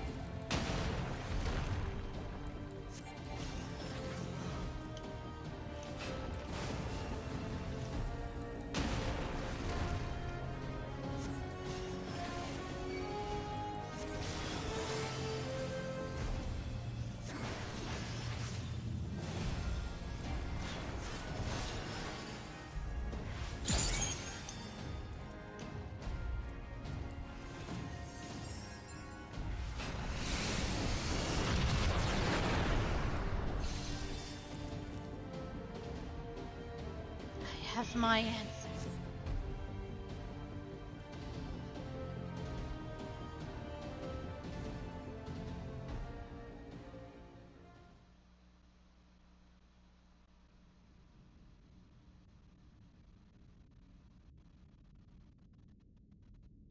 You have grown stronger since last we fought.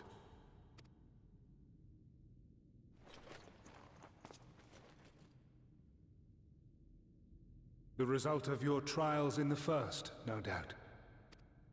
Have you finished?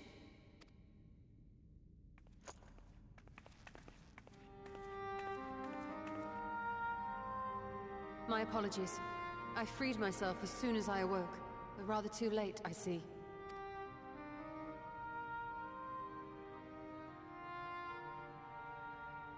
Now, Elidibus, if you have ceased trading blows, I would trade words with you.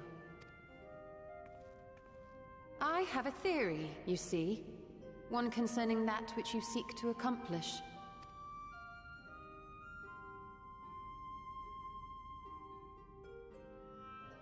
It stems from who, or rather what, you truly are.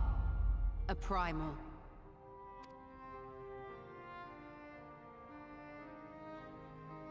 The ancients created Zodiac to deliver the star from destruction. If the magic that brought him forth is the precursor of what we know as summoning, then Zodiac would have been instilled with a presiding desire. I found it among the records at Anida, and it came as no surprise. Were I faced with the world's destruction, I too would wish for the same. Salvation.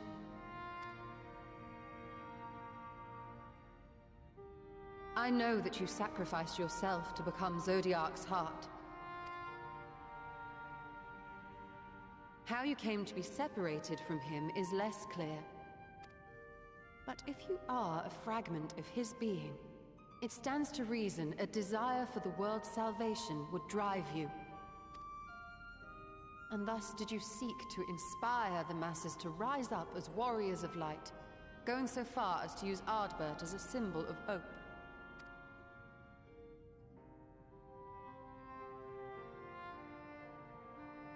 Correct on all counts. Such is my nature, and such are my methods. I have aided heroes. I have made them. I have even become them. This served not only to strengthen me, but also to facilitate the work of my brothers, such as Emmett Selk, with his penchant for nation building.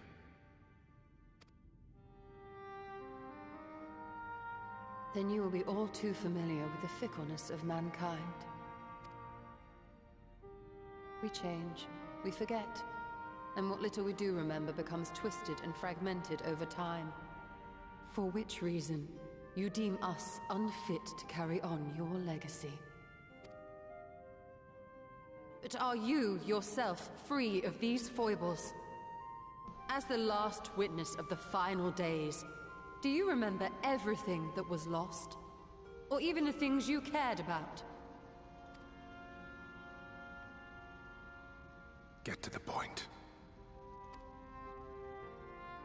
A primal is shaped by the hope that fuels it. Even should this hope be something as simple as the world's salvation, it is the collective desire of innumerable disparate souls crying out for deliverance. Having drawn your strength from such a cacophony of voices, can you truly be sure you still speak with your own?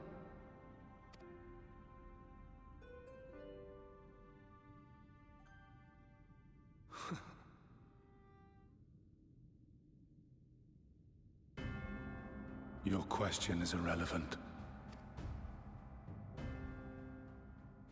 No matter how much I should change, no matter how much I should forget, I shall ever remember my duty. At times I stand with my brethren. At times I stand against them. All that I might steer mankind and the very star upon their true course. For Elidibus is my name and my mission, guiding my every deed.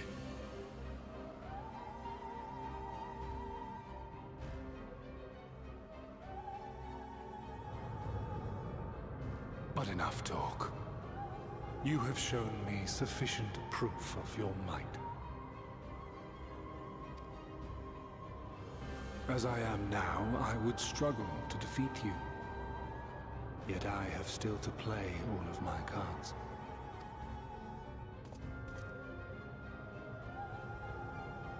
If I could offer you some semblance of sport, your lessers would pose no threat to me. Would you not agree, warrior of darkness?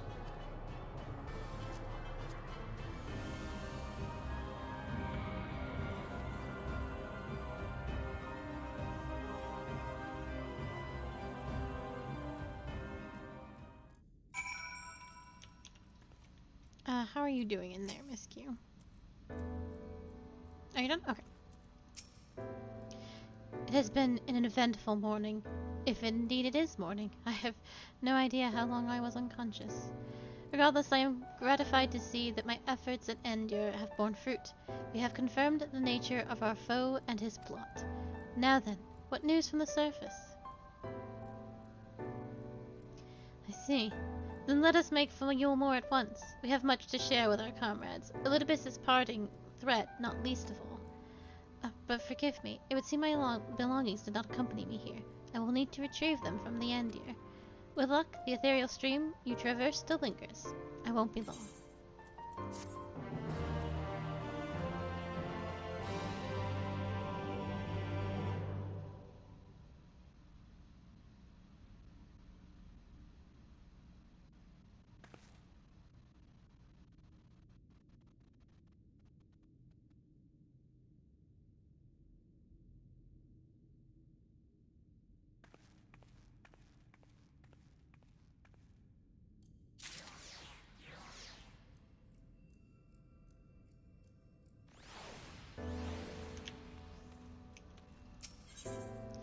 A peculiar crystal lies on the capital's polished floor.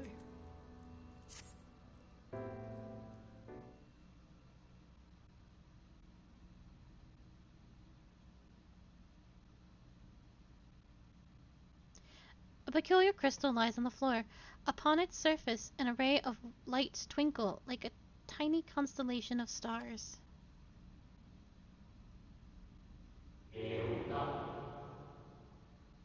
Day 4th. Bring honor to the seat of... The distorted voice of an ancient rings out in your mind. A moment preserved in the crystal, it would seem.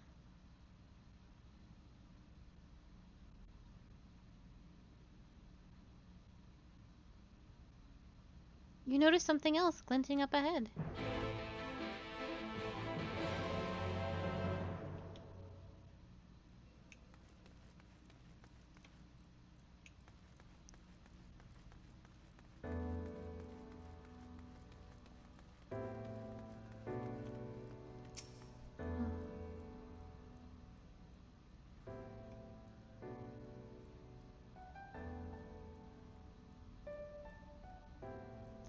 You find 3 more crystals lying on the floor. Though they differ in color and decoration, each is identical in shape.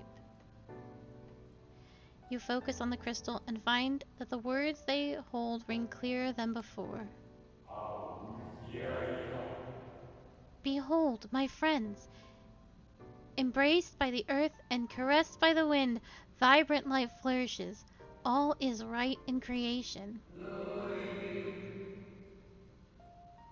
There can be no greater joy than to use our wisdom for the good of our people, no greater pride. May all know happiness, now and forevermore.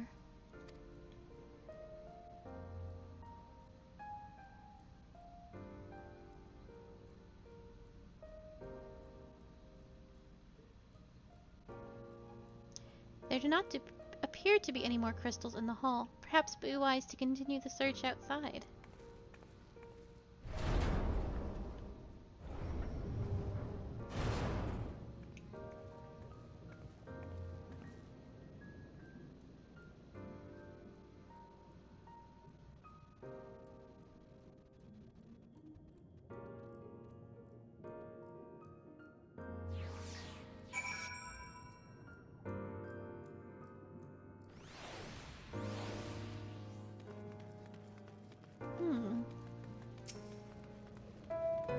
Where indeed?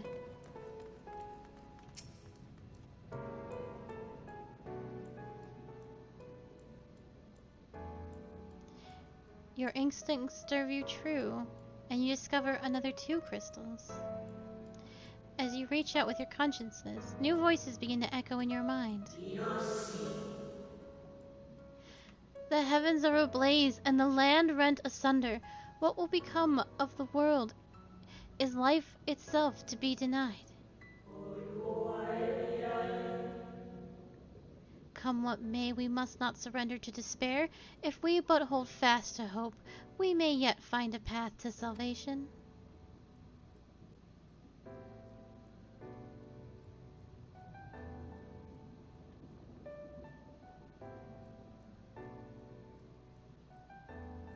The voices tell an incomplete tale.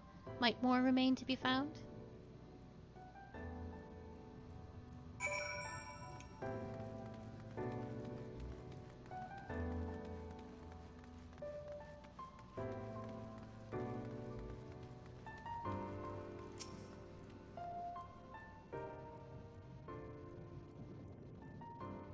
You soon discover 2 more crystals, rather too soon, in fact, as if someone wanted you to find them.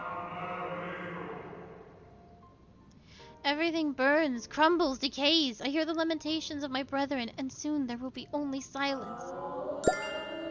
Asa hi Eily. Hope all is well. I'm lurking cause I am in a D&D campaign but 10 months? Insane. Thank you, Seth. Thank you so much. Enjoy your D&D campaign. We gotta swap stories soon. But thank you. 10 months is so long. We gotta get those 10-year or 1-year badges out. It's soon.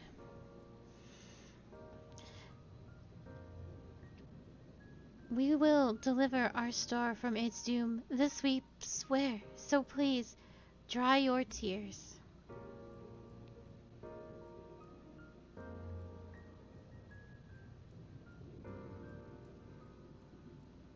Whatever awaits at the end of your search, it is plain you have yet to find it.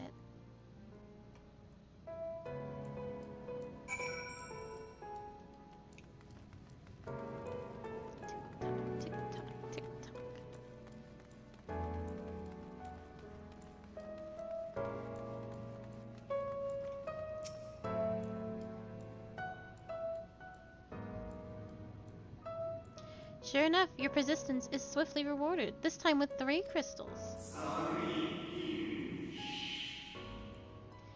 The time is come. We shall rewrite the laws of creation, and we shall save our star.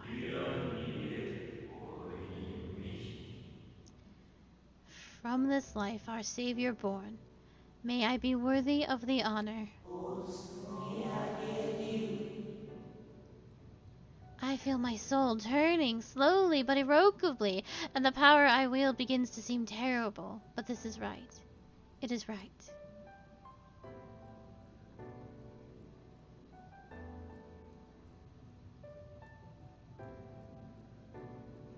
The tale the crystals weave seems near its end, but it isn't over yet.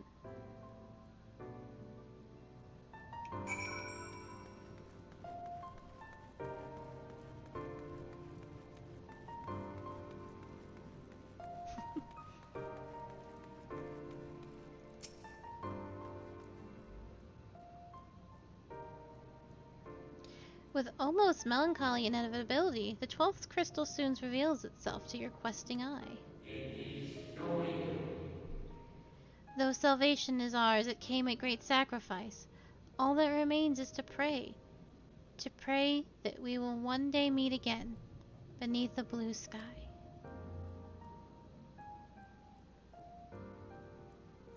Judging by its testimony, it would seem the voice was recorded in the wake of the final days.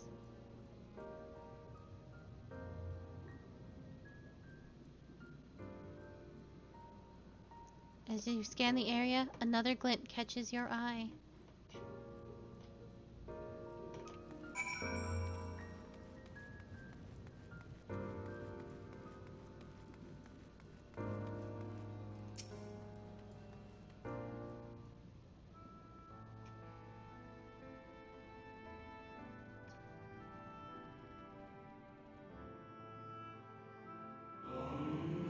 Gone is the brilliant radiance of life, replaced by the sickly glow of malformed creatures. Is this how it ends? For we, who have loved the star with all our being. No, I will not suffer it to be so.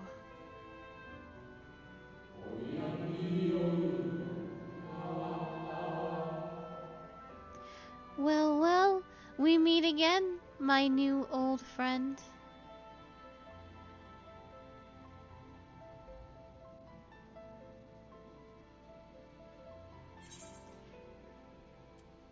Hythlodaeus.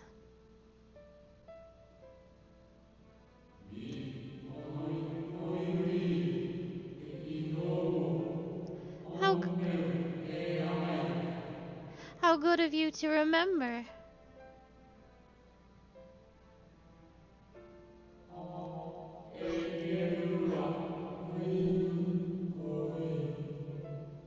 Did you hear his little laugh? Ho ho ho. Foo foo foo. I see you have been collecting stars.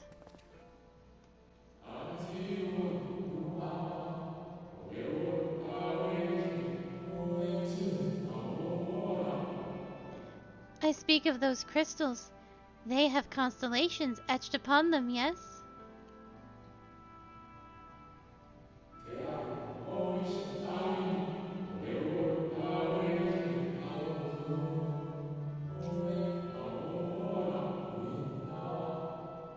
High in the heavens, those stars shine their guiding light down upon the lives below. Fitting symbols for the convocation of 14, would you not agree?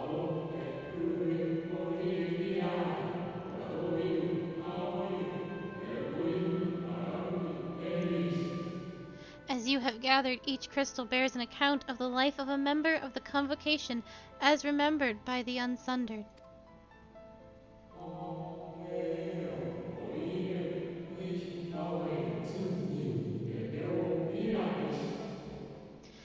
Lest you worry, they aren't concepts. They are far too incomplete to be so, but they suffice for imbuing memories within sundered souls, that they might be restored to their office.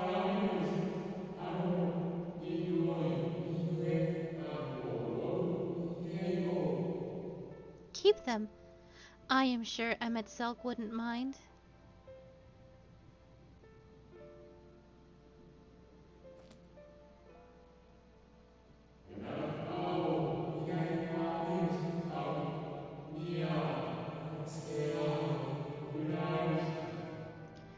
So how fare you of late? You are feuding with Elidibus this time, I believe.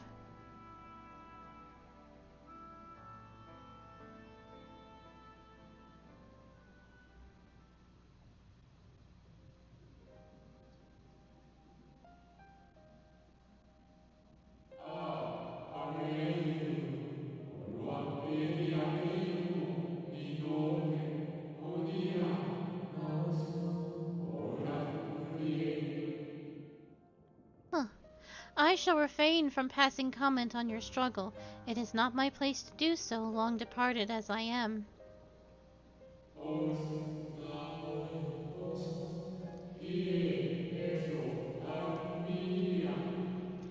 But if I may give voice to a personal desire, I would rather you lived.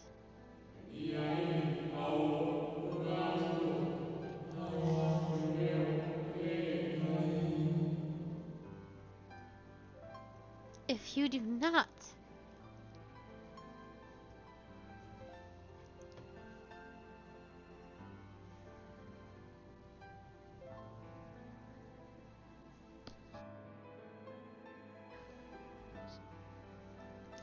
do not, how will you keep your promise to Emmett Selk?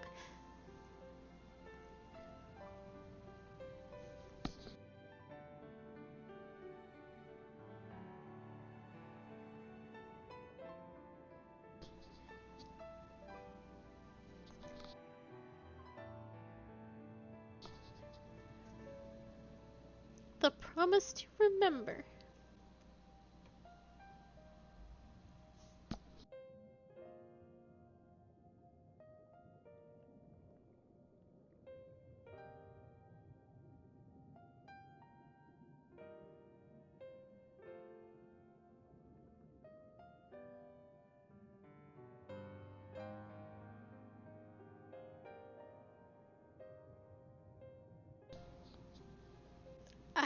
Thank you for the sippy.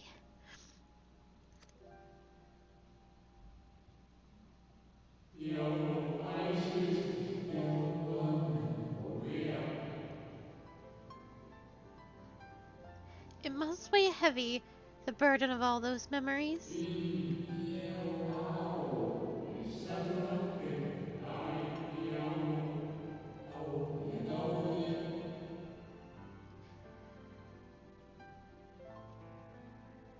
To one who has lived a life such as yours, I can well imagine how Elizabeth's existence might seem hollow, how empty his single-minded pursuit of a half-forgotten cause must appear.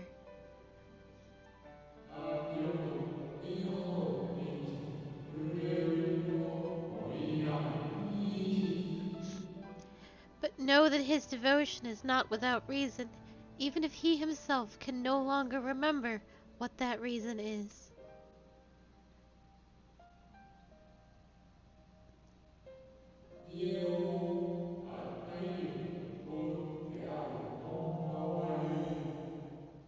Well, that is quite enough talk about Elidibus. I would see if you can reunite the wayward stars.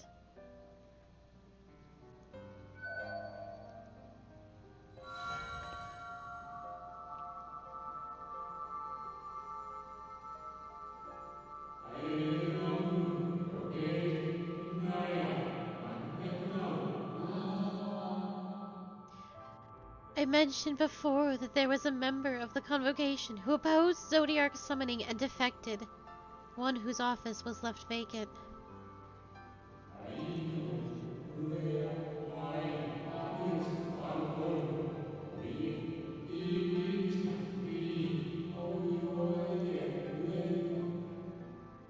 Defectors, having been deemed unworthy of commemoration, no crystal exists for the individual in question.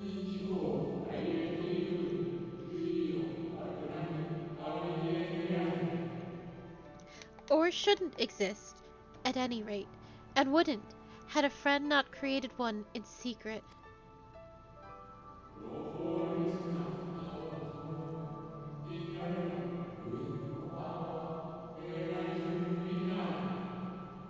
A crystal bearing the forgotten name of her office, along with a magic of her own conceiving, a singular incantation embodying her spirit.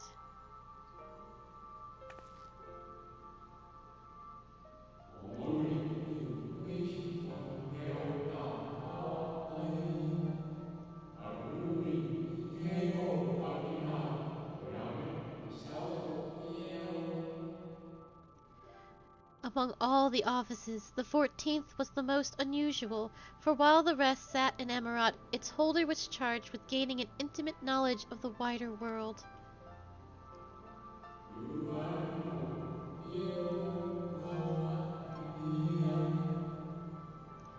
In the course of her duty, she traveled the length and breadth of every land and befriended countless folk.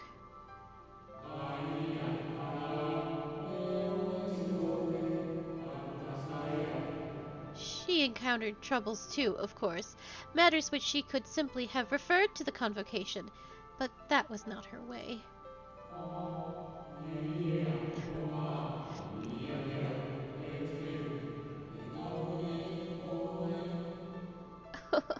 Nay, more often than not she would call upon her comrades, and together resolve matters themselves.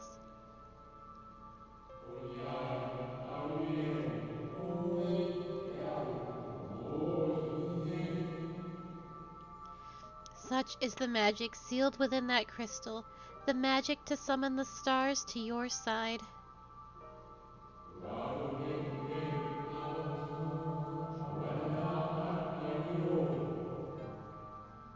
In time of greatest need, should you wish upon it with all your heart, it will surely answer your call.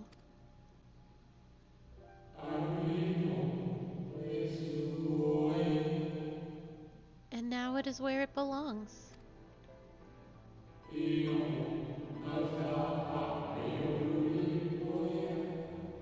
Oh, there is no need for thanks, but nor will I hear any complaints about it either.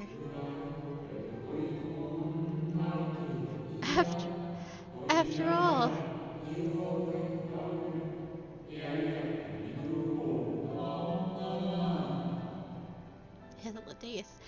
After all, I cannot say whether I act of my own volition or by the will of my recreator.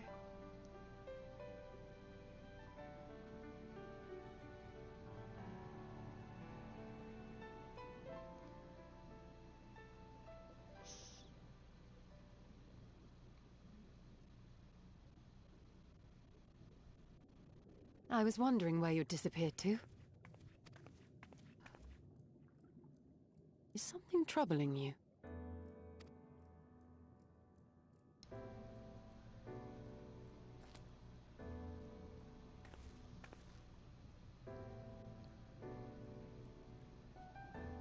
No?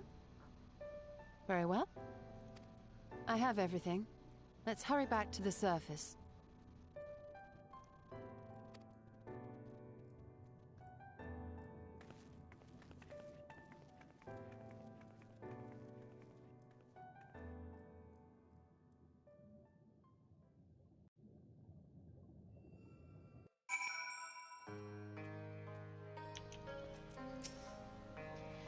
Fresh air at long last. I would celebrate my return to dry land with a pot of tea, had we the luxury of time.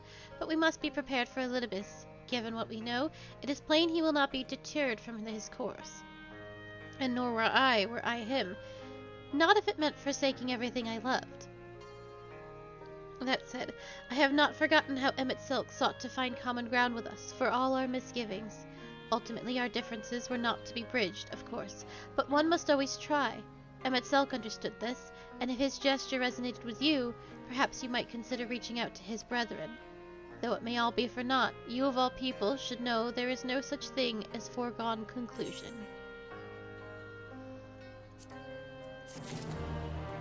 Okay, Miss Q. We are half hour over time, but it is a good stopping point all the same. But if you would like to continue, it will probably be an hour's worth more of things to do. Or we can save it for tomorrow. I know you've had a long day. You have had to work and all that. It's up to you.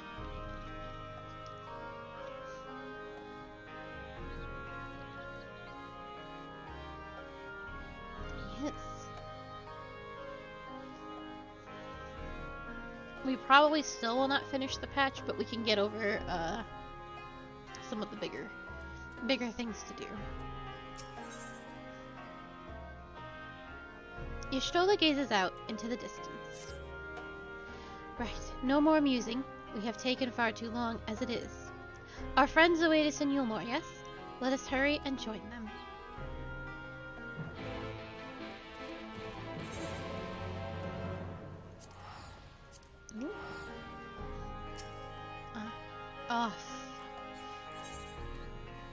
I finally get a teleport.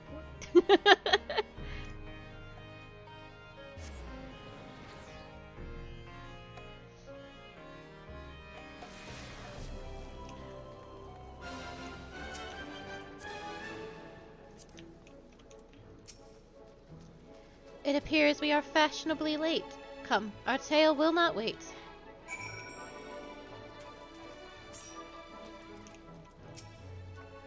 You certainly took your time. Did something happen?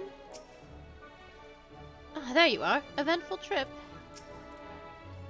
'Tis my pleasure to report that we accomplished our task without further bouts of faintness, a feat we attribute to Dataru's most generous gift. We are starting to worry, but I see we shouldn't have, no? So the rumors have reached this far.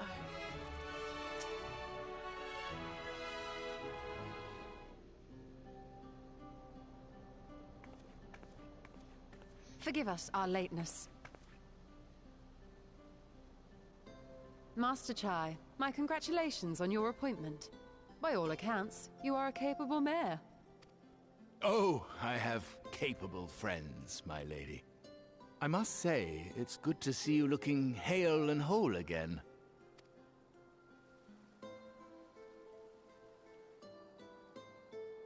The credit for that lies with my own capable friend, without whom I might never have escaped my abductor.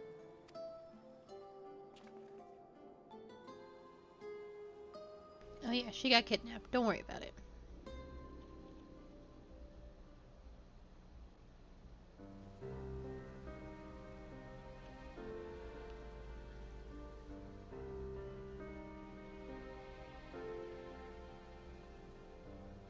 A primal?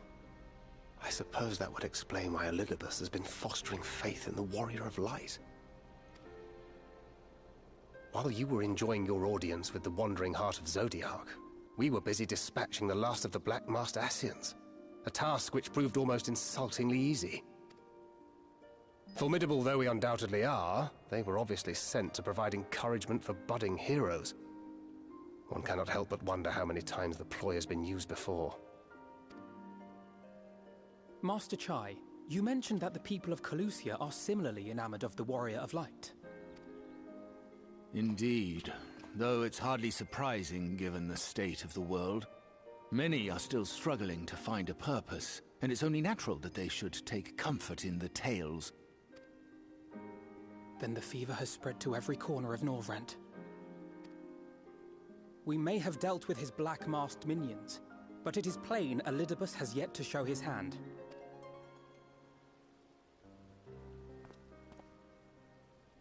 Oh my! What a spectacular sky!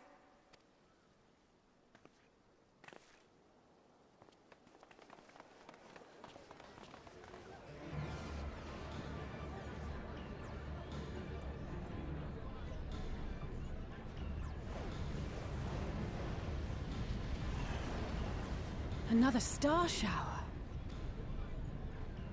Wait, is that...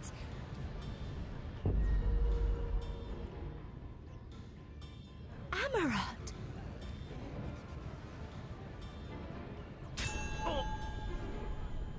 Here, feel, think. Did you hear that? That voice calling out? No, I didn't hear anything, but... why do I feel so... like I've lost something dear to me? Does Elidibus seek to awaken more people to the Echo with clearer visions of the final days?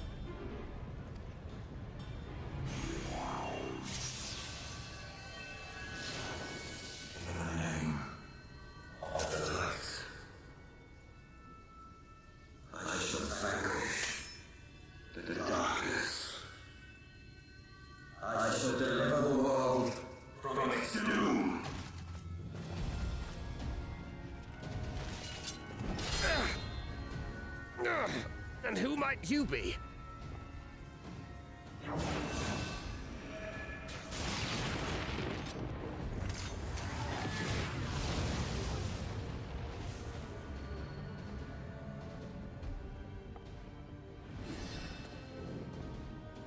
Whoever they are, they've come for our heads!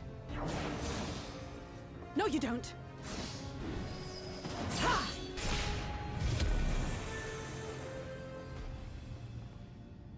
They are not of flesh and blood.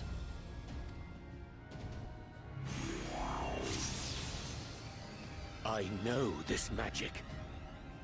Yeah, if you want to come along. The rings are like unto those that the Exarch did employ in our summoning.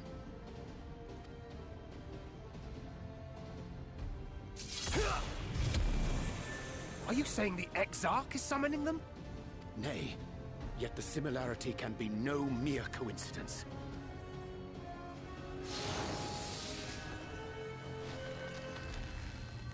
Ha!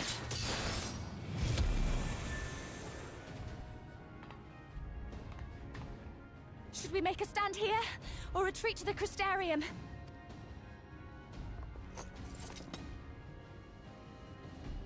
The ether churns around us. More of them will appear ere long. To stay would only place innocents in harm's way. We must fight this battle elsewhere. Wait! Take one of our airships. You can decide what to do on your flight to the Crystarium. You are a capable leader in your own right, Master Chai. The citizens of Yulmore chose well. It's settled then. To the airship!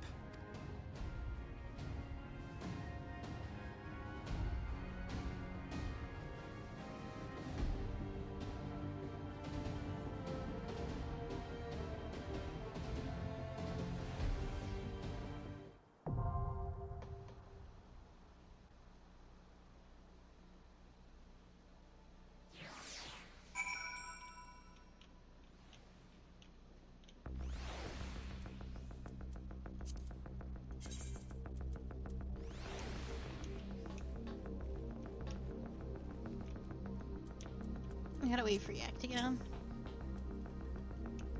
Yeah, we do have a weather effect. Star shower. This will just be the state of Yulmore, I think. Or at least, so long as we are in the main Yulmore building. I don't think it changes if we actually go out to Yulmore.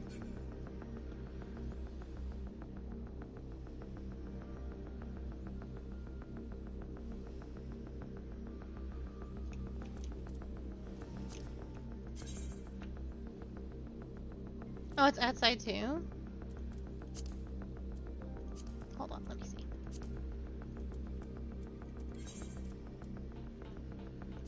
I'm gonna do an experiment.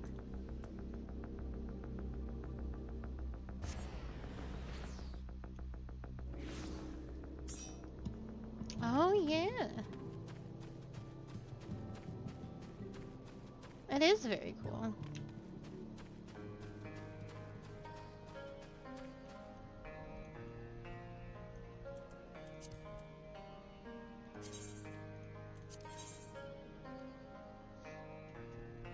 Oh, yuck, thou must go deeps.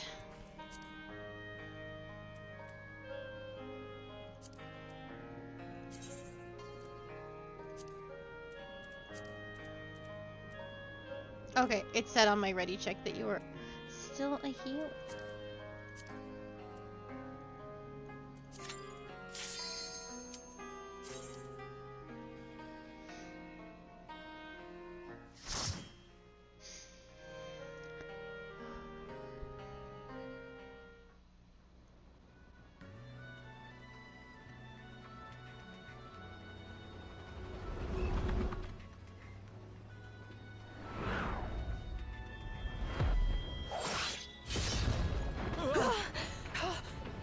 Damn it! Hang on to something!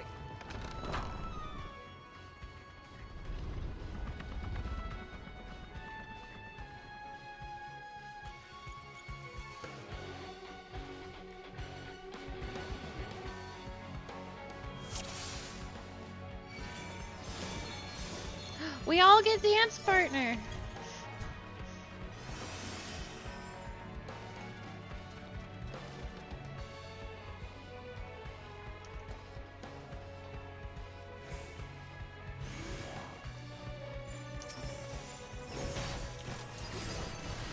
Remember, do your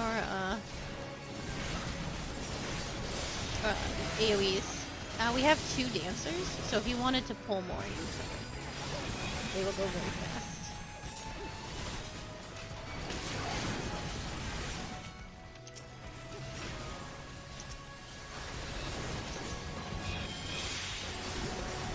There's mobs behind us. Yeah. I might have accidentally summoned them by moving away with my AoE.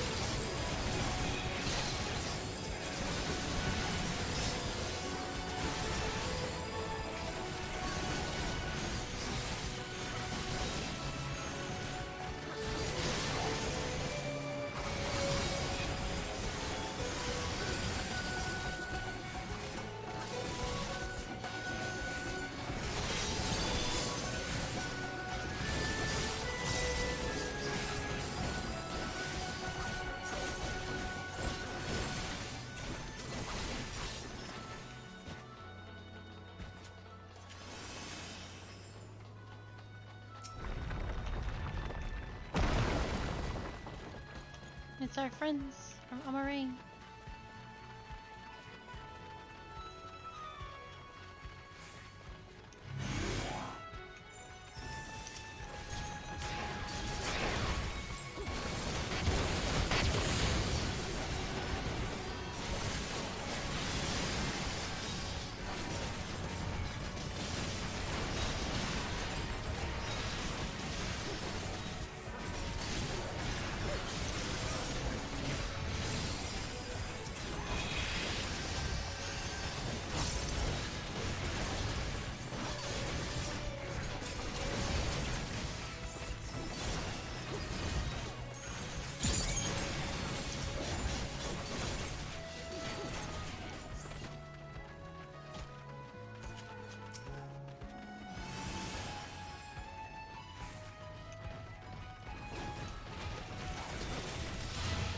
I know, they went for yak for reasons there. Little confusing.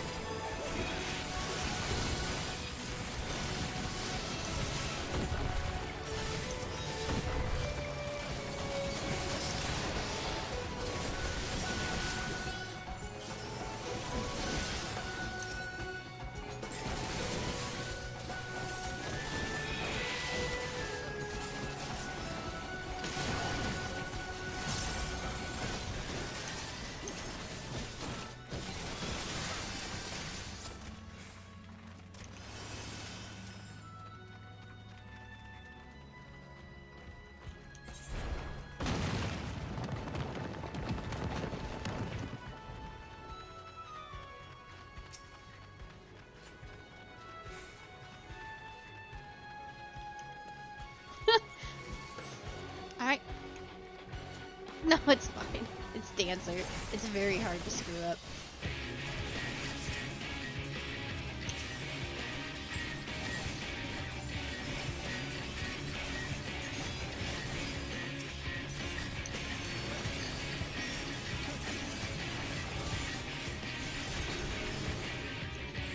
Oh, so see how that's where he's gonna move to.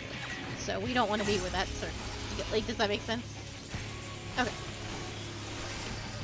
I almost went to the marker. I was like, that's where I want to be.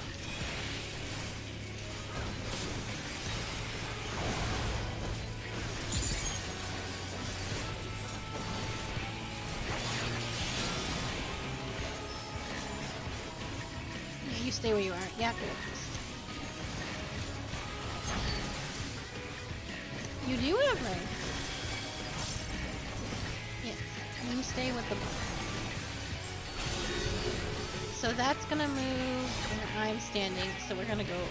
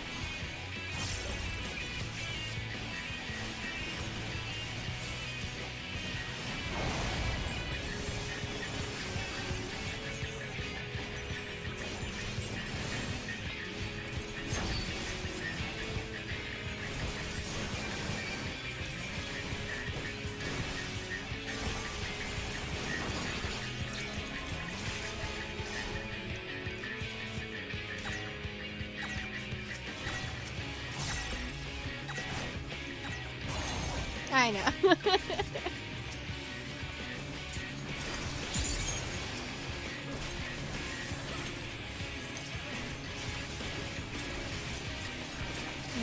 Yeah, I can also got doink.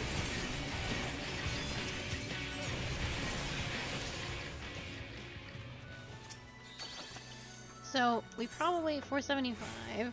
Oh, it'll be better if you have any of the old Eden stuff. It will be better. But the gear here is pretty neat anyway, if you wanted to grab it. The tank gear is super good. I'm still trying to get the headpiece from it on Casa, because it's really good.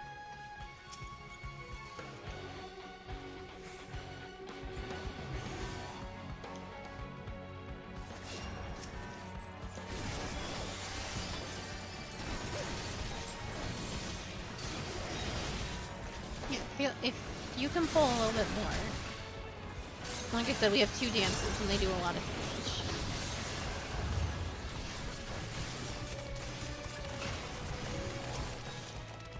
Right there.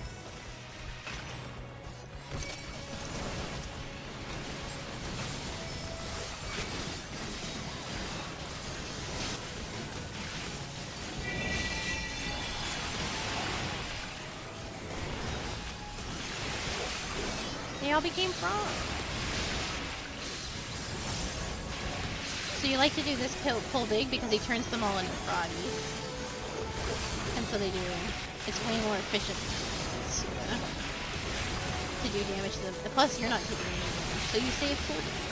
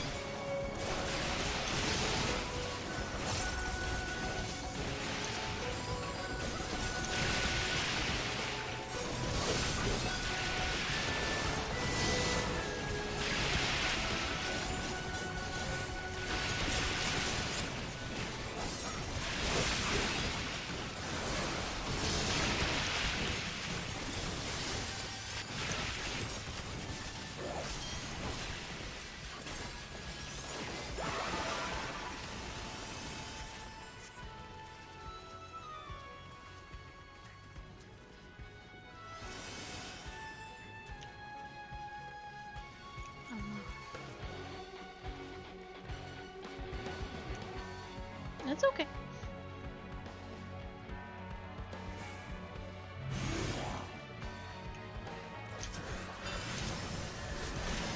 A little further, towards that treasure chest.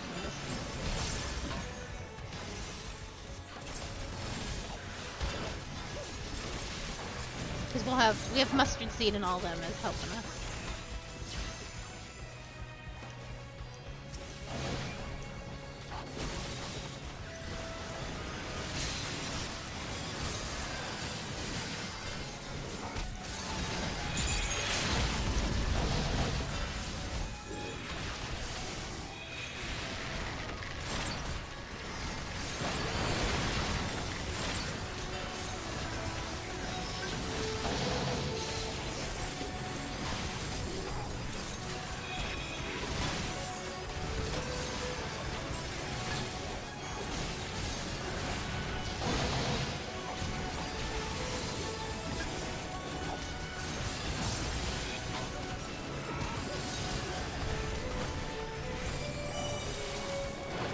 My favorite boss.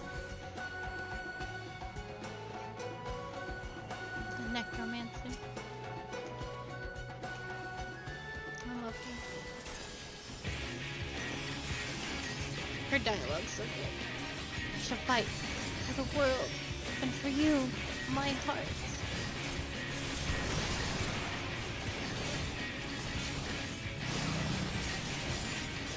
Okay, so you are gonna get tethered to a zombie. You are better off just staying where you are. Wait for the zombie to sort of like pass out. Ooh, that's a tank buster. And then come here. To get away from all the zombies that are about to explode.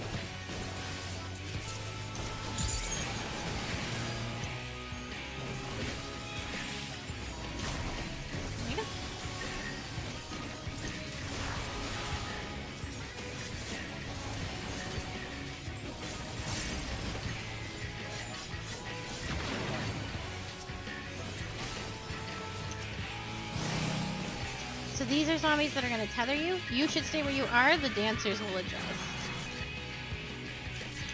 They're going to keep you in place and they're going to explode on you. And there's nothing you can do about it. It's just the way it is. I do mean it.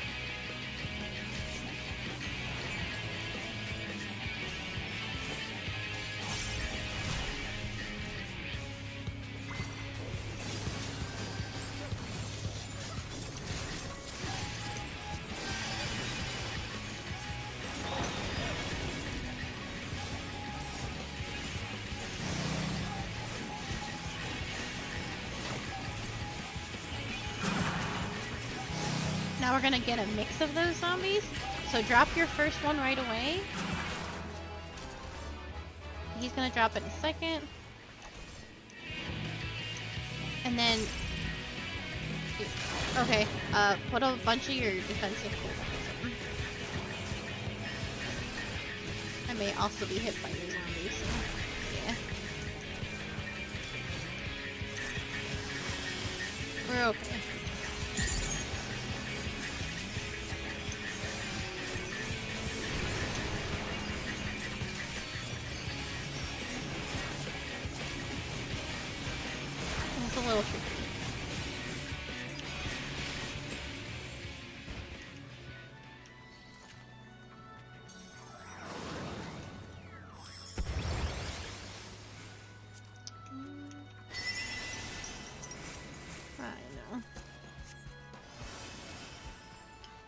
Little Asian masks, though. That's the headpiece. It is very cool.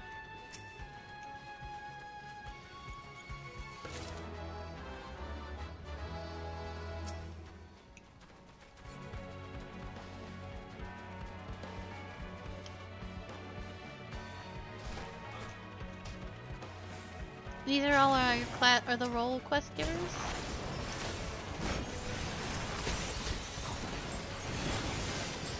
It's Gio and Craig, who were the mage and healer ones. And then here comes Cranston.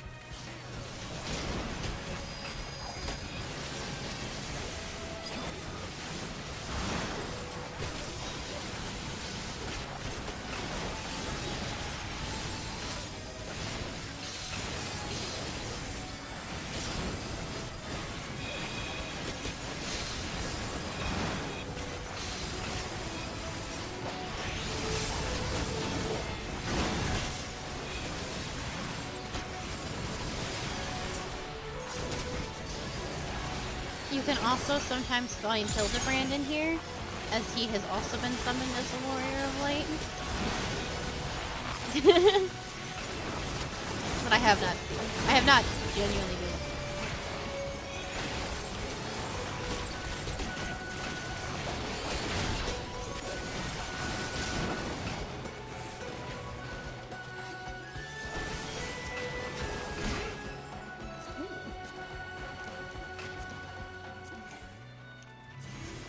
So there, you don't need to pull more. The rest won't. You can run all the way to the door, but they won't spawn. So you can stay here.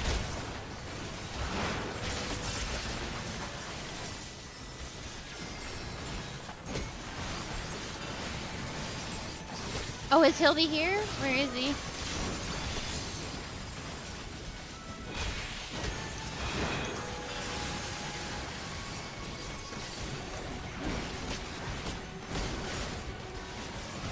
Oh, there he is! Just hang on. He's all beat up.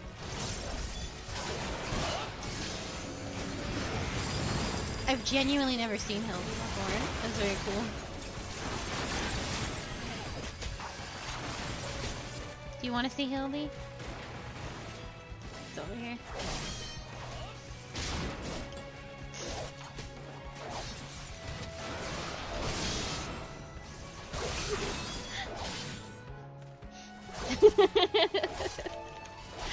I'm very glad he was here.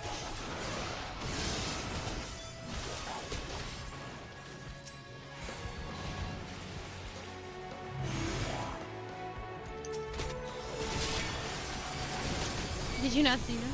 Oh.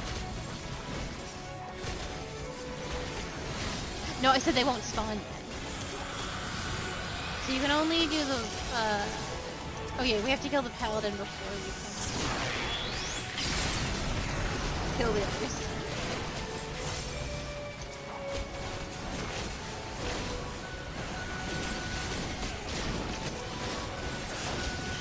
That, oh, 480? 475, actually.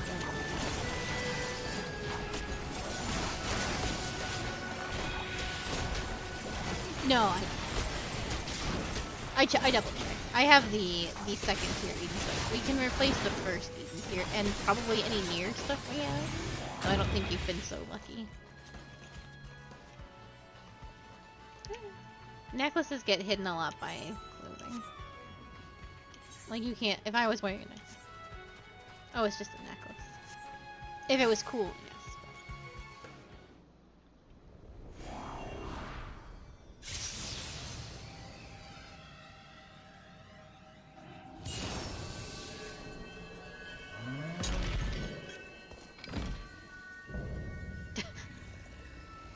Yep.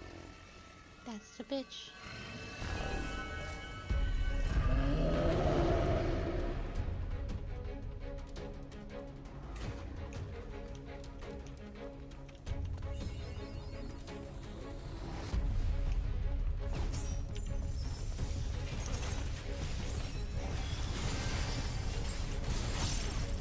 He's gonna hit like a shit house, so.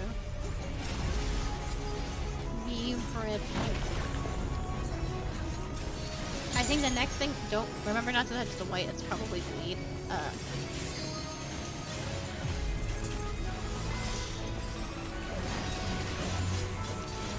Probably one of the next moves he's gonna do is the Tank Buster, so brace yourself for that. Nope, we just gotta get out of the way of this. Yeah, so now, yeah, just stay out of the, well, out of it, away from his front.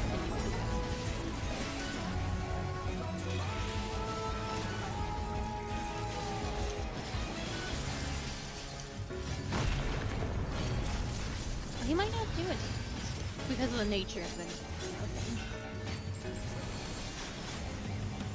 Okay, so what he's gonna, we want to stand over here, mister. He's gonna push us. Then move away. So what he's gonna do is he's gonna drop a this on you. Don't move from there.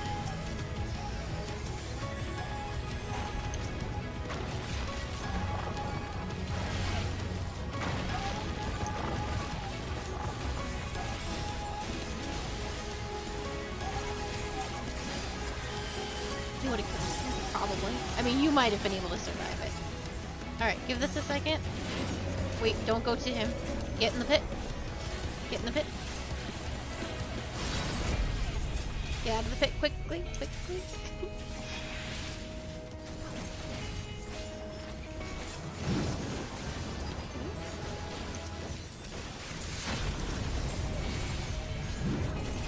Okay, wait. I don't know if that should have hit you. I don't know if that should hit me. Alright, same thing, but we want to kind of be pushed towards, like, this corner here. I'm actually...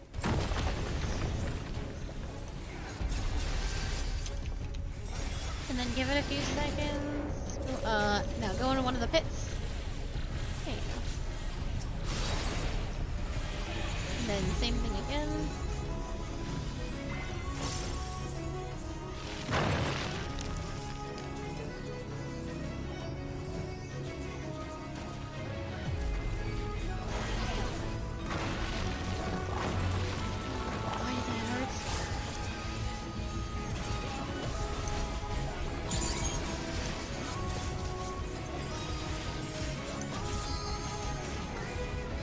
Oh, because I have wounds.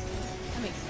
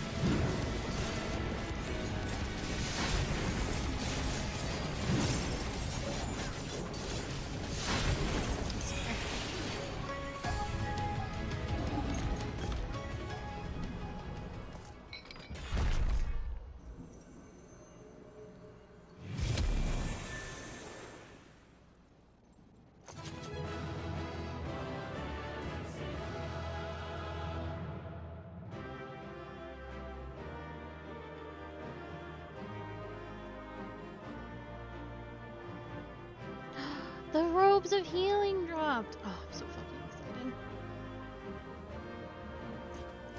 And the minion dropped.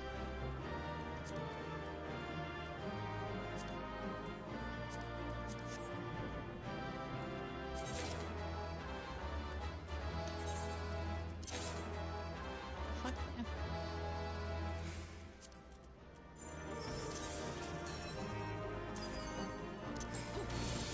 So the clothing is all very, very good, because it's probably the closest to Ascian clothing we're gonna get. So I would get a little mask with the healing outfit and whatnot. It's very good. Do you want the minion? Are you sure? I know, but I want it so I can give it to you. I'll give it to you. I'll give it to you.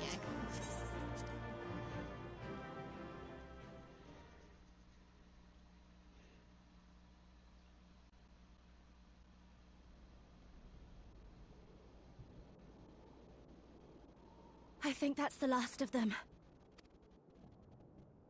Apparently even they have limits. Nevertheless, we should remain vigilant.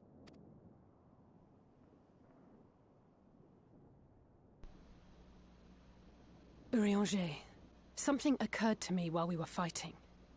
These enemies. Are heroes hailing from other shards, summoned hither to deliver this world from its doom. Scant moments after the star shower did they appear, as yet more souls were inspired to walk the hero's path, no doubt. Thus did hopes for salvation of realms near and far resonate and converge, lending still greater strength unto our adversary. So that's Elidibus's game. But first things first. If the rings are the same as the Exarchs, then we need to ask him how that's possible.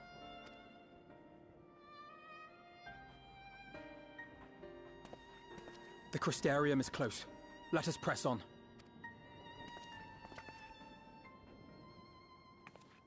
They come.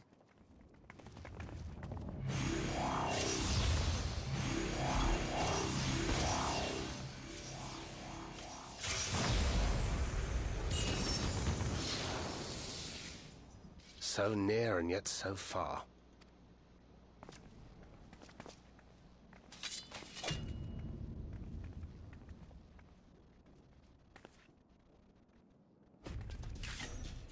In the chaos of conflict, one can always find an opening to exploit. Whoever taught you that is a wise man indeed, and good with a gun blade. But yes, I dare say we can create an opening wide enough for at least one of us to slip through. That being you, of course, though others are welcome to follow in your wake. Reen and I will keep our guests occupied. Brave and selfless as ever. Yet the two of you may struggle to fool our foes, etherically sensitive as they are. Had you a comrade who could use destructive magics to wreak havoc upon the ambient ether, on the other hand?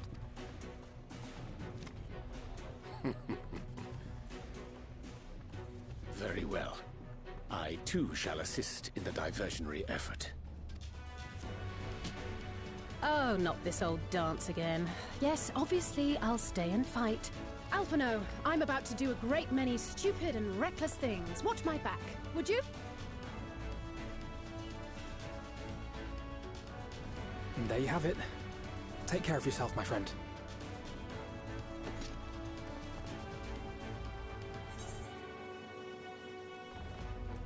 Use your magic sparingly, do you hear?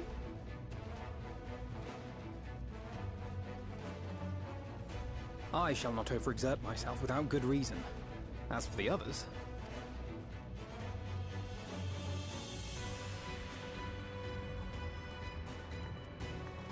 Finished? Then let's begin. Oh, the red mage rat.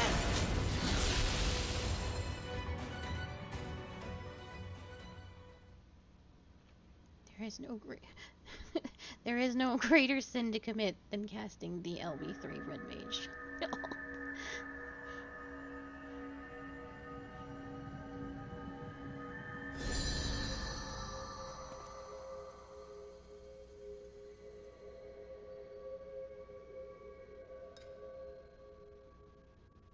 'Tis done. Oh, let me see, let me see!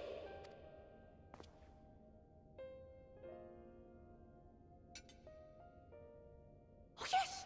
Your memories are preserved safely within. We've done it at last!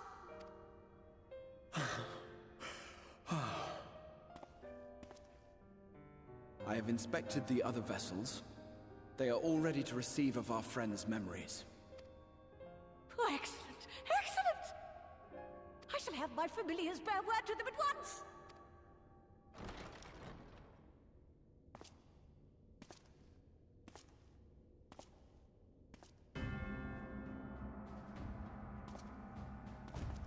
Elidibus.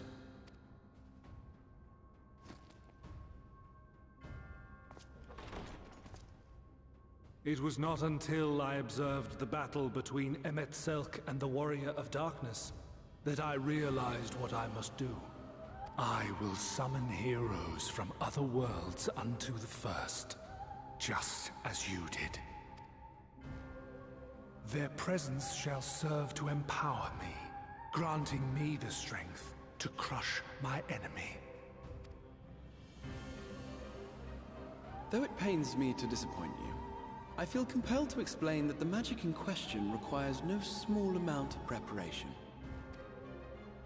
Ah, but you assume I require my champions to be summoned in their entirety. I do not. Their souls needn't even be whole. My purpose requires no more than their burning desire to vanquish evil.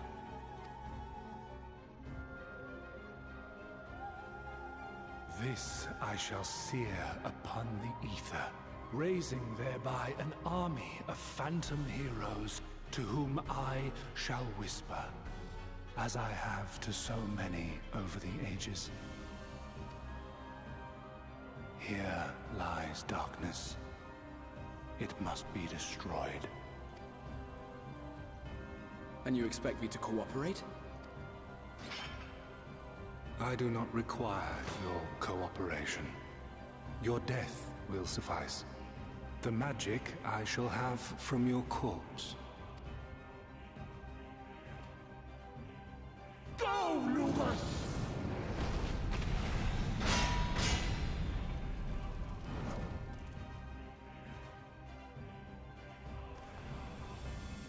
We must flee!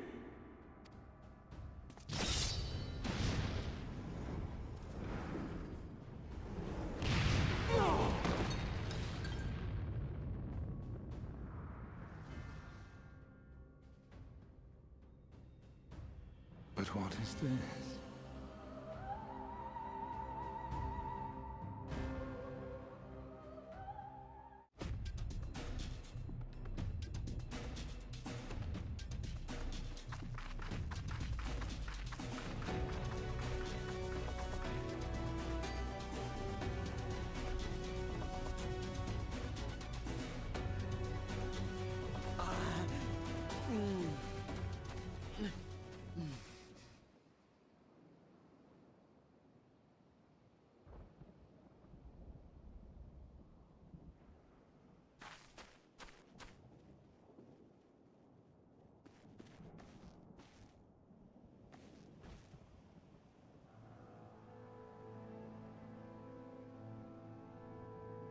My friend, how did you...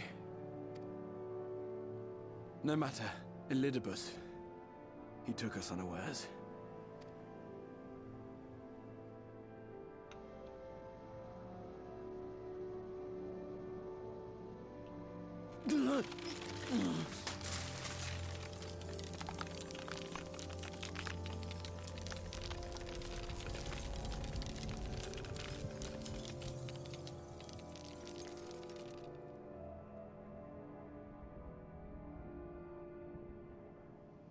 It was all we could do. To raise a war to hinder his steps. And so we fled. But he took it. The vessel with the Exarch's memories. Forgive me. Forgive me. The vessel bears not only my memories, but my blood. The blood of Allegan royalty, granting him the means to control the tower.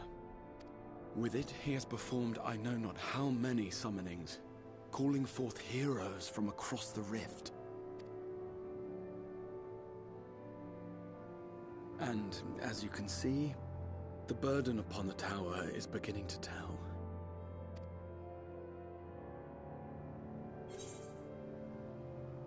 Leave him to me.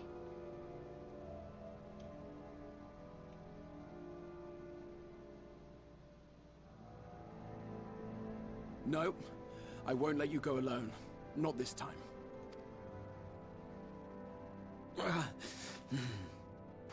Elidibus has exploited the people's nobility, twisted their purest intentions for terrible ends. and I cannot let it stand. As Exarch, it is my duty to protect them, to defend their hopes and dreams. So I am going to the Crystal Tower, with or without your blessing. Though, I would rather it were with.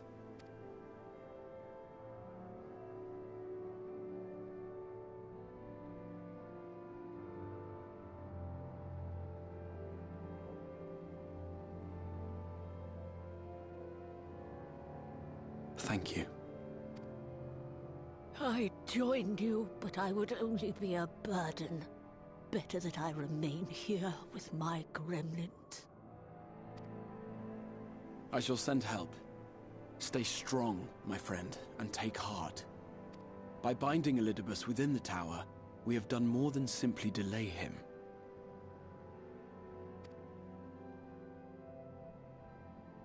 Much like our adversary, I am not wont to show my hand prematurely, but the time has come to bring my strongest card to bear.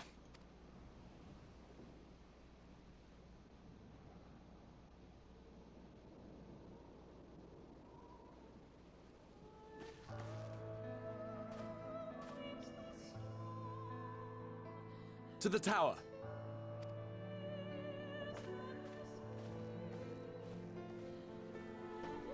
Kafka. Now's not a good time.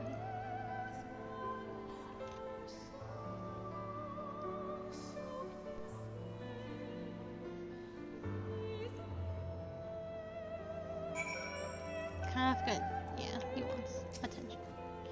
With your permission, I would make a brief stop at Ansor Gate, just long enough to send the guard to beg Luke's aid, you understand? Were it not for them, we would have never escaped Elidibus, much less with the spirit vessels. Though mine fell into our foes' clutches, Luke gathered up the rest at great risk to himself. I must see that they are safe before we press on. Soon enough good people have given their lives that I might fulfill my duty.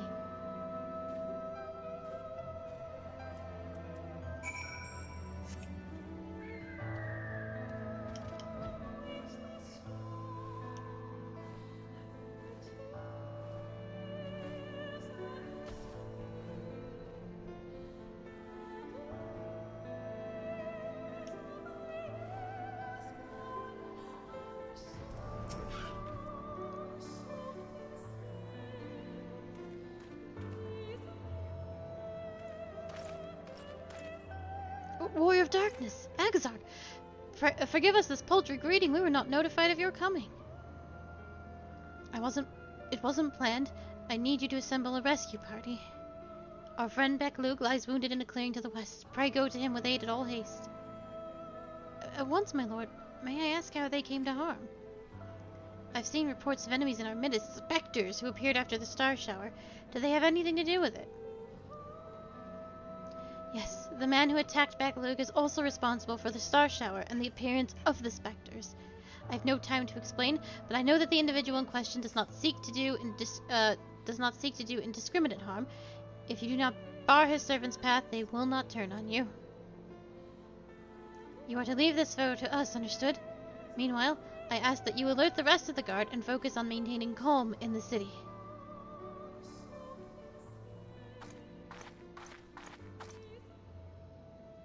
Understood.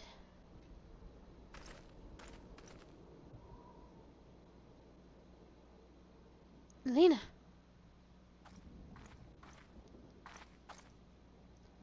I shall take charge of matters in this city. Find Beglug now.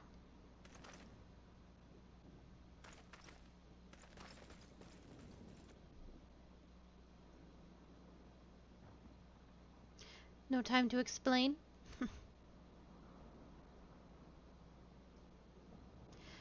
The graver the matter, the less inclined you are to speak of it, even when it is plain for all to see, like what is happening to you.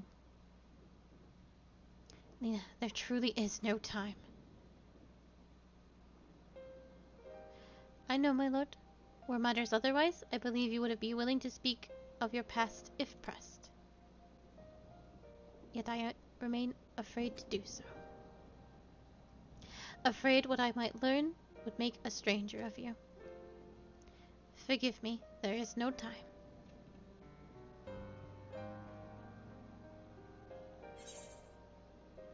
Perhaps a few words are in order.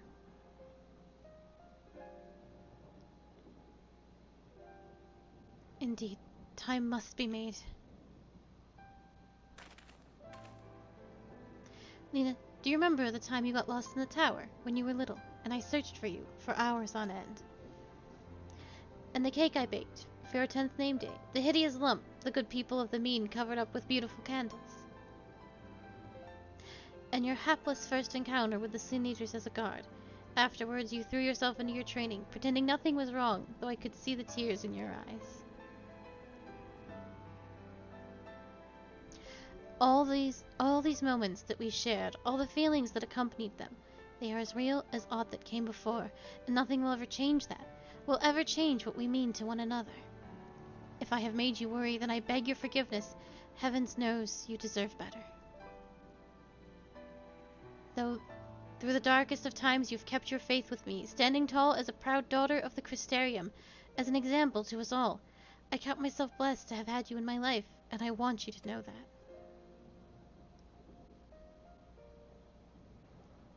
Why do you speak so, as if this were our last meeting? Truly you have a knack for making people worry.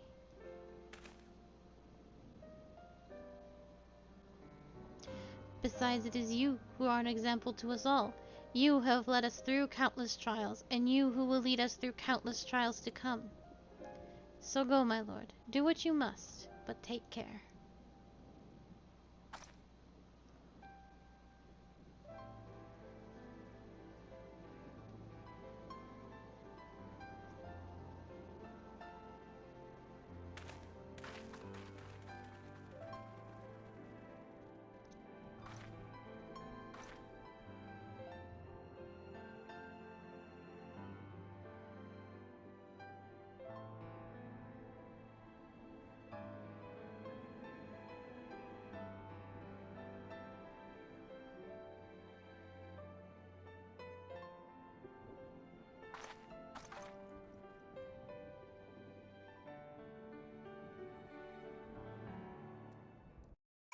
That's all Akali wanted to do, is just kick a lot of ass. The ward holds. Excellent. Elidibus will still be within the tower.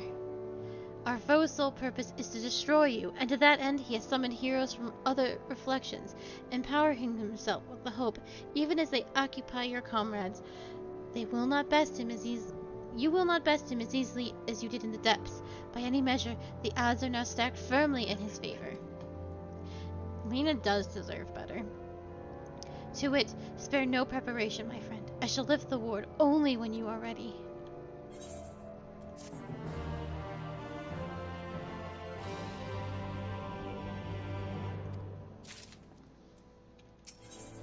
The crystal exarch is the very picture of resolve. You are ready then. Very well, I shall lift the ward. It is time we finished this. And finish it we shall, for no hero our foe could summon to his side shall ever compare to you. And as for me, well, no ally you could summon to your side will ever try harder, that much I swear. So come, my friend, let's finish this once and for all.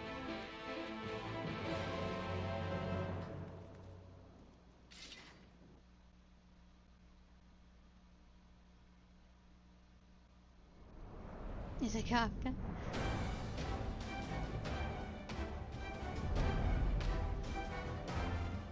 I'm surprised he went for me first.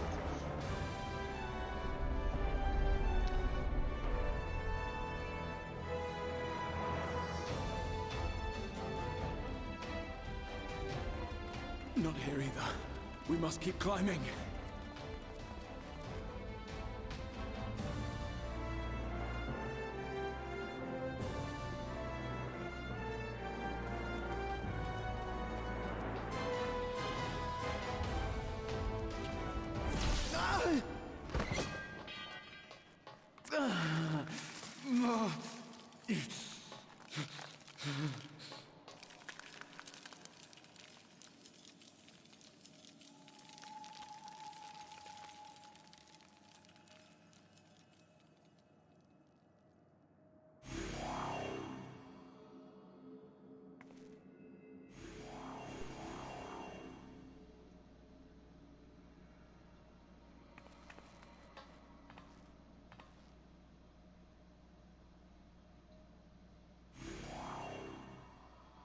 'Twas but a matter of time. I cannot keep up with you, nor will it avail us to make a stand here. You must go on without me. Find Elidibus and stop him. Okay, bye.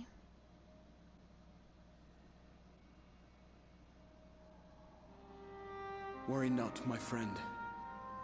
Though I am no warrior, I have learned to hold my own over the years.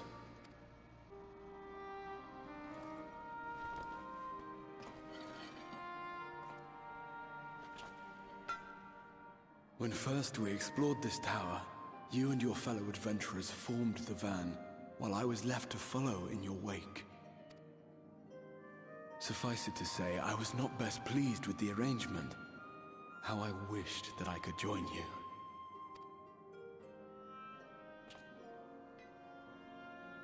And now I have, here where it all began. I was right to trust in you, and the power of your legacy, of your name, to let them guide my every deed.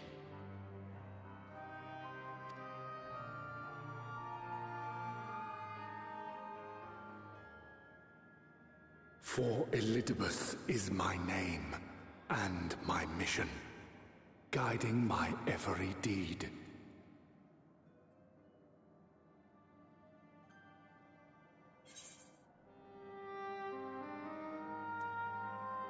Did you never consider other paths?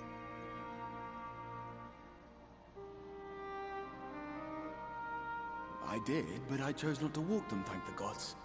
Why ever would you ask me such a thing?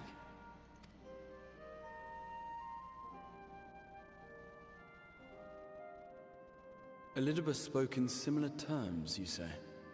How curious. To answer your question, then, I made my choice for reasons which seemed obvious to me, but may not to any other.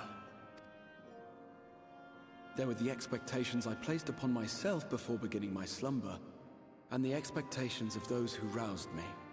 Of course, I had the choice to turn my back on a lot of it, but in the end, it was no choice at all.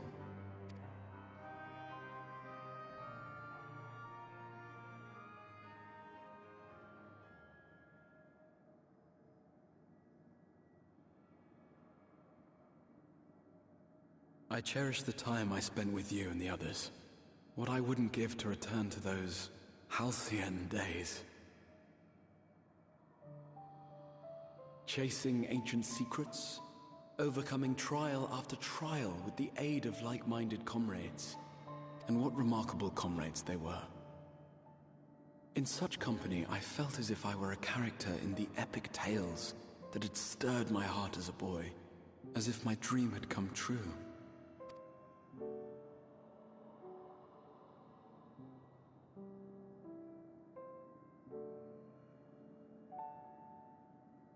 It hadn't, of course, for I was no hero, neither then nor after. Though the world to which I awakened and the first were beset with myriad problems, I rarely knew how best to play my part. There was, however, one thing of which I was certain, that I could not bear to let those dear to me meet a tragic end.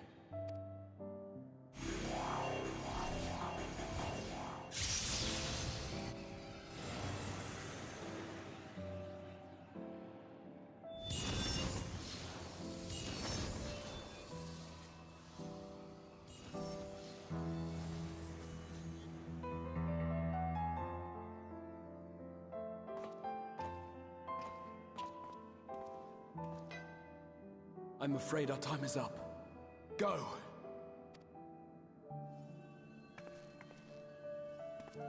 Rest assured you haven't seen the last of me. I wouldn't dream of playing my trump card save in your presence.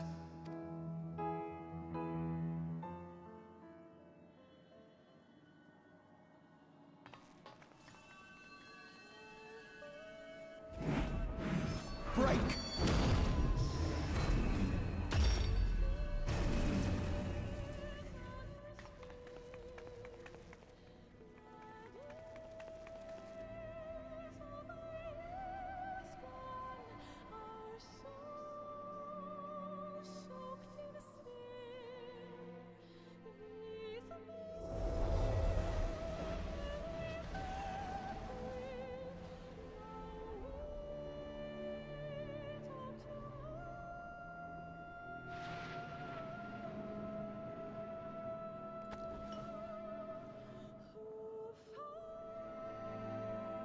memories of a possible future.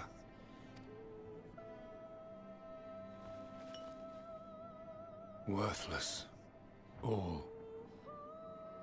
Worthless as memories of the only past. Fated to fray and fade into oblivion.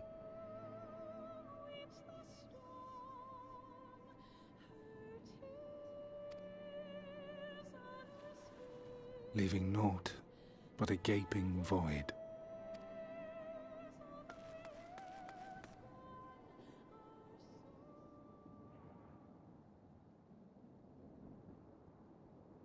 The Waking Sands. Yes, that was the place. The place I first made myself known to you and yours.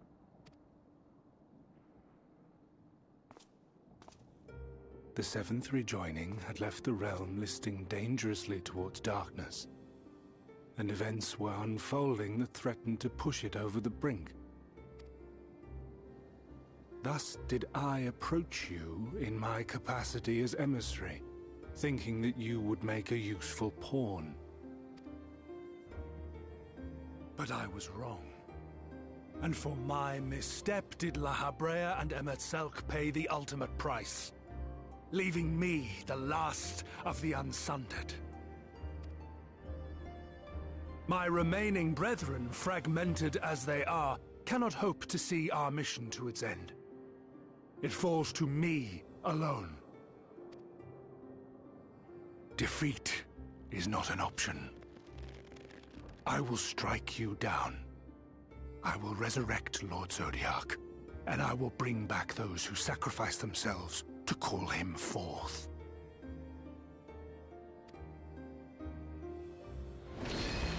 Though it take 1,000 years, upon my honor as Elidibus, emissary of the Convocation of 14, I will see this done.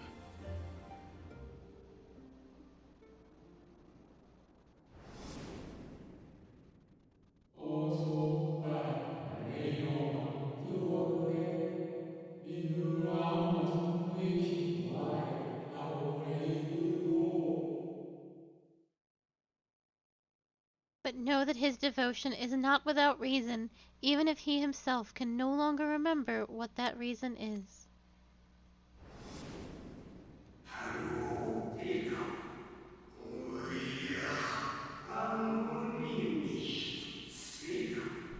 You worry too much, Elidibus. Your dedication to your duty verges on obsession.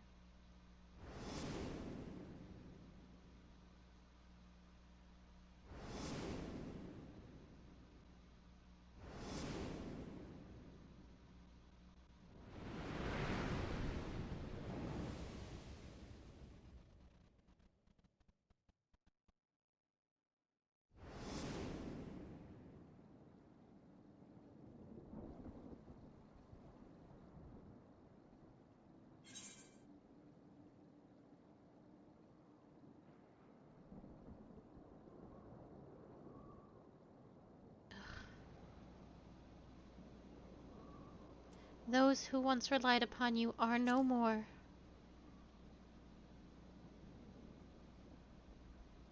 What of it? I have my mission. I am Elidibus, and it is my duty to steer mankind and the very star upon their true course. This I swore to someone. We spoke, and I swore. What? What did I...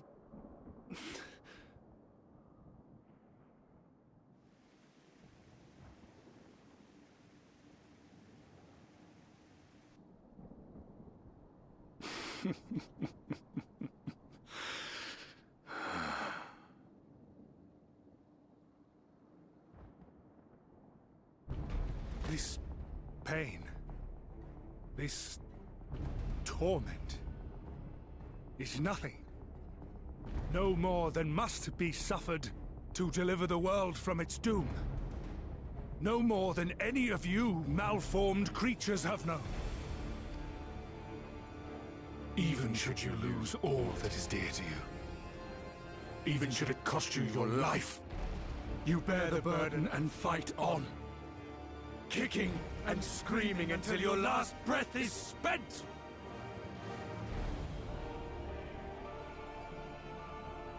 Aye, it's true. We've lost much and more. Known unimaginable suffering. But through it all, we never, ever forgot what was dear to us. And that's what gave us the strength to carry on.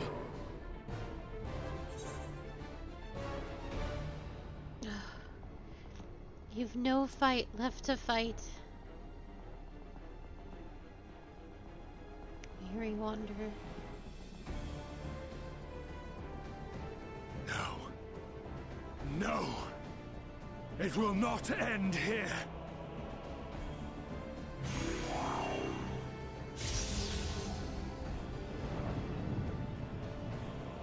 Champions from beyond the rift, heed my call. The time is come to deliver your brethren from darkness.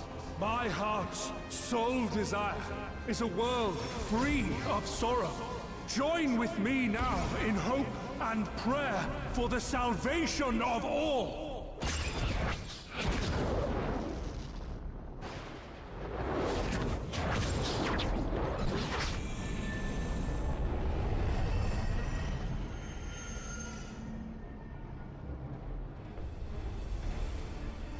If you would usher in the end, then with my all shall I oppose you. As the avatar of those mortal heroes who fought unfalteringly in all their imperfection.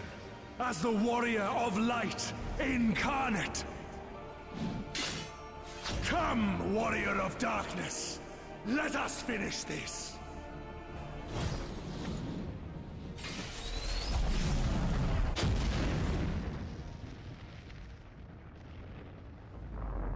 What?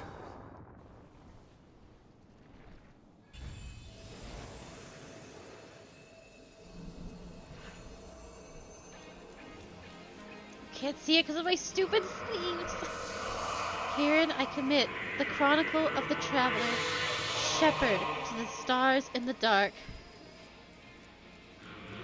Though the world be sundered and our souls set adrift, where you walk, my dearest friend, fate shall surely follow.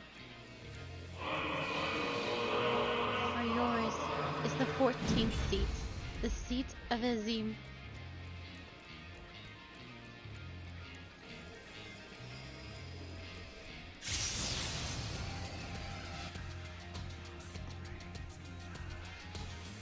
An invocation of Eld, though not of Hydaelyn's making. What are you?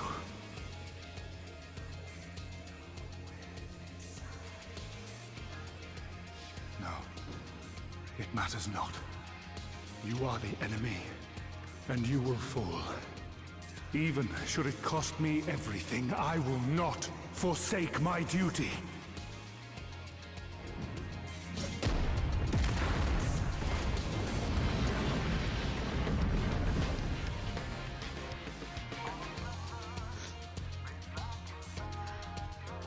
Okay, a couple of things. Because this fight can absolutely go buck wild very, very easily. But I know what I'm doing, and Yak knows what she is doing. So, you have to maintain this fight. Yak, keep your tank stance off so you don't pull from Q, because you're way better geared than she is. And also, let her LB. And I will... You have the LB button on your Gunbreaker. You do. Okay. I've tried to explain. She's the hero of the story. So Elidibus is going to do a thing where we are eventually going to get to a part.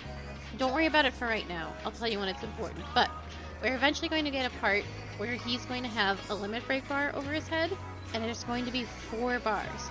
when the bars fill up, you need to go 1, 2, and then press your limit break button. Okay? I can do it for you too. Well, I can't LB for you, but I can do the count, and when I say go, you gotta do it. Okay?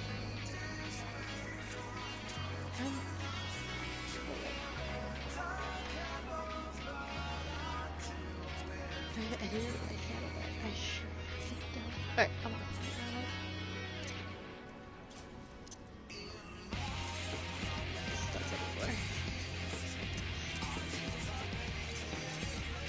Okay.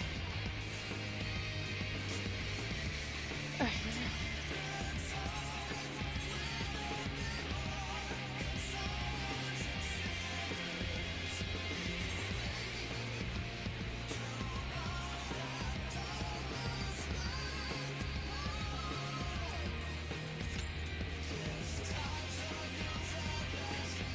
This song that's playing right now, while we wait for a group, this is the song that Soken wrote while he was in the hospital fighting cancer.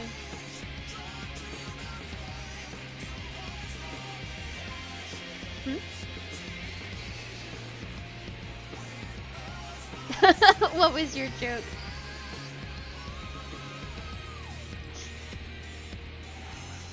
Any times for a little bit? Where is a little bit?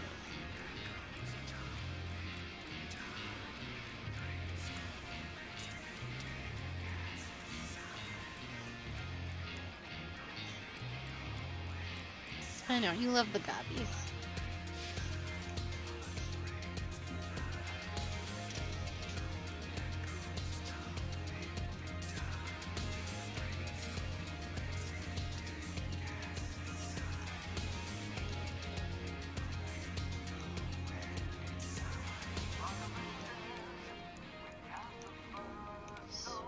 These are different from the Crystal Tower summonings because it is our 14th Connovation magic. We believe our sigil, whatever it was, is somewhere in here because the Ascian sigil is always in their magic circles. You saw it with Nabrialis and Elidibus, but it's more obvious in Nabrialis's. Somewhere our mass sigil is here. Probably this. Something in here, probably.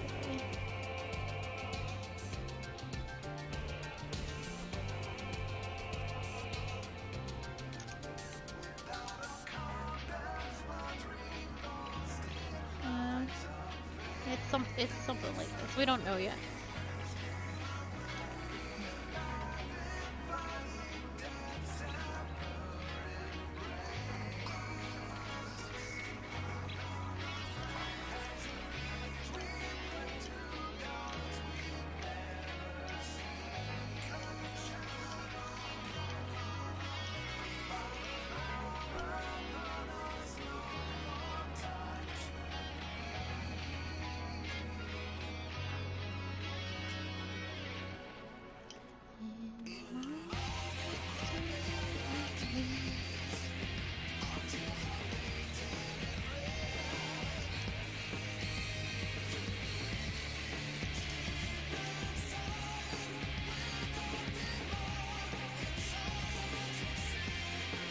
I love Ascians. They make me sad.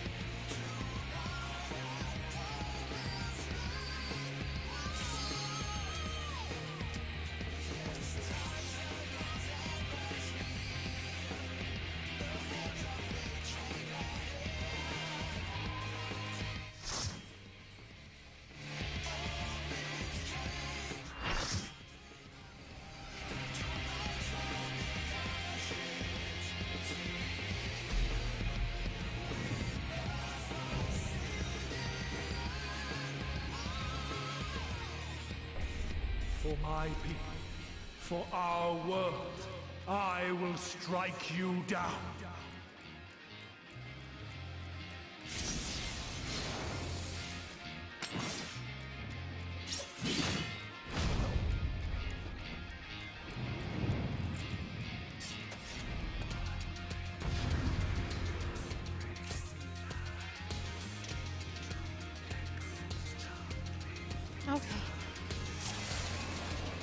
Are you ready? Oh, just go. This battle shall be our last. You don't have to pull. Don't pull him all the way to the wall. It'll be bad. Make sure you secure aggro, by the way. There you go.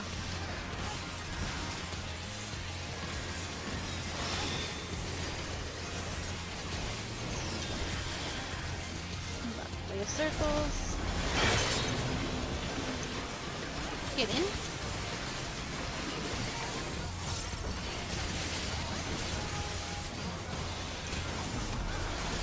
So I'll be out. You can tell by the way his sword glows.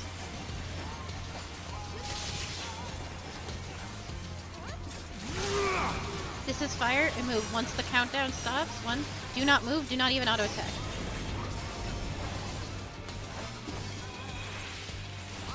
Up. This is going to be ice. It's move. You can do it by jumping or just running around a little bit.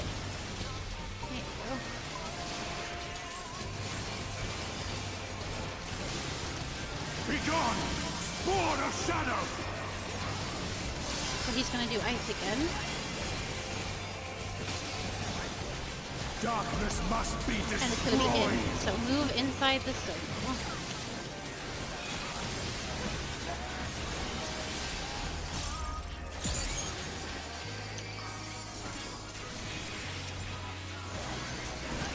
Gleaming steel! Light my path!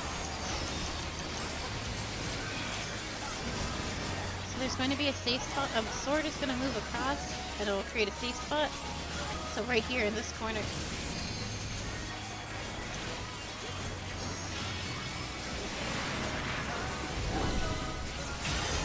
Bahamut, so stay on this side. Bahamut's going to fly across.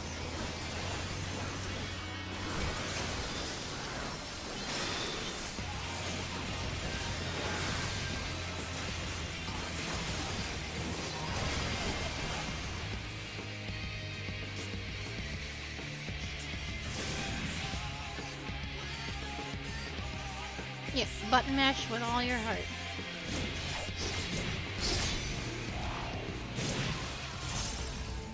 I'm really sad I couldn't get that person up in time. Oh, they got rezzed. Oh, I think it auto-rezzed them. It did. That was nice of the game. Here, where we Asians have forced retreat time and time again. Thank you. Struggle all you like. Even should you break free, there is no way back.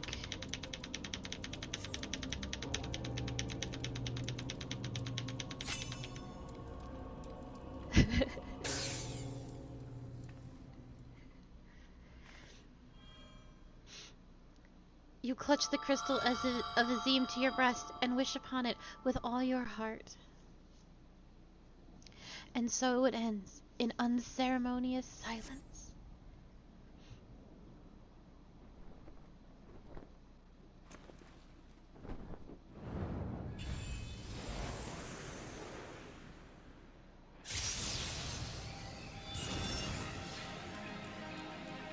You!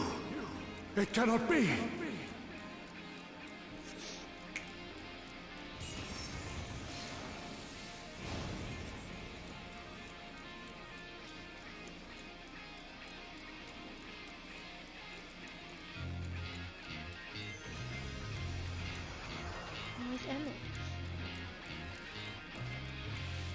To me, warriors of light!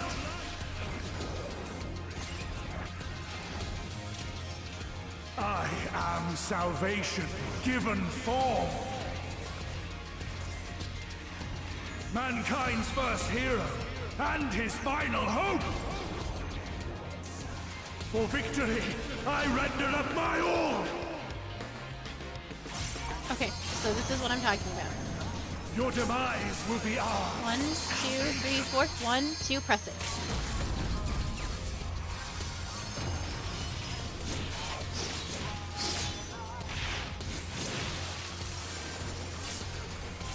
Very good. You still stand? Then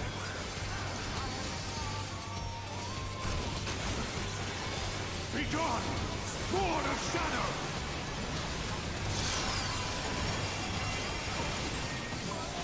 So we will have ice eventually.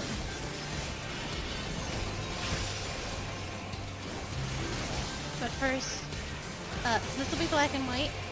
I'm sorry, black and white mage. What they do is they create panels on the floor that we just have to stand in. You don't have to worry so much. Obviously, if there's a panel slightly next to you, like right there, go into it. Hey, you don't have to worry over much. Yes, until the meteor drops. Yes. Now go into that other one right next to you. Darkness must be destroyed! This is out. And move, by the way, because there's ice. Good job.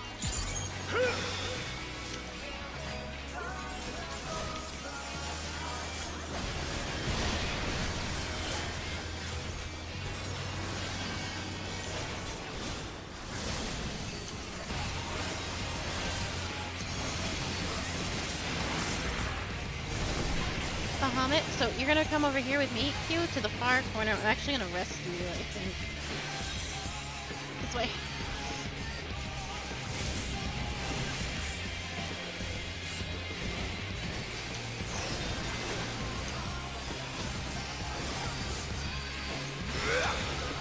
And you can just stay there for it. That's the tank buster. Limit break.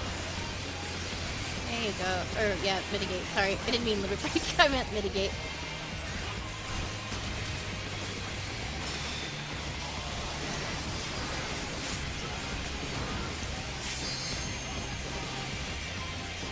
My soul knows no surrender.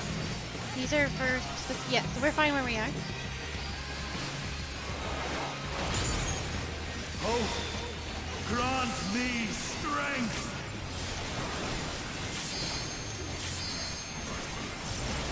These will be... Come stand with me, Q. Or, Yax got me. You're good, you're good. You're good. These are a lot of damage.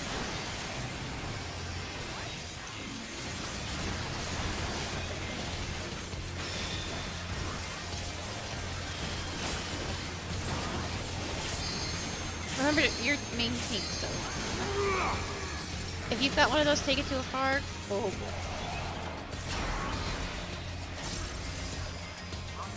boy. Yeah. That's it. Gleaming steel, light my path! Alright, this will be a little harder to read.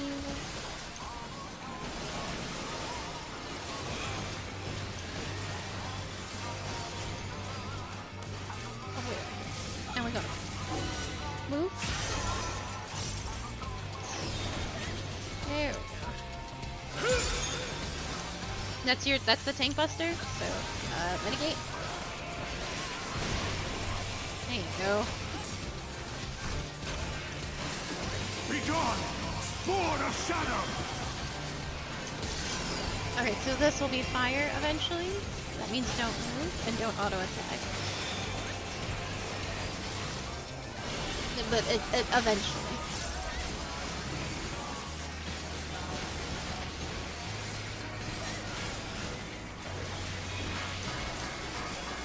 Okay, so this is ninja. We are gonna head towards the waterfall. Or there you go.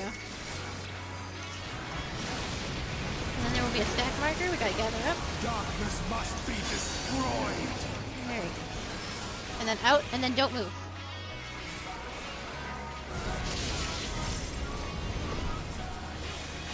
If you have a dragon tether, turn it away from everybody. Go into your own private little corner. Oh boy.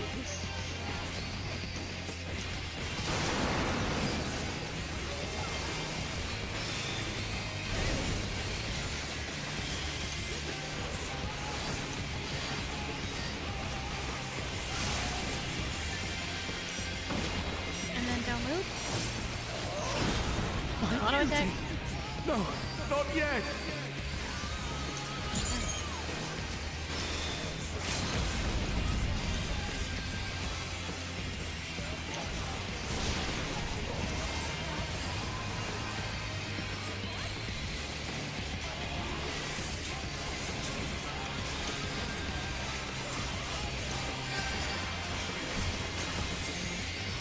gone! Spawn of shadow! Very good job. You did a very good job. Nice limit break. No, no. I cannot fail. I will not.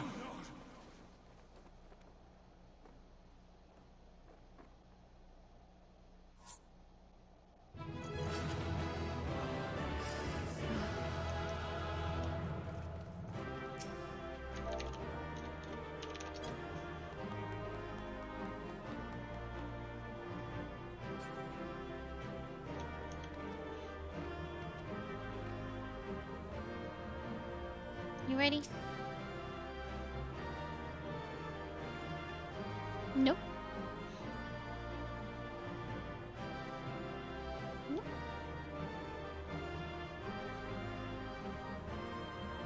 You ready?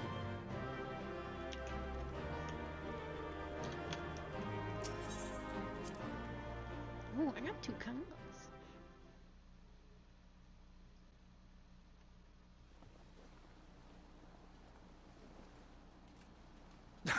Fool! You have achieved nothing. I am immortal, yet I will never surrender.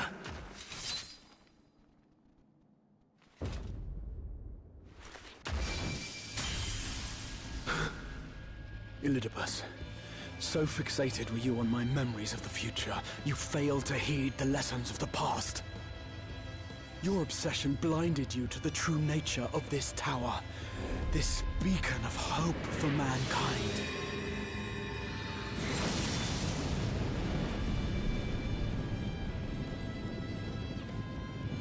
Created to serve as a reservoir for the limitless energy of the heavens, to harness and bind the boundless, not unlike white auracite. Your ill-begotten power, obtained by exploiting that which is best in us. I shall have it. Your soul and all!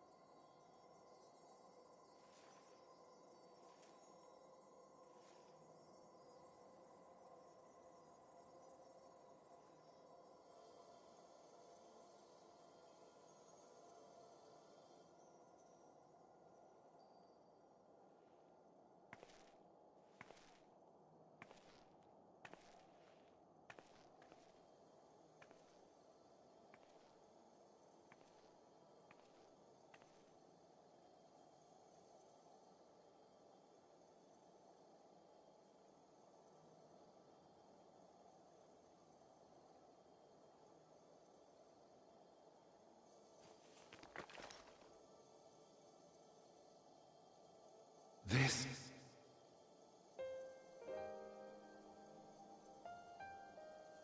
Yes. I would become him. I would save everyone. This, I believed. Yet still they cried out in rage and despair. Divided, over the fate of the star. A rare occurrence, always fleeting. But not this time. Not this time. Reconciliation. Elizabeth. I was needed. I withdrew myself from Zodiark. For them. My people. My brothers. My friends. Stay strong. Keep the faith. At duty's end, we will meet again. We will. We will. The rains have ceased, and we have been graced with another beautiful day. But you are not here to see it.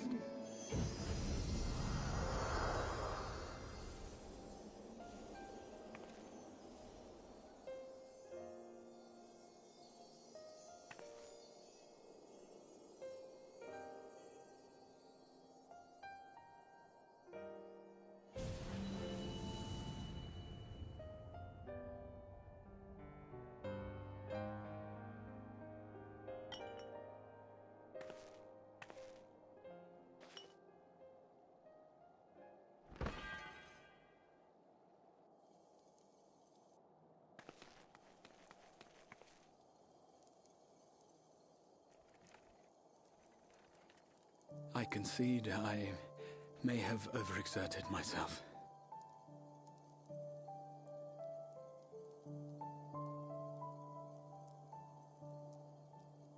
Steady now and listen. I told you before that I had a plan, and that when all is said and done, I would ask a favor of you.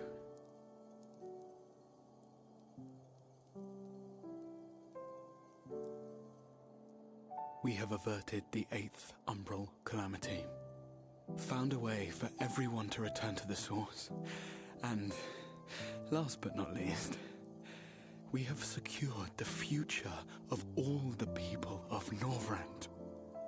We have won, my friend.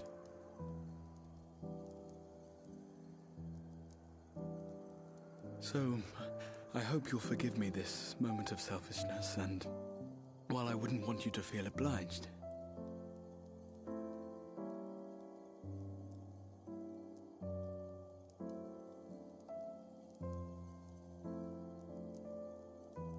promise me you'll take me on your next adventure. A journey. Together. That's all I ask.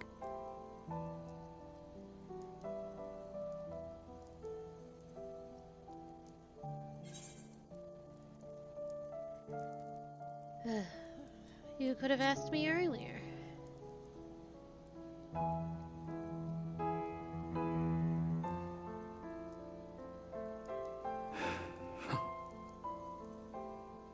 If I were to tell you that this isn't the end, that we will meet again, would you believe me?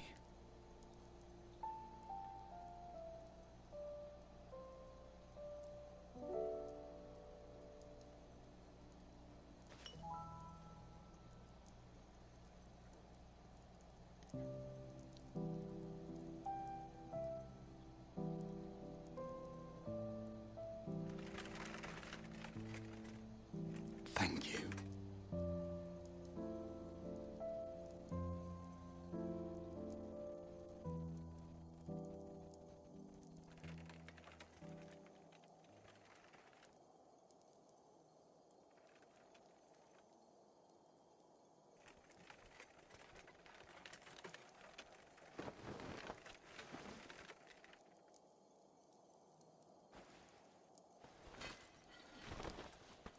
My friend, with you, my mind and memories shall travel to the ends of the world and beyond.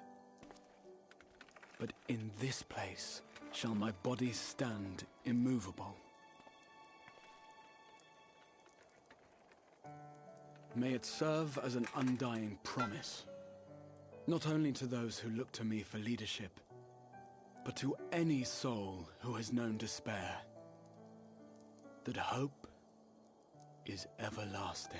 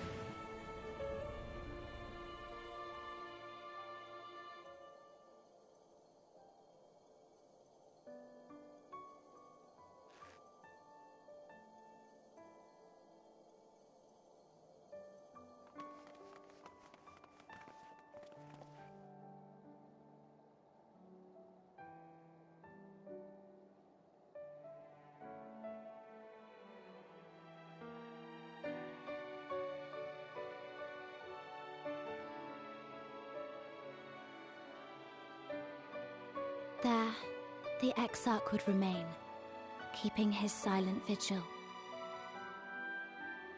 When the Scions were not released from his summoning spell, we proceeded with the plan to return them to the Source.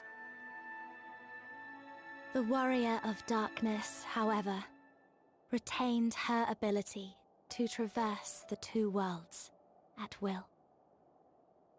And in time, the Crystal Tower became a symbol of her link to the First, and of hope.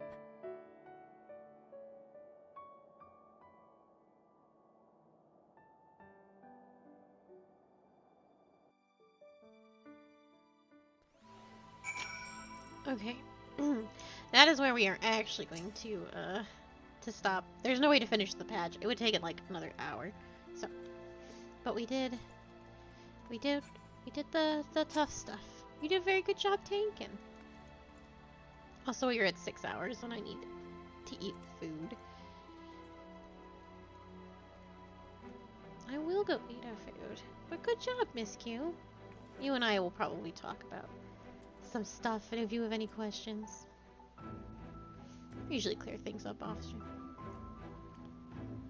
Have you been Oh, you never cry.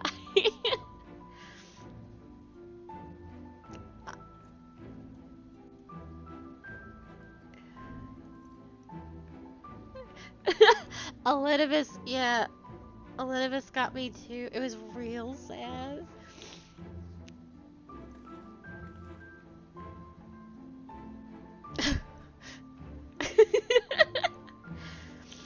No, I got undone way sooner when Hythlodaeus was like, how will you keep your promise to Emmett Selk? No, I was already called out. Yak was like, take a sip. I know. I couldn't, like, oh, it was so sad. Because I knew what I knew already, and I was just like, fuck, it's too sad. Because, he repeats the memory he has about the beautiful day, and I'm just like, okay, it's fine. It's so sad. I love acids, but Q didn't cry. Q never cries about anything. She is a solid wall, so that Elidibus got her. Yeah, that Elidibus got her is good. Alright, we have been streaming for many, many hours, and we will be back at 6 p.m. EST to finish tomorrow to finish up the Shadowbringer story for good, and we'll probably also do the Near raid. I think we'll have time to do a whole bunch of stuff tomorrow. We only have like 16 days left, so we gotta start schmoovin'. But yes, thank you all for being here. You guys have been checking your stars through stream, but that raffle will be December 2nd. That will be during the downtime, when Final Fantasy is down, as they prepare for Endwalker and everything. And we will make a bingo card for Endwalker and stuff like that, and it'll be very good. You'll win your prizes and all that. I got some ideas in mind. So thank you so much for being here. We will see you tomorrow. Goodbye.